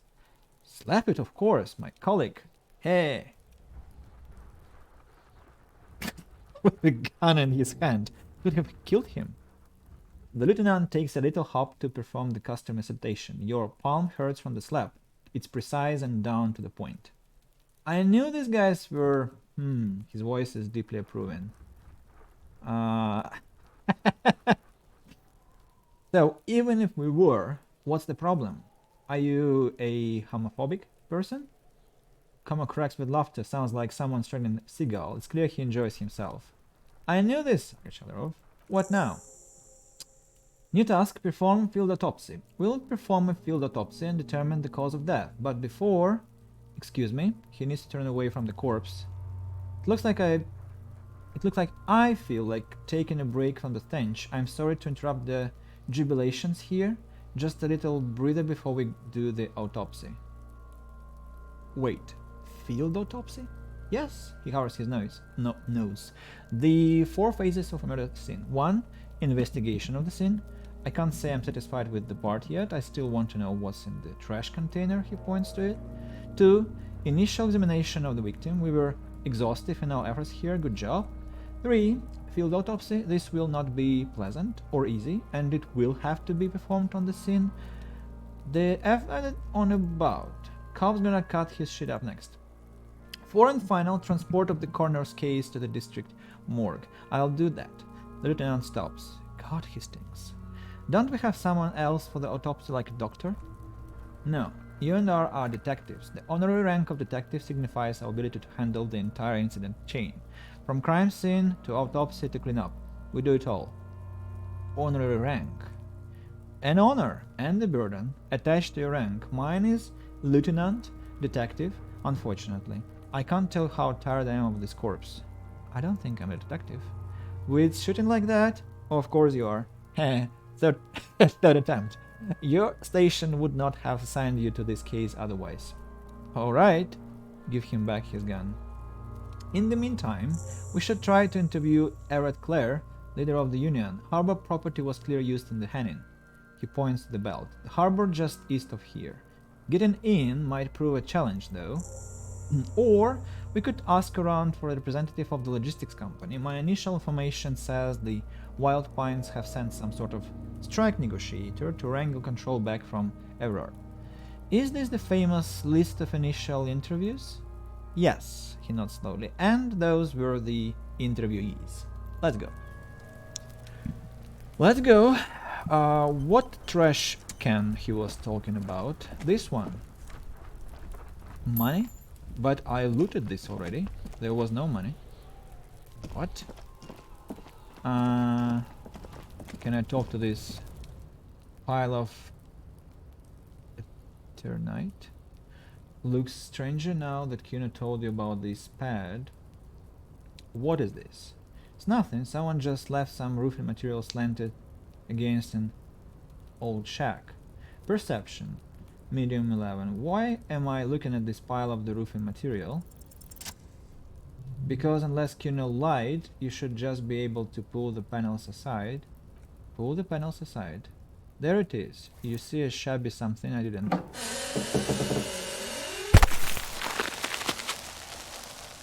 Cool ambient. You see... what? Shabby little door. Continue.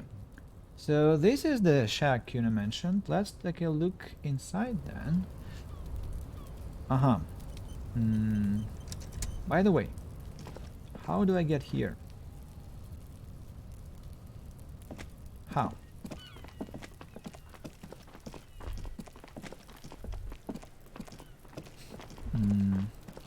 This trash container. The trash container is locked. The sliding lid has a padlock that says "Burden in Rags." Continue. Inland Empire, there is something in there, not necessarily connected to the case, but still. Why am I looking at you? Continuing. We are talking to objects, trash container. You are just a trash container. Well, it is a container. Maybe you are prioritizing it. Lieutenant, what do you think could be in there? Trash? Food waste from the cafeteria? They lock these containers to keep the relics from locking in. Could be evidence too. Yes, I feel like there is something in there. What do you mean feel? It's extrasensory perception. Whatever is in there holds a special significance. I agree, we should get someone from the remote viewers division here. He's being sarcastic. Do not ask what the remote viewers division is. What is the remote viewers division? All the detectives from all the precincts who experience extrasensory perception go to the remote viewers division. Their work is invaluable to the force. It's remarkable how he can keep a straight face. Take note. The lieutenant is well versed in that penning. Many of the things he says could be meant in jest. Wow, could we get them here? No, because they don't exist. I'm so disappointed right now. I thought there were remote viewers division. There isn't, but we should still access the container. How do we get the lock open? We could try using a pry bar, the one you took from my motor carriage, or we could just ask for a key from the manager of Berlin and Rex. He probably has one. He might also have information. This is better than the pry bar idea. Horse time. Jam the tool under the lid and pull. So if I use... No matter how strong you think you are, this is really not something you should be attempting to do with your bare hands. Of course. This is the logo of the municipality of Revachol. I want to ask the manager about the trash container because it's interesting to know what he says. Also, we have a level up and we can improve our... No, we cannot improve our perception, unfortunately. What's wrong with that? I cannot improve my motorics either. Information, overview, nothing. And I can invest one skill point into... No, I cannot.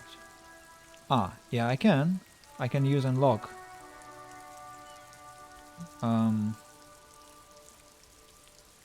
No, cancel. Not now, not yet.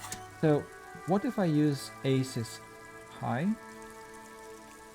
I cannot internalize because I don't have slots. Can I forget something? Pain threshold comes from Guillaume de Million, Le Million. This volumetric stuff gives us what? And this gives us bottle collection. All endurance white checks unlocked. Learning cap for endurance raised to 4. Psyche learning caps. Sugars. If I forget, I'll lose the skill point. That's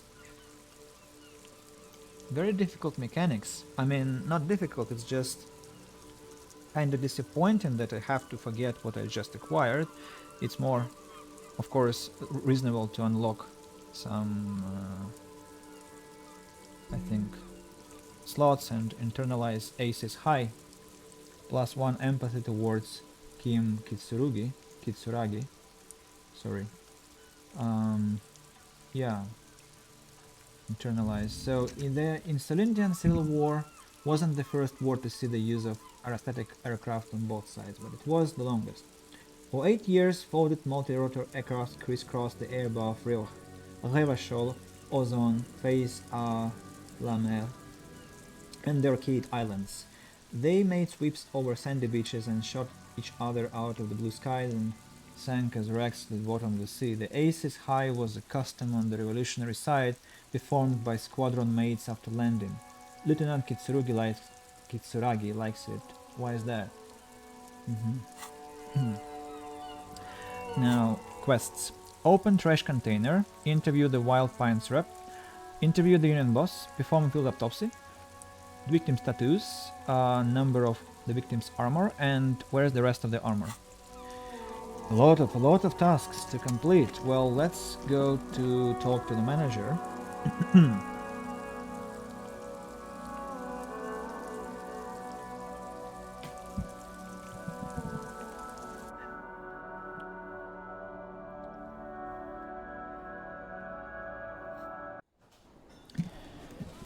Any new people here? No, I think not yet. So, can I help you? Galahad, is the trash container out back yours? Mine? No, it belongs to the Whirling in Rags. Thank you for clearing that up. Why do you keep the container locked? Why? To keep the hobos and drunks out, that's why. And the neighbors too. They put their trash there and they don't pay for the garbage company. I thought freaking capitalist. I'm joking. I thought as much. And are you the only party with access to the trash container? Well, yes, us and the garbage disposal company. It seems a little callous, doesn't it? Something stirs in you. I wonder what this feeling is. Prod at him and find out.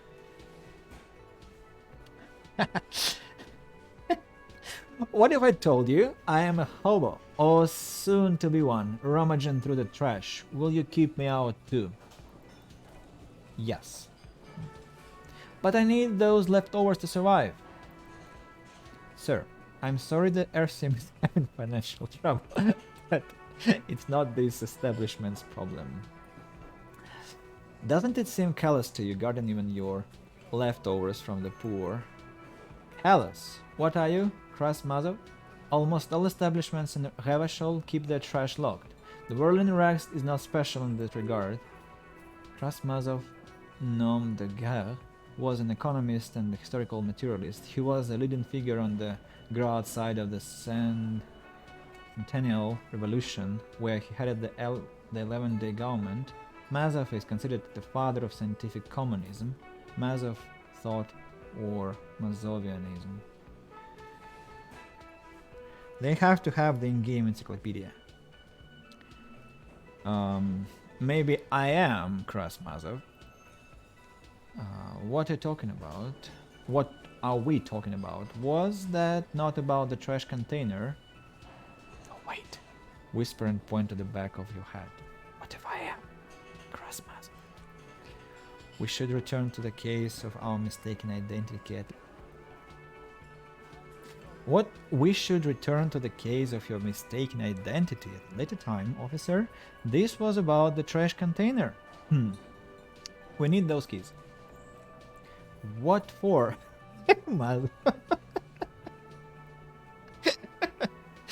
Are you planning to nationalize my trash container?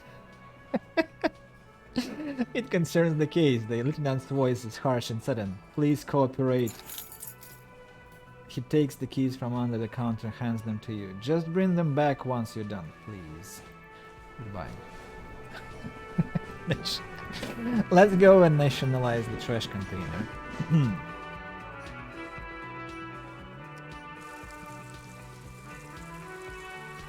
It's really a kind of satire thing on the whole world history and history to be. And we have 2 reals already, 2.5 even. Rich and wealthy. So, trash container, open the padlock with the key. With a well-oiled crack, the lock pops open. It should now be possible to simply raise the lid. Don't. Maybe you shouldn't. Maybe you shouldn't. Of course you should. This is your time to shine, Hobocop. Dive into that dumpster for extra content. That reminds me of the Sims 3 ability. Didn't I just have a premonition that there is something in there? There is, but you won't like it. Sweat forms on your brow. Your hand is still on the lid. Open the lid. The smell of rotten food rises to greet you. You see soggy cartons, dirty rags, organic waste. We are just in time. Lieutenant peers in. This hasn't been emptied for over a week. Look under the boxes of carton. You see milk, an egg rest with 1 broken egg in it, Some pasta wrapper? Picking up the soggy packages somehow feels familiar. A box falls into pieces in your hands. Batiste Salaire cereal. There are plastic pasta packages below and turbo noodles. Nothing of note, however. Pick at the rags. Among the threadbare kitchen towels, something catches your eye. A pair of denim trousers. Grab them! As the legs of the slime-covered jeans begin to unspool from the garbage, a rank corpse smell fills the air. The victim's clothes! The lieutenant smells them. Cadaver in order is faint. If these belong to the deceased, they were removed when he was still in the early stages of decay. Lieutenant produces a black plastic bag marked evidence from his pocket. Drop them in here, officer. Back the trousers. Lieutenant quickly searched the jeans. Guitar marked blue jeans. Pockets empty. Or emptied. He wore them with a belt too, a wide belt. The loops appear stretched, but he looks into the container. The belt is missing, that's it. Do you see anything else in there? Have another bag here. Something slimy catches your eye. Reach for it. A grab, long-sleeved short, olive-colored, appears from the food waste, dripping with pus. Bag the short. This is a military type of garment. No label or serial number. This is the kind of rib-knit short that's worn over light armor to conceal it in urban scenario. He knows to himself. Anything more? The rest of the rags is just kitchen variety waste, just garbage. That's all I think. New task. Who put the clothes in the trash? Alright, we should go to Gog again and ask if he knows who put the clothes in the trash. Should be as simple as someone from the hostel cleaning the yard, or that one. He nods toward the red-haired boy behind him. I advise against confronting the force. Yeah, we need to ask the kids who put them here. You think someone from the urn might have been involved, maybe? Not really. All we know is the victim's clothes are in trash, that it was locked, and this establishment had the key. It's just a small loose thread. Kids, the one behind the fence yells. You hear that, Kuno? He thinks you are an infant or something. See? Okay. It's exciting that this game gave me a chance to finally explore the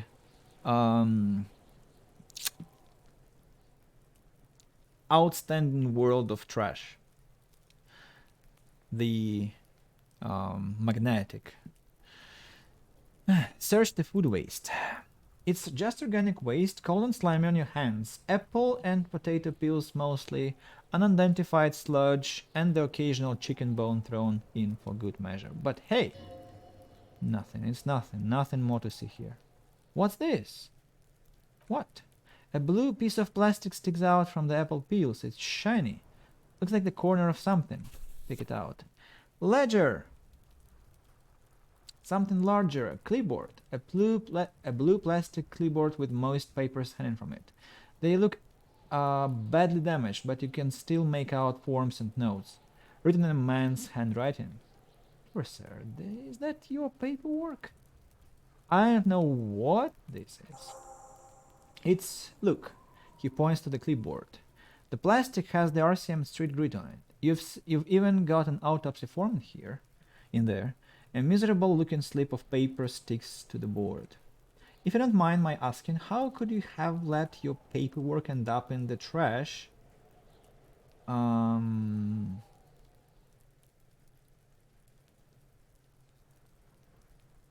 think I didn't want to be a cop anymore. That's why I tried to flush my cop life down the toilet. Well, he doesn't know what to say. His eyes express a rare condolence. Then he picks it up. Lucky we found it. You should take stock of what remains, just to be sure some hasn't made it into the hands of the RCM's adversaries. Organized crime and the like. There might have been police secrets in your notes. Okay, I'll do that. It would also not hurt to start taking notes on the case. He peers in the trash, where soggy cartons and rags stink uninvitingly. Now tell me what your eagle eyes see. Or are we finished? Some items, such as the ledger you found, are interactable. Woohoo! Go to your inventory and find the Interact tab to read your paperwork. Dig in Hobocop style for extra content. Yeah! Hobocop. Wow, an Amstis caliber 50 knock cannon, half wrapped in paper tissue, so shiny. Where? I can't see it. What's a knock cannon? It's a giant rifle and it's very expensive. Not as expensive as that fat string of pearls shaken among the rotten banana peels, however. Am I hallucinating? And is that a cordon electric preamp with electric F2 tubes? It is. That catches quite a price. We're talking 12,000 easy, unless you're into hi-fi yourself. I am into hi-fi. I'll sell it. I'll sell it. I am into hi-fi, but I'll sell it. No you won't, because none of these things are real. Okay. They're not actually in there. All you see is food waste and crisp wrappings. A cruel jest. There must be something. All you see is a broken mug with a racist depiction of the yellow man frolicking in saffron. An antique. Only social sensibility. Take the mug? Lieutenant briefly glances at the mug, then returns his sight to the trash. That's all? That's all? That's one thing of the list. The lieutenant sounds relieved. I think we got it all. Open the lid again. Nothing. Okay. Okay. Leave. Some thought. What's that? Suggestion. Hey, so we've been monitoring you internally, and now you know your copper type. Wait, there are copper types. Yes? Guess what's yours? I think I'm sorry that you had to monitor me. Okay, just for the length of this short demonstration, please say something that isn't I'm sorry. Guess what is it? Sorry cop, I'm sorry, I'm not sure. Yes, sorry cop, the cop who is sorriest. Let's make it official then, shall we? Huge lack of enthusiasm going on here.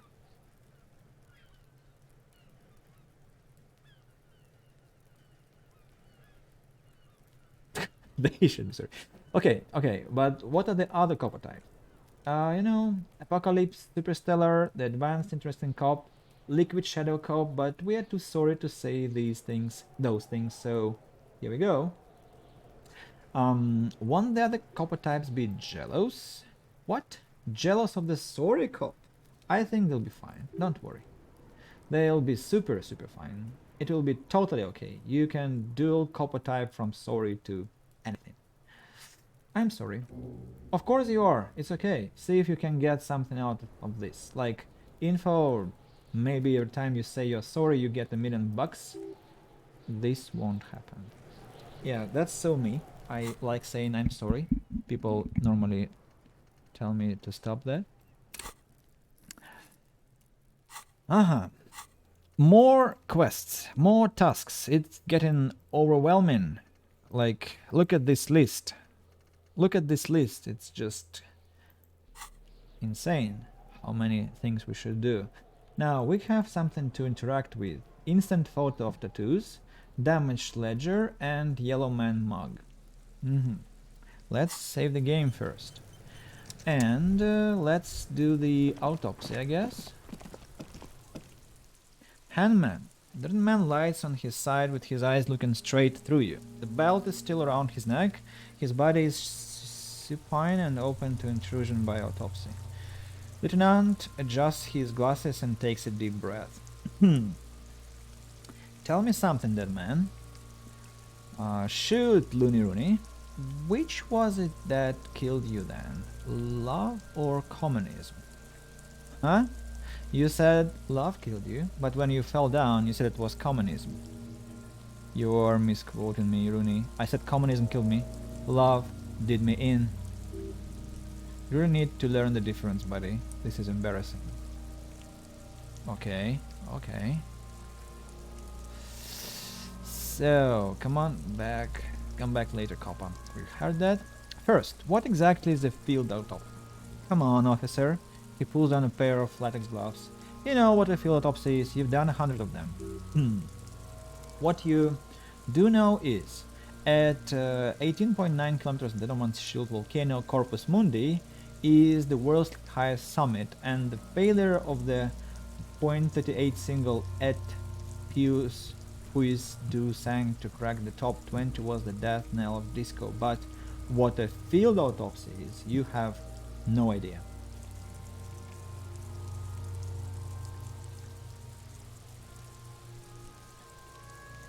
Why don't you know? What use are you? You must have me confused with the Copapedia. Who is the Copapedia? I think I need to talk to him. You, sir, are the Copapedia. What a word. Actually, it appears I have forgotten what a field autopsy is. Fine. The lieutenant sighs. So much to read aloud in this game, I wonder how you haven't lost your voice yet. It's the second day. I am kinda lost it, but I've kinda lost it, but still, I am trying to hold it up. Fine. Lieutenant sighs. It's a 3-part form to be filled out on the scene by the detective responsible. One takes notes, the other dictates. The goal is to establish cause of death. Do we need a scalpel for it? A scalpel is not always required. I hope this one of those cases. Latex gloves are, however. I think I misread it. A scalpel is not always required. I hope this is one of those cases. Latex gloves are, however. Clap your gloves hands. Let's get in there. I try to do it gently. That really is time for everything, even for yellow gardening gloves, he nods approvingly. However, they lack in hygienically. I suggest you get in there in limited capacity.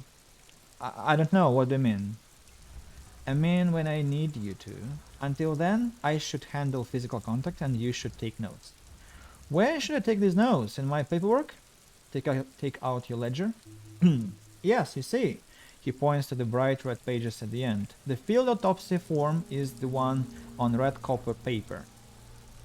Open your ledger at the field autopsy form.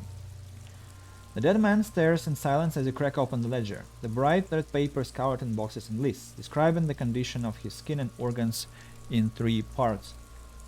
Above those, an 11 field info form needs filling out first. It begins with let's jump ahead to 3-part summary. Let's pause this autopsy. No. Begin. 1. Assistant. That's you. Only the first question and I already don't know the answer. Not an energetic start to an autopsy, I agree. Pigs messed up. Kuna feels pity. Just leave it empty, officer. Leave it empty. The corpse lies there, indifferent to your retrograde amnesia. The next box says 2. Coroner's case number KK570803.0815. Write it down. Next, name. Not available. Next, date of birth. Not available. Age. Lieutenant corrects his glasses. Roughly 50. Try 40. The damage is so extensive that better to err on the younger side. I'm gonna write approximately 42. He nods. Race. Mondial. Fed to olive skin from the Isola of Mundi. This is as vague as it gets. You might as well say whitish. Write it down. The podgy mass of curdled meat looks neither mondial nor anything either. Other. 7. Sex. Funky funky, the little monster exclaims energetically. Male. Pig's gonna have sex.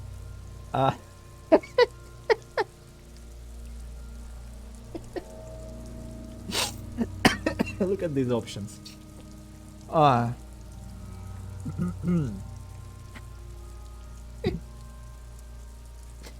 I appreciate the fact that you are actually reading everything out loud, because I'm drawing while watching your stream and reading everything by myself wouldn't be possible for me at all. Thank you very much, Nancy. I appreciate too your support. Now, what I should use, what I should write down, because it's like, it's not even like I'm trying to destroy the process. It's like it's very natural to for people to write something down opposite to what they wanted to write when somebody is talking to them and they write the information they heard. So let's let's go with the first option. I think it's kind of like the third one is kind of greasy, you know. It's grass and stuff, but this one is just naively the lieutenant does not double check your notes.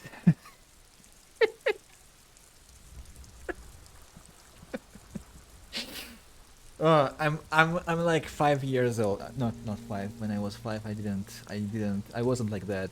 I'm like I'm like in my cheerful mood, let's say. El Bigo Mistaco, Lieutenant. 8. Date of birth. Date of death. Don't be afraid to choose crazy things. Yeah, that's what I sometimes want to do.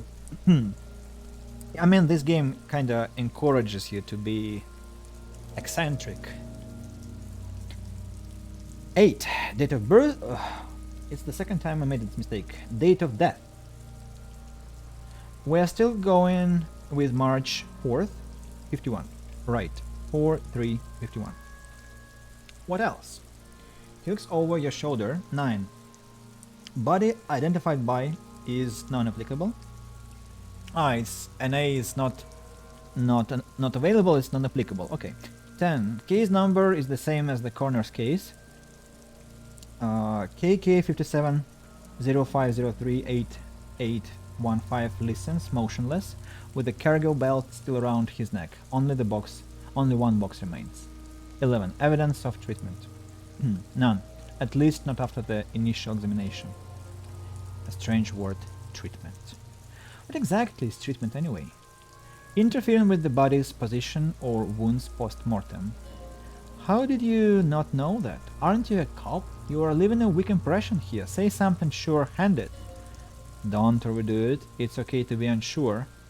I wish I could imitate voices like Peter Kenny. Peter Kenny was the voice actor who read The Witcher book, and he imitated every single character in the book, I think more than 100, and taking into account that we have only 24 voices to imitate, like one voice per skill, that would be 24 voices, and like empathy would be some kind of like very soft and gentle voice, very empathizing and very sympathizing, while for example suggestion should be something like, hey baby, like sexy, and well, that wasn't sexy, I know, but I mean, you got my drift. Then authority. Where is authority? Authority is yeah, here, like I'm going to push you over, I'm going to intimidate you, like something harsh. And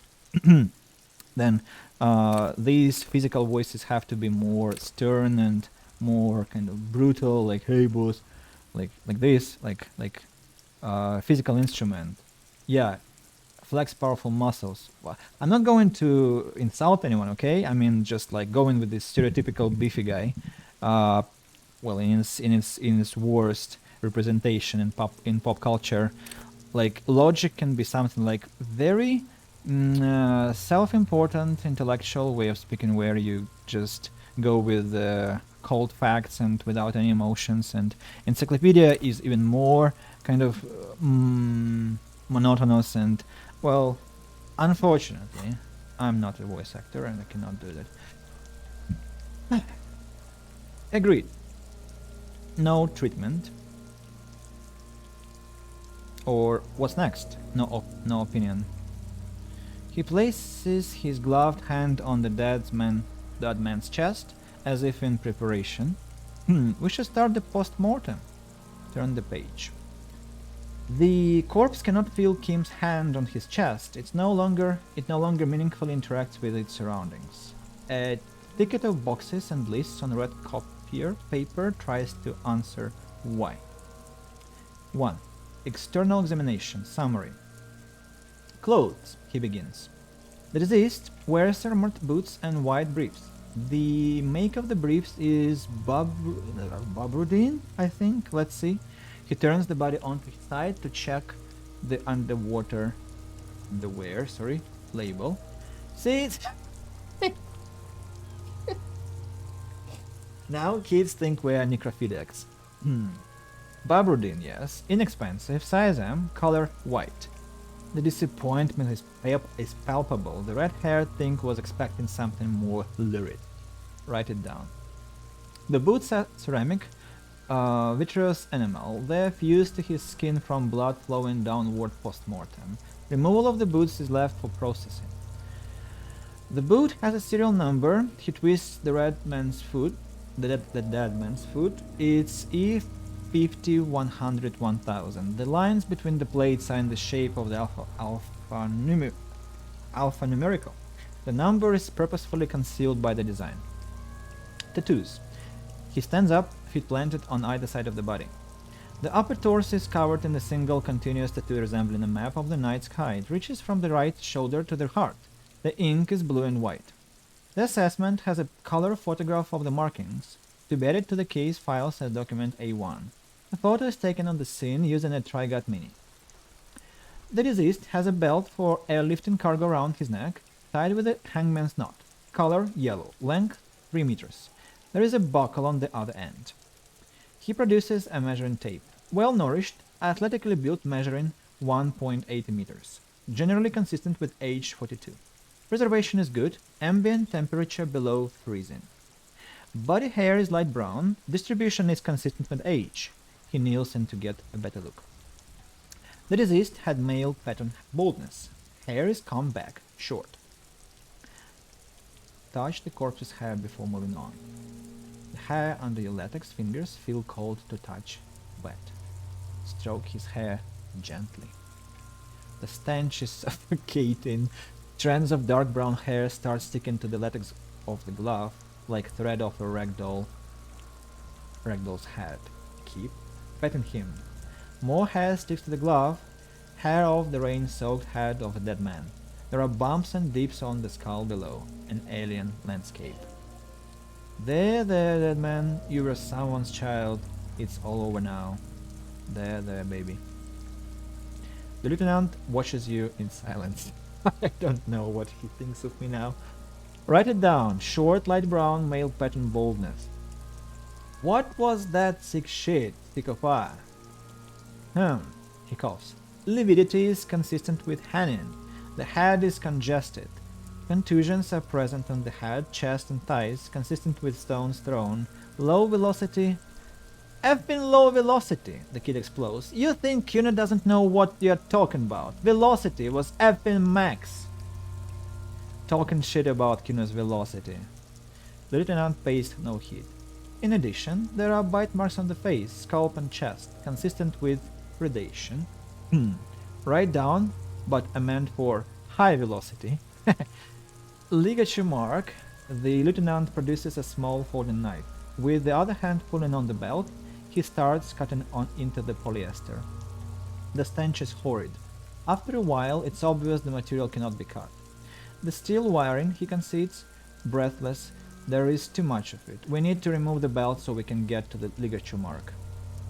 Interfacing. You got just the right tool for that. The chain cutters.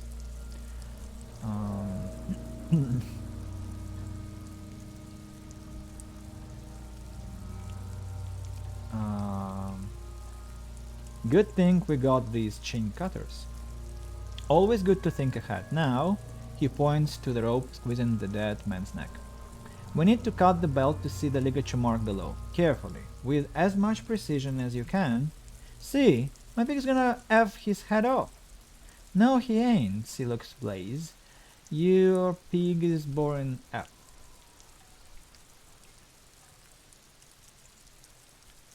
I'm not your pig, Kuna. You are, he says with calm certainty. You're Kuna's pig.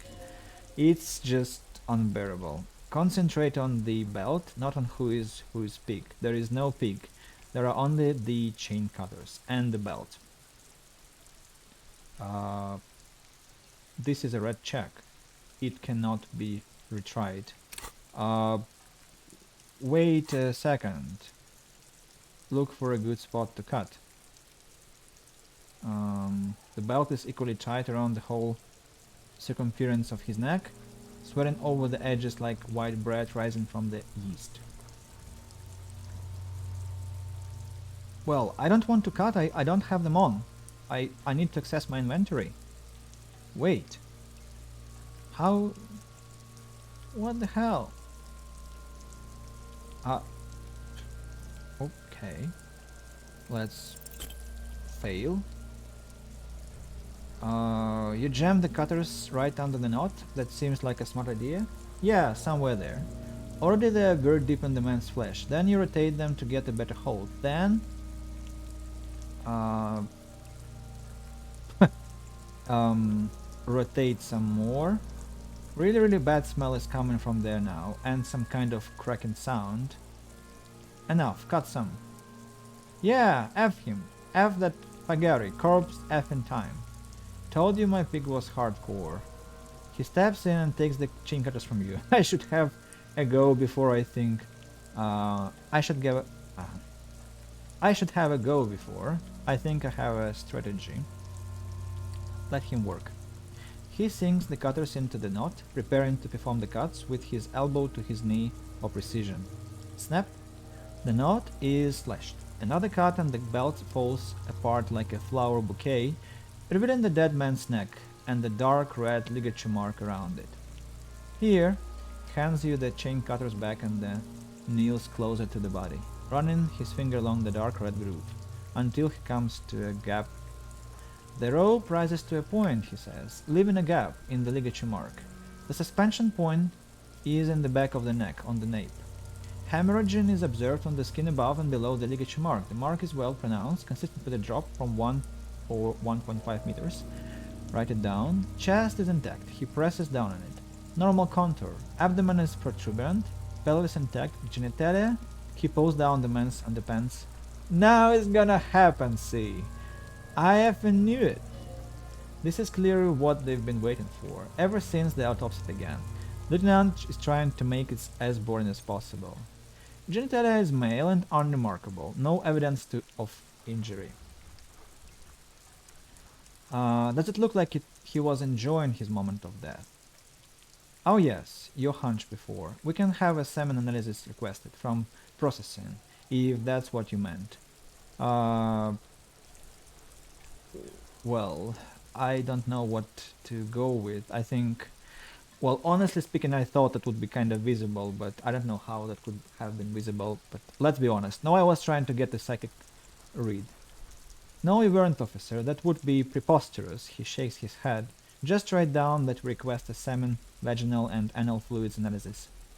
The corpse with his pants down doesn't have an opinion on the subject. All he has is genitals and a deathly odor. Inspect the genitals. The dead man's genitals, his average size, consist from the downward collection of blood. The testicles are uneven in length, hanging underneath. The genitalia is greenish. Marblin is present around the crotch. Write it down. Add semen sample. Back is symmetrical and intact. He struggles to turn the corpse on his side. Upper and lower extremities are intact, but asymmetrical. There are combat injuries on the right hand, thigh, and hip. In addition, I see smaller residual scars, too numerous to count, covering about 30% of his skin. Ooh. Is it the nameless one from Planescape Torment? No, can't be. From wounds sustained over 2, maybe more decades. Dispersal and accumulation indicates long and active combat duty. This scarring is intensive, way more than low officials. He nods. We have a real museum here of battles, wars. Write it down. Last item, hands. He takes the man's right hand in his, inspects it, then moves on to the other hand. Pick up the hand. His flesh is cold, icy. Pleased to meet you. Where are you from and what's your name? My name is... I'm only effing with you. I know where you're from Cappadocia. And your name is Il Kobo. What can I do for you? What can I do you for? Il Kobo di Cappadocia? It's good to hold your hand. Did you like it when I stroked your hair? I did, Kobo, I did.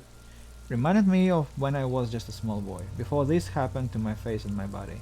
You did me a kindness there. You should do this more often. Be close like this, I mean. Hands are clean. Lieutenant concludes that dead man's fingers slip from your hand, cold and sausage-like. No sign of injury from struggling.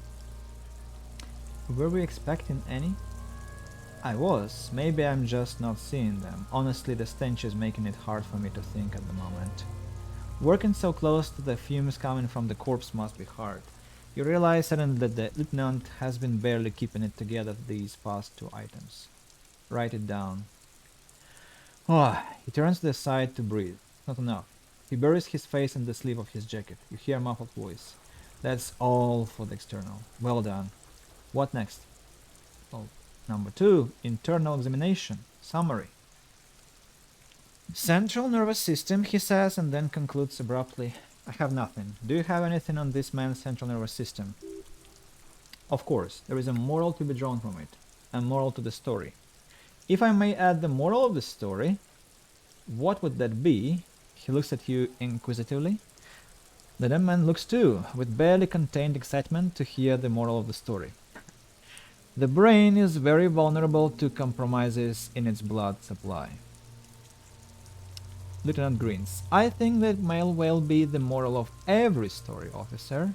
I'll write an A. Good. Musculoskeletal. Purge fluid is coming from the mouth. He gets close to the mouth hole, eyes squinting from the stench. Not injury related. Eyes and tongue protuberant. White bone. Let's see. Maybe it's white bone. With his eyes almost closed, Lieutenant puts his hand on the dead man's throat and begins to massage it gently. A rotten smell erupts from the mouth. Purge fluid runs down his lips, black and vicious. Yeah, jack that effer off. The white bone is fractured, he says after a while. The rest of the musculoskeletal system is intact, unremarkable. Write it down. Back hunched, as if in prayer, he begins to pry open the dead man's jaws. Respiratory system, he stops to exert more force. Both hands are used. Oral cavity shows no lesions. The victim has received dental implants, possibly after a combat wound. Mouth swollen, hemorrhaging present in mucous of the lips and mouth. Challenging success. From here it looks as though the clown-faced man is screaming. The tendons of his jaw are torn apart, weight ripped from the force of the lieutenant's hands. Look inside the dead man's mouth. No scream, no sign of relief rises from the darkness inside. It's humid there, thickly sweet, air unlike anything living. You feel like you're about to throw up again straight in that mouth of his. Look deeper inside. Damaged health. Whoa. It's hard. Once more you taste stomach acid in the back of your throat. A contraction. Your throat pumps a little something from your stomach and into your mouth. You are forced to swallow just to keep looking. Inside you see darkness, just a mass of meat and darkness. There are ancient mysteries down there, Koba. Ask me later. The lieutenant lets go of the jaws. The mouth snaps shut before you. Hemorrhaging present in mucus. He repeats impatiently. Write it down. He wipes his brow. Hepatobiliary. Na. Why? Don't we have anything? He looks at the corpse's stomach with a mixture of tiredness and disgust. Are you a hepatobiliary expert? Don't think so. Neither am I. And that's it. That's it. Right, NA. Same for toxicology and serology. NA. Both. Unless you have untapped reservoirs of knowledge there. Reservoirs? No, but do they take obscure trivia, odd tidbits? Would obscure tidbits and odd trivia feed the fields? No. The completionist in me wonders if there is something we could still do. We only have one test as per regulation, and we already requested salmon. Pig's requested salmon like it's not a big deal. I'm not even interested in this boring Milkus anymore. Haven't sucked him off or anything.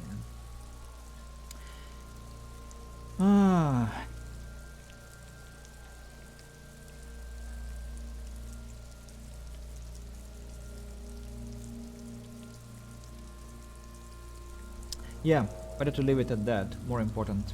Leave it NA then. Cardiovascular. The body exhibits heavy lividity. Blood has gathered in the hands, feet and neck. Hepastasis is visually consistent with the hand. Gastrointestinal. He breathes a sign of approaching relief. This is the last field on the list. He looks around. To the ground, the pool of feces there.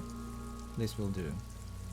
And then he touches the corpse's bloated lower abdomen briefly and says, digested semi-solid food and stomach. Voila. Write it down. Keep the voila. What's next on the list? 3. Description of injuries summary. Let's see. He tilts his head. We have bite marks, contusions on head and chest, and a ligature mark encircling the neck. You'll need 3 fields. Leave a fourth one too. What about the injuries we have afflicted? Oh, he looks incredulous. So we inflicted them? Okay, I have inflicted. Okay, there is an incision on the thorax from a chain cutter. There is a pause. I wouldn't mention it, better not to muddy the waters. But isn't that sloppy? Be pedantic if you like, it doesn't matter. No one else is going to investigate this man's murder, and if they do, such details would only confuse them.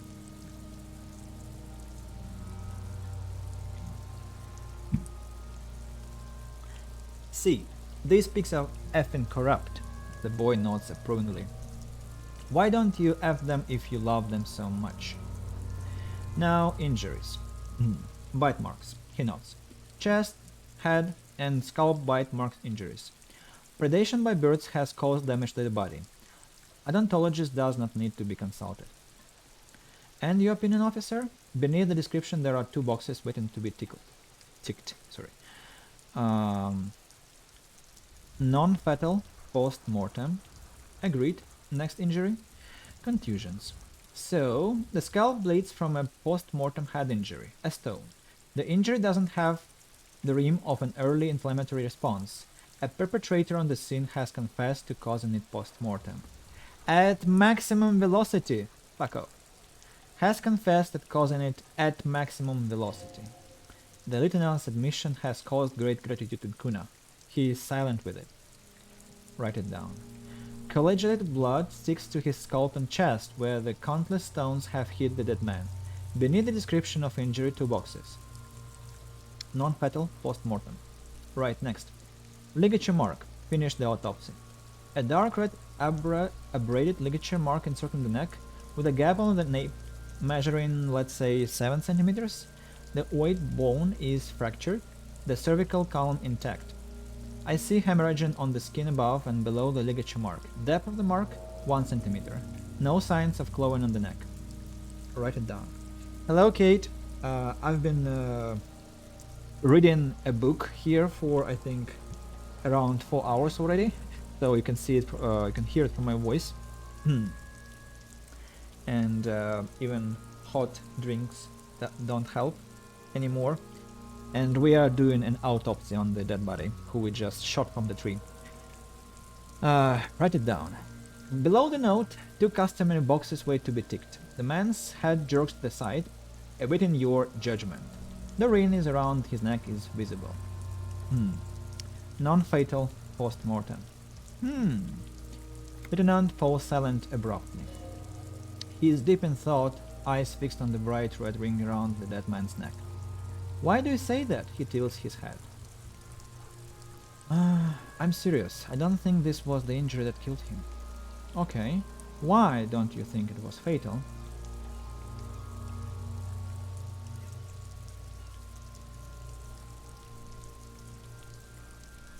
I can't shake the feeling he was doing something else when he died. I'm not usually the one to go for these hunches, but I think I agree. I thought we had our case of death here, officer. He shakes his head. Now I think we should leave it empty, at least for the time being. He produces a small black plastic roll from his jacket, a body bag. Let's wrap this up. I pronounce this field autopsy over. First, how did it go? It was a... He looks for the right words. An irregular field autopsy. We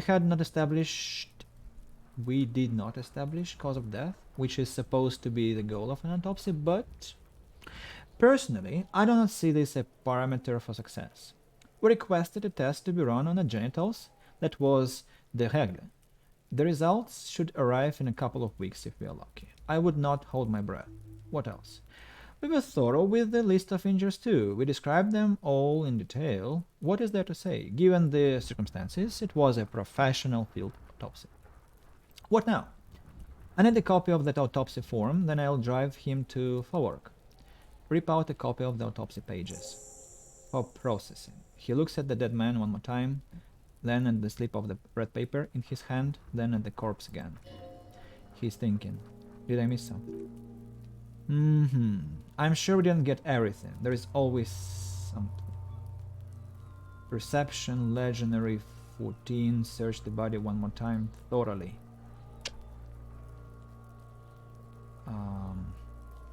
Well, 8% success, that's just... I cannot increase my perception, unfortunately. And I don't think 1 point will help with this, so... Well, let's just go with 8%.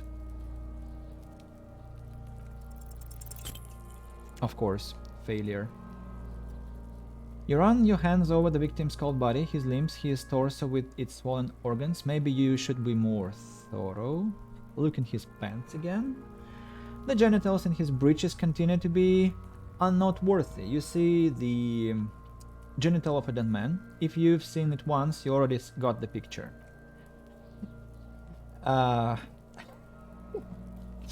Kuna says Fs can't get enough of that genital. Do you think we missed something? You can't shake the feeling that there are more secrets concealed in the flesh before you. Yes, there is something we're not seeing. Okay, well, we are in livor mortis here.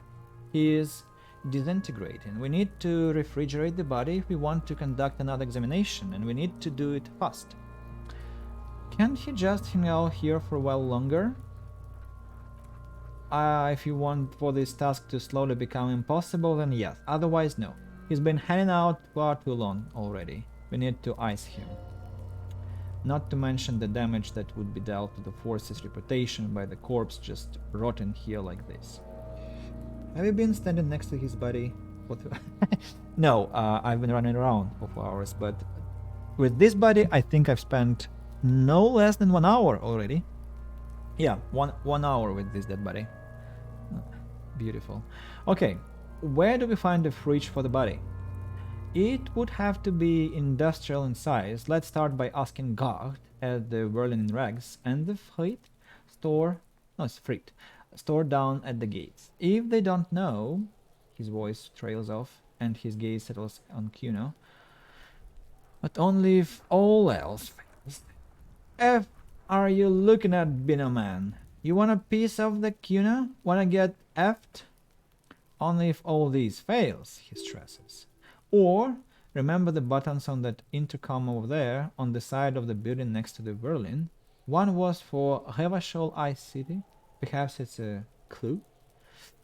I need to take another look at the body first. That's locked.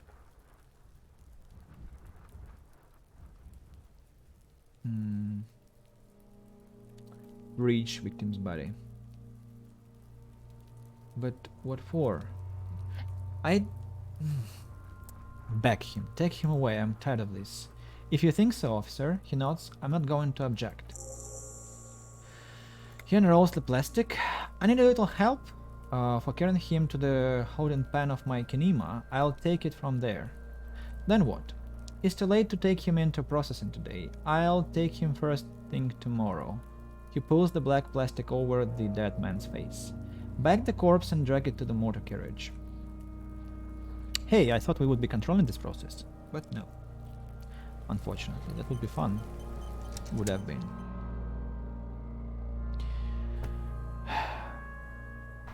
So...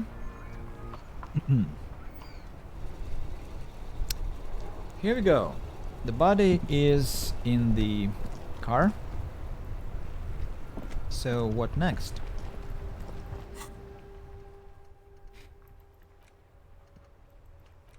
Cancel the quest.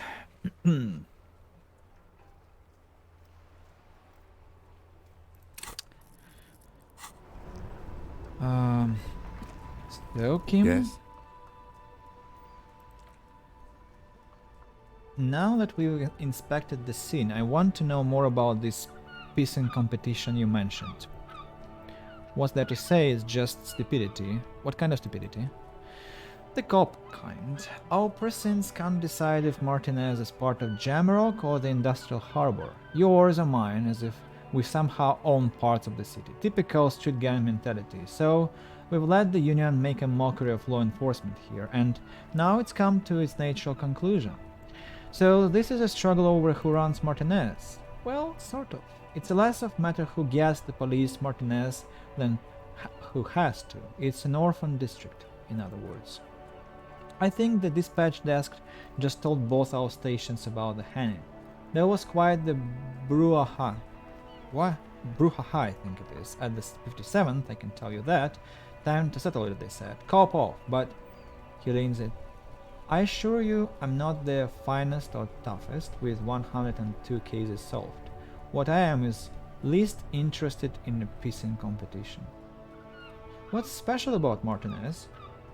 Martinez, nothing. It's just a puddle at the end of some drain pipe. No one cares about this place, they care about sports. Most of our colleagues don't even know how to get here.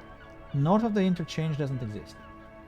I wonder what this says about me, that I was sent by my station? Huh. He raises an eyebrow, thinking it best to let you make the next move.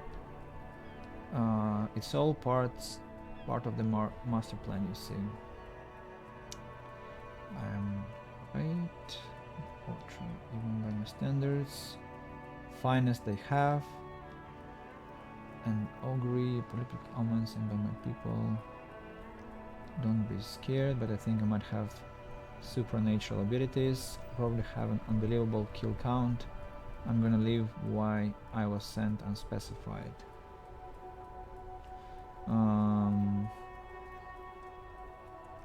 I'm the finest we have. No. Augury. Can you guess my message? I don't know what to say, so let's leave it unspecified. The silence carries. Okay, enough of the competition then. Tell me something else. Conclude. Quest complete. Yes, it's a wholly pointless matter. Forget I ever mentioned it. He's actually glad it's addressed now. Logic. Formidable 13. Why did the 41st send me? Success. Look at you. It's because you're a failure. They sent you to Slight Precinct 57. Yeah, that makes more sense than the other stuff I thought of. Think just about for a second. You're a raging alcoholic who showed up 3 days late and argues with his necktie. Yeah, you weren't sent here to win. Kim. Can you share the plot, please? Well... Where should I start? This is a very creative RPG game where you wake up as a drunkard police officer and you have amnesia, you remember nothing, and you destroyed your hostel room. I'll show you if you stay with us for like 10 or 15 minutes more. And then you, like, collecting scattered details, you find out that you arrived here to this to investigate a murder case. And then you find your partner, Kim, in the lobby of the hostel, and he kind of drags you around to, like, let's do our police business. And you meet some sort of people around who tell you their story. There is a strike happening here. There are some awful children. There is some kind of well, it's actually some kind of future year 2050 with absolutely different nations, countries, languages, races, but everything feels like it is satire thrown at our world.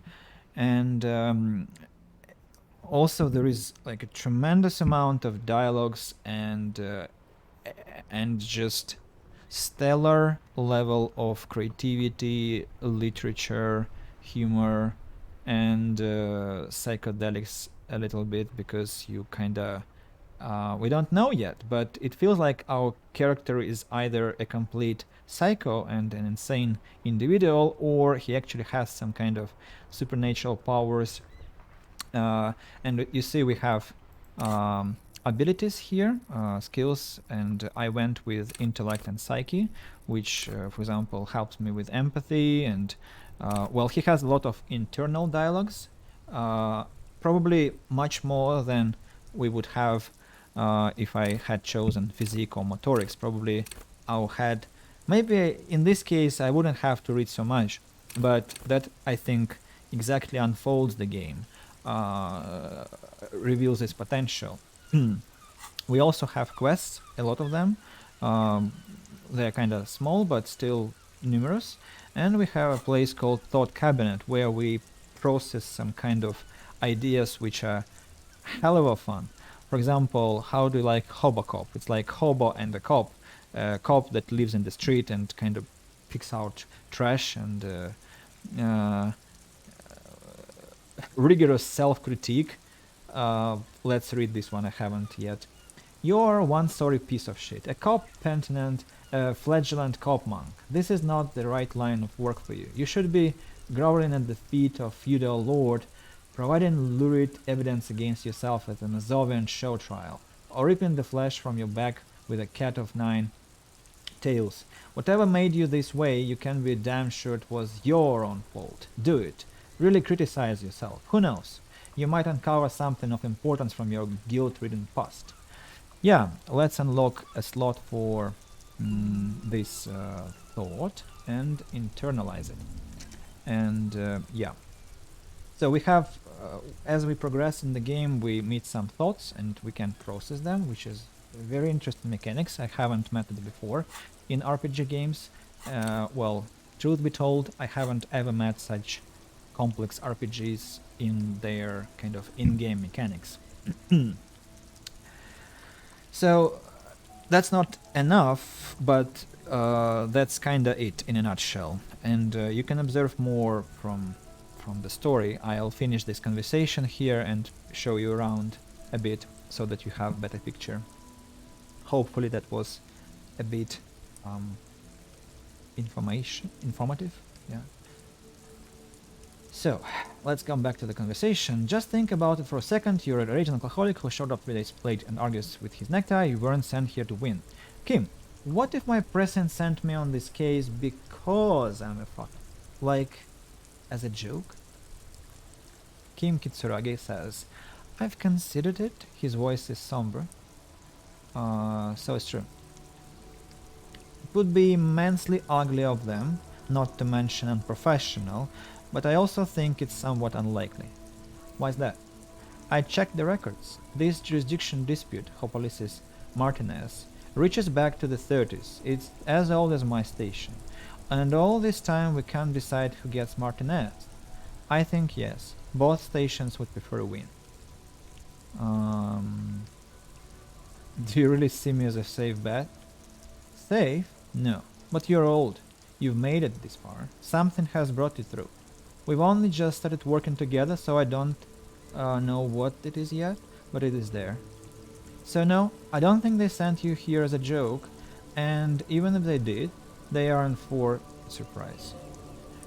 He's right. There are no airtight theories, just paranoia. You've given in... Sorry. He's right. There are no airtight theories, just paranoia. You've given it some thought, now let it go. Okay, let's go to the hostel to show Kate our hostel, to be specific. Yeah, move. And why Kim doesn't leave? Because I think he's done what he wanted. Police work is hard, is tough, take breaks, talk to strangers, explore. And it's 6 o'clock in game, so probably there is something happening in the hostel already. Those... Ooh, look at these lights. Some people are gathering, but they are not interactable. No, I can interact with this man, not with these three. There is a person in front of the bartender, manager. There is some guy here. So everything is changing. But first, let's go upstairs to show my annihilated room, as the manager called it.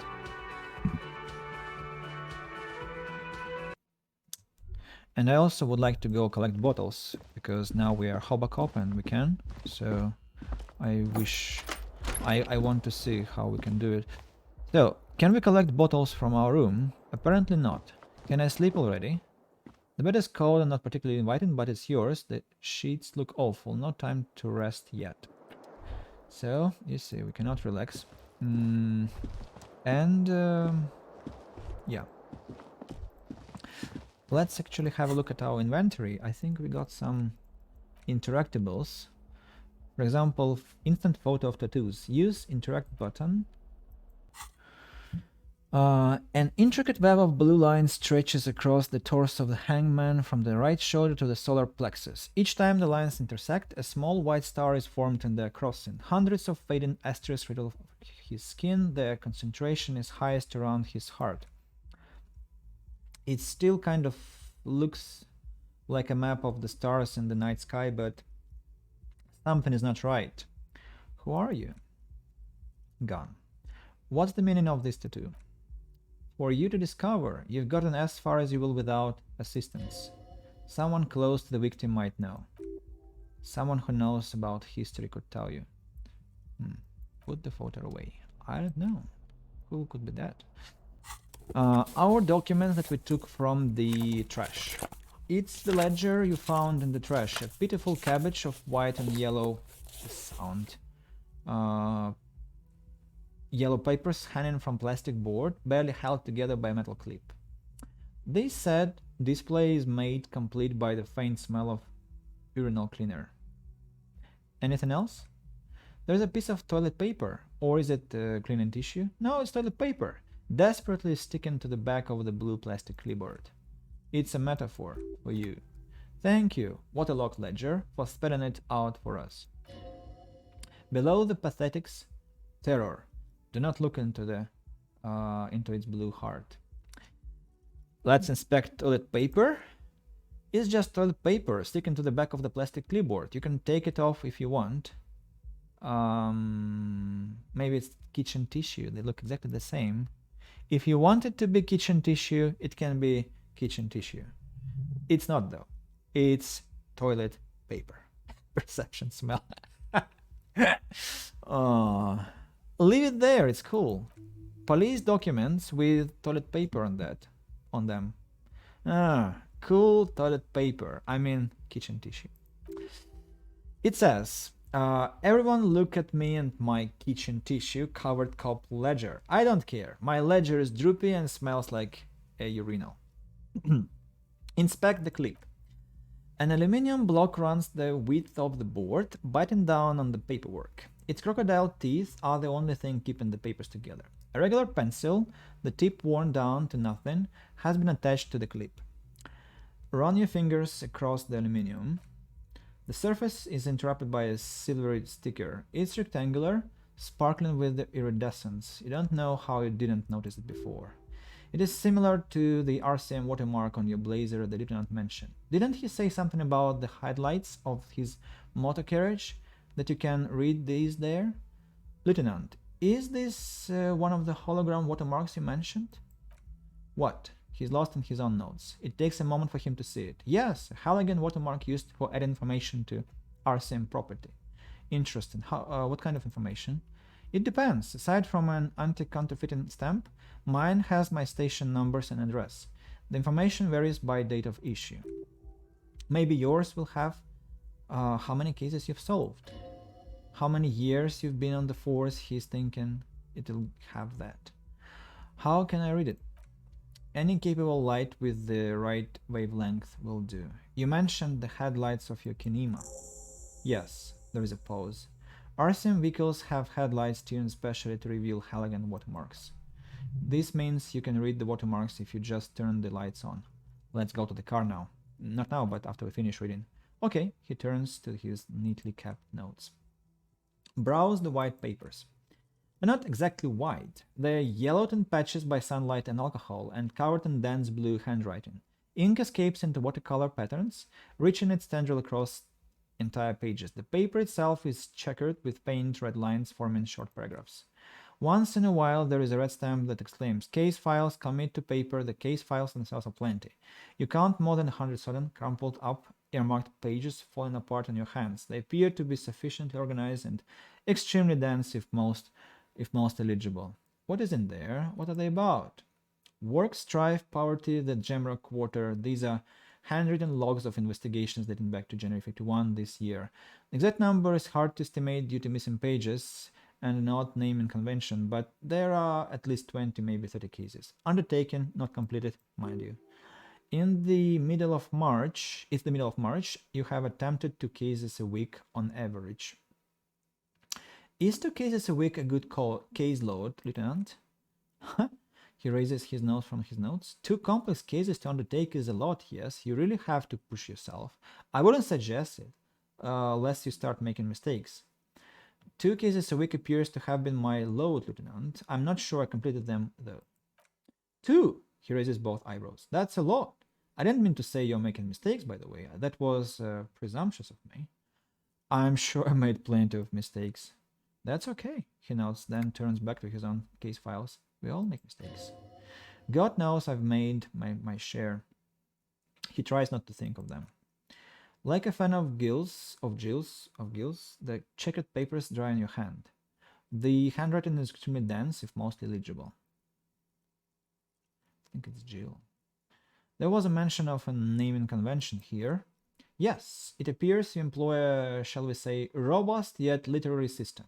Each investigation has its case number written on the margins. Yes, yet, still more tellingly, most are accompanied by a name. A title, one might say even. One that draws inspiration from Snoop Fiction and Vespertine Cop Show staples. Oh my. And they're written in capital letters too. Yeah, all caps. One is called The Next Word, Mural. Another, The Square Bullet Hole Murders. Another, yet The Unsolvable Case. More. Other appear more light-hearted. The guys on the couch in an unexpected location, and the murder at the hookah parlor, and even the rare article-free collapsing tenement. Murder features prominently throughout. It's going to take an effort to piece these case files together, but it can be done later once you're done inspecting them up close. Kim, my cases appear to employ some kind of naming convention. You mean the alphanumeric officer, present... You mean the alphanumeric officer, present, time of arrival at the scene. No, I mean non-numeric one, with titles. Oh, you mean the titular? Yes, well, so do I. In our defense, almost everyone in the RCM does. Why is that? It's a holdover from the early days of the RCM, right after the revolution when the organization had little idea how to do things. It persists in an unofficial capacity. Officers use these titles to refer to their work among themselves. I seem to have named the case the Square Bullet Hole Murders. Again, in your defense, I seem to have named one, he peeks into his notes, the man with the hole in his head. This was a real person. His death was real. Still, I named it that. To amuse myself. He smiles. I pray his loved ones never find out. What happened to him? Rail spiked through his head. He died. It was a workplace accident. Count the pages. Have to open an official case. Is there room? There is, for precisely one more. 15 pages near the end remain untouched by the damage. The checkered grid forms a structure of passages, breaking the case into subtasks to accomplish. Once all the tasks are accomplished, the case is complete. Commit to paper isn't the pen Lena gave you. I have the pen from this old lady. Wonderful.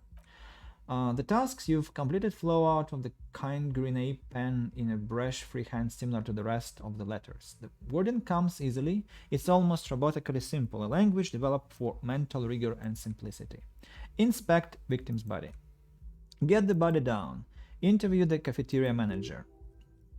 It's not exactly poetry, but it's not exactly poetry, but poetry would be out of place. Cross out the ones you've already finished.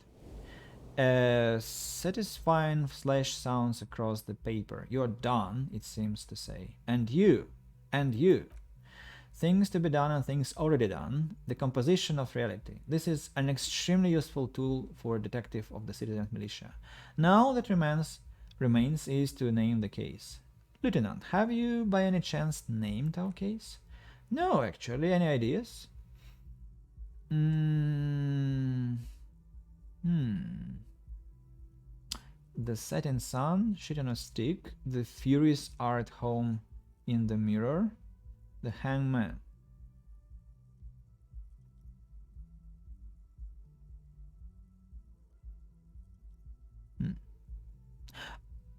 I like the setting sun, but it is a metaphor not for this case. The hangman is kinda mundane because it's so obvious. The Furies are at home and in the mirror sounds like a book, kind of semi-religious book for some sect. Shit on a stick is just very pejorative, and I don't have one. Well, then maybe I can suggest one. Go ahead. The hangman.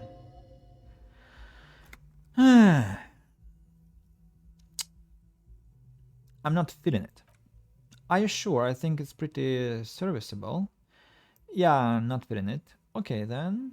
He returns to his notes abruptly. The case doesn't need to have a name. It actually does. You've offended him. Kim, I'm sorry. Let's name this case again, okay?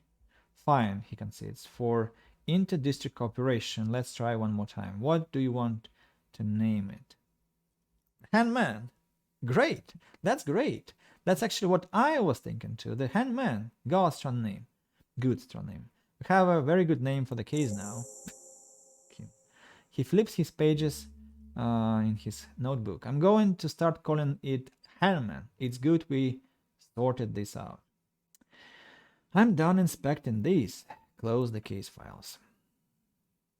You don't exactly close them so much as distance yourself from the smelly papers. They're a little further from your nose now. Logic medium 11. Can I read the case files now? Yeah, let's do it. Failure?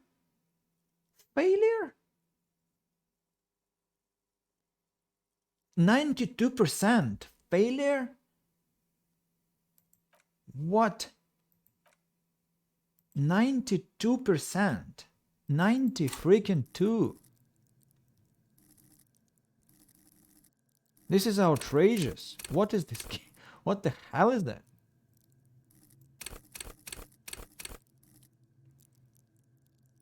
%. My god. Okay, let's put a skill point into logic. And I hate this. Okay, I have to read on. In the back you see thin translucent copier paper. Some neon yellow, some bright red, all covered in boxes like Martian armies. These look like official forms waiting to be filled out. Then rip them from the binder and hand them out according to type of form. What types of form are there? 3. The topmost are misconduct fines, the middle ones are station calls, and the bottommost are field autopsy forms. Each is easy enough to make sense of. You don't have to be an intellectual giant to do police work. Misconduct fine. A monetary penalization ranging from 20 to 250 real. Severe cases allow for 1000 real, but that requires special paperwork. The details of issuing these fines are spread out over the rest of the fields, but they appear pleasantly vague. Station call. These are quite sinister in tone. They give a date and time for the person to appear at the specified precinct police station. Below the call are the criminal charges you risk by not appearing. Field autopsy. A dozen pages of thin copy paper, bright red in color. You see the parameters of a diseased human form waiting to be filled in. Age, sex, condition of internal organs, and so on and so forth. Enough of these.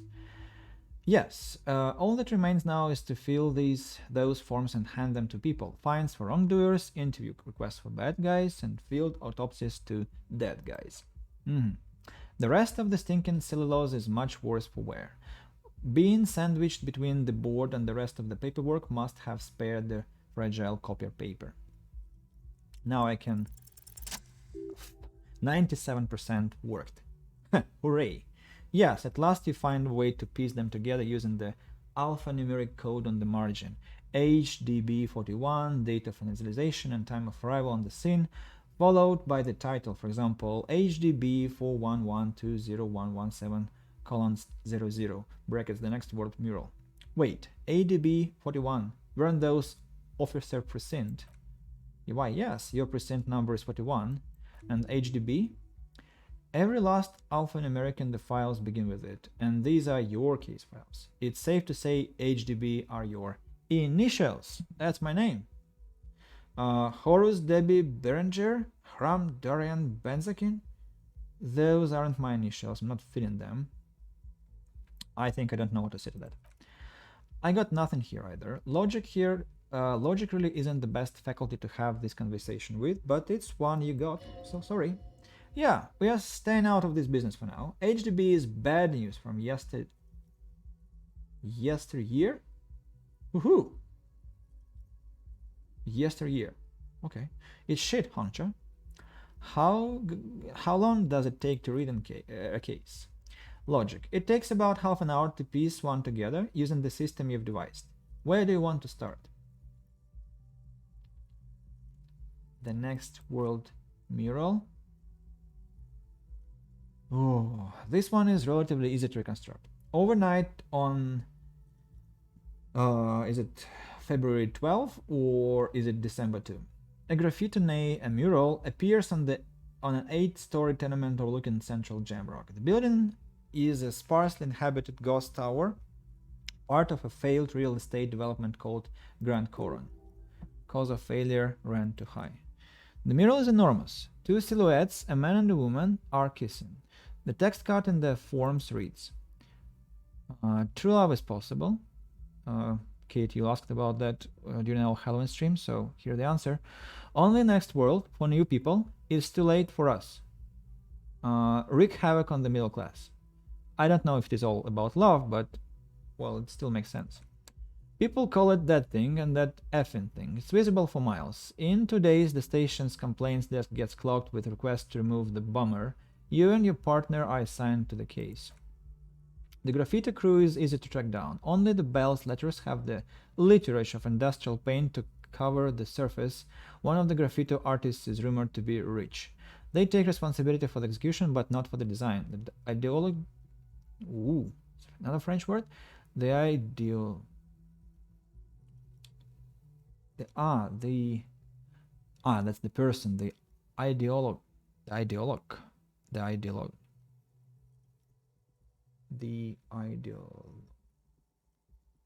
I'm now curious. How do you say this word?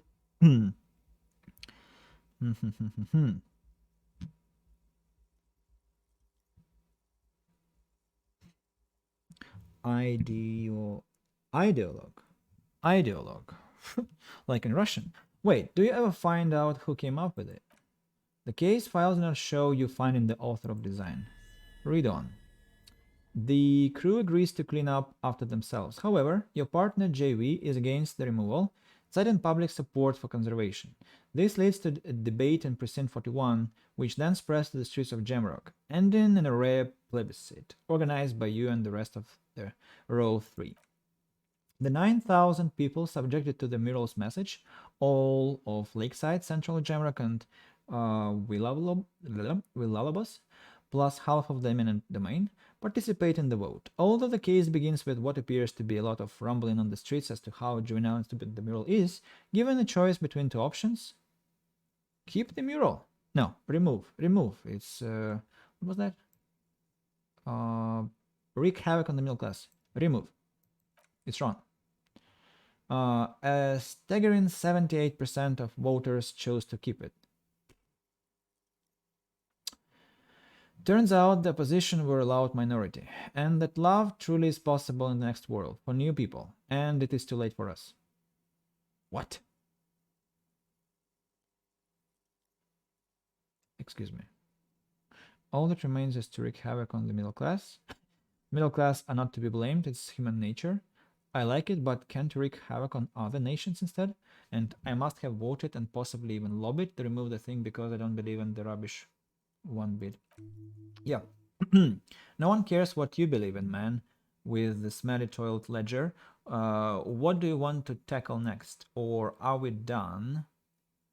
So what the game said about 30 minutes of in-game time was actually true. I spent exactly almost 30 minutes to read this case, and I can revisit this.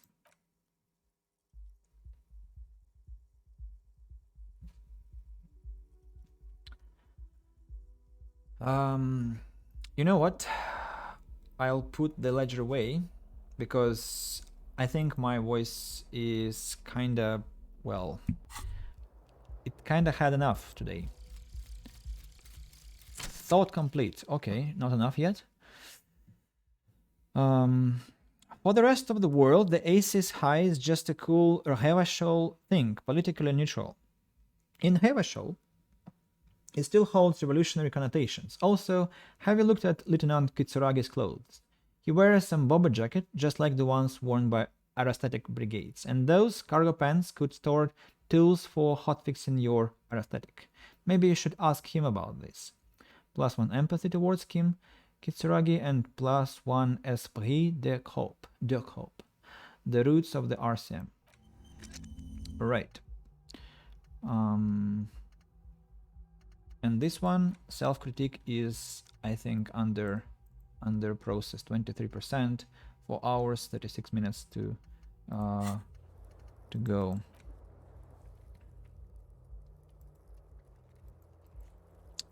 Perception legendary. Cannot do this anymore.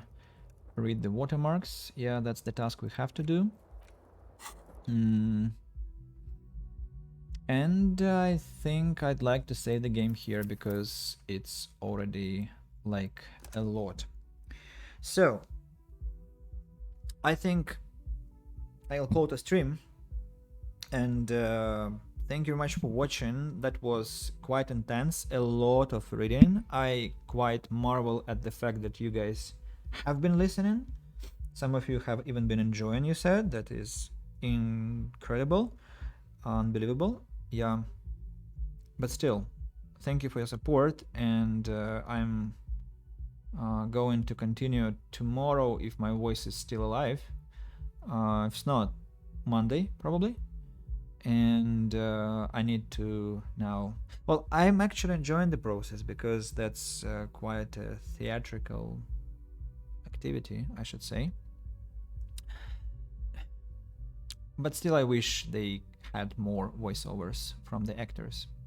That would be like, I'm kind of feeling lonely with this, like reading and reading and reading without much interaction, as the game really showers you with information. But I have a hunch that this will finish as soon as we progress, because usually RPGs have like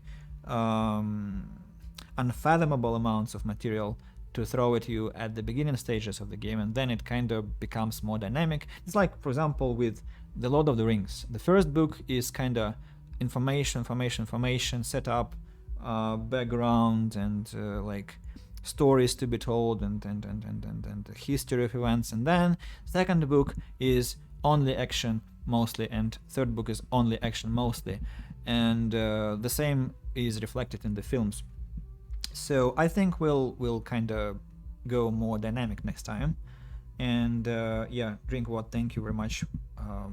The Elder, thank you very much for coming. I so much appreciate. Hope you had nice dish, nice meal. Sorry. Developers will release an updated version with voice. Yeah, I was told that yesterday, and well, that's exactly why I wanted to play the game, not because of the voiceovers, but because I know that is Final Cut, and so they'll update the game, and we may play it in a finished state. I mean, I want to play it for the second time probably, choosing some different choices, options, and I want to be already informed about what, like, to compare the current version and the Final Cut. That's the point. With big RPGs like that, the more times you play, the better, for the immersion, for the completion, and so on. So that's it. I send my warm thankfulness to you guys. Hello to YouTube, and see you soon on the next stream. Bye bye.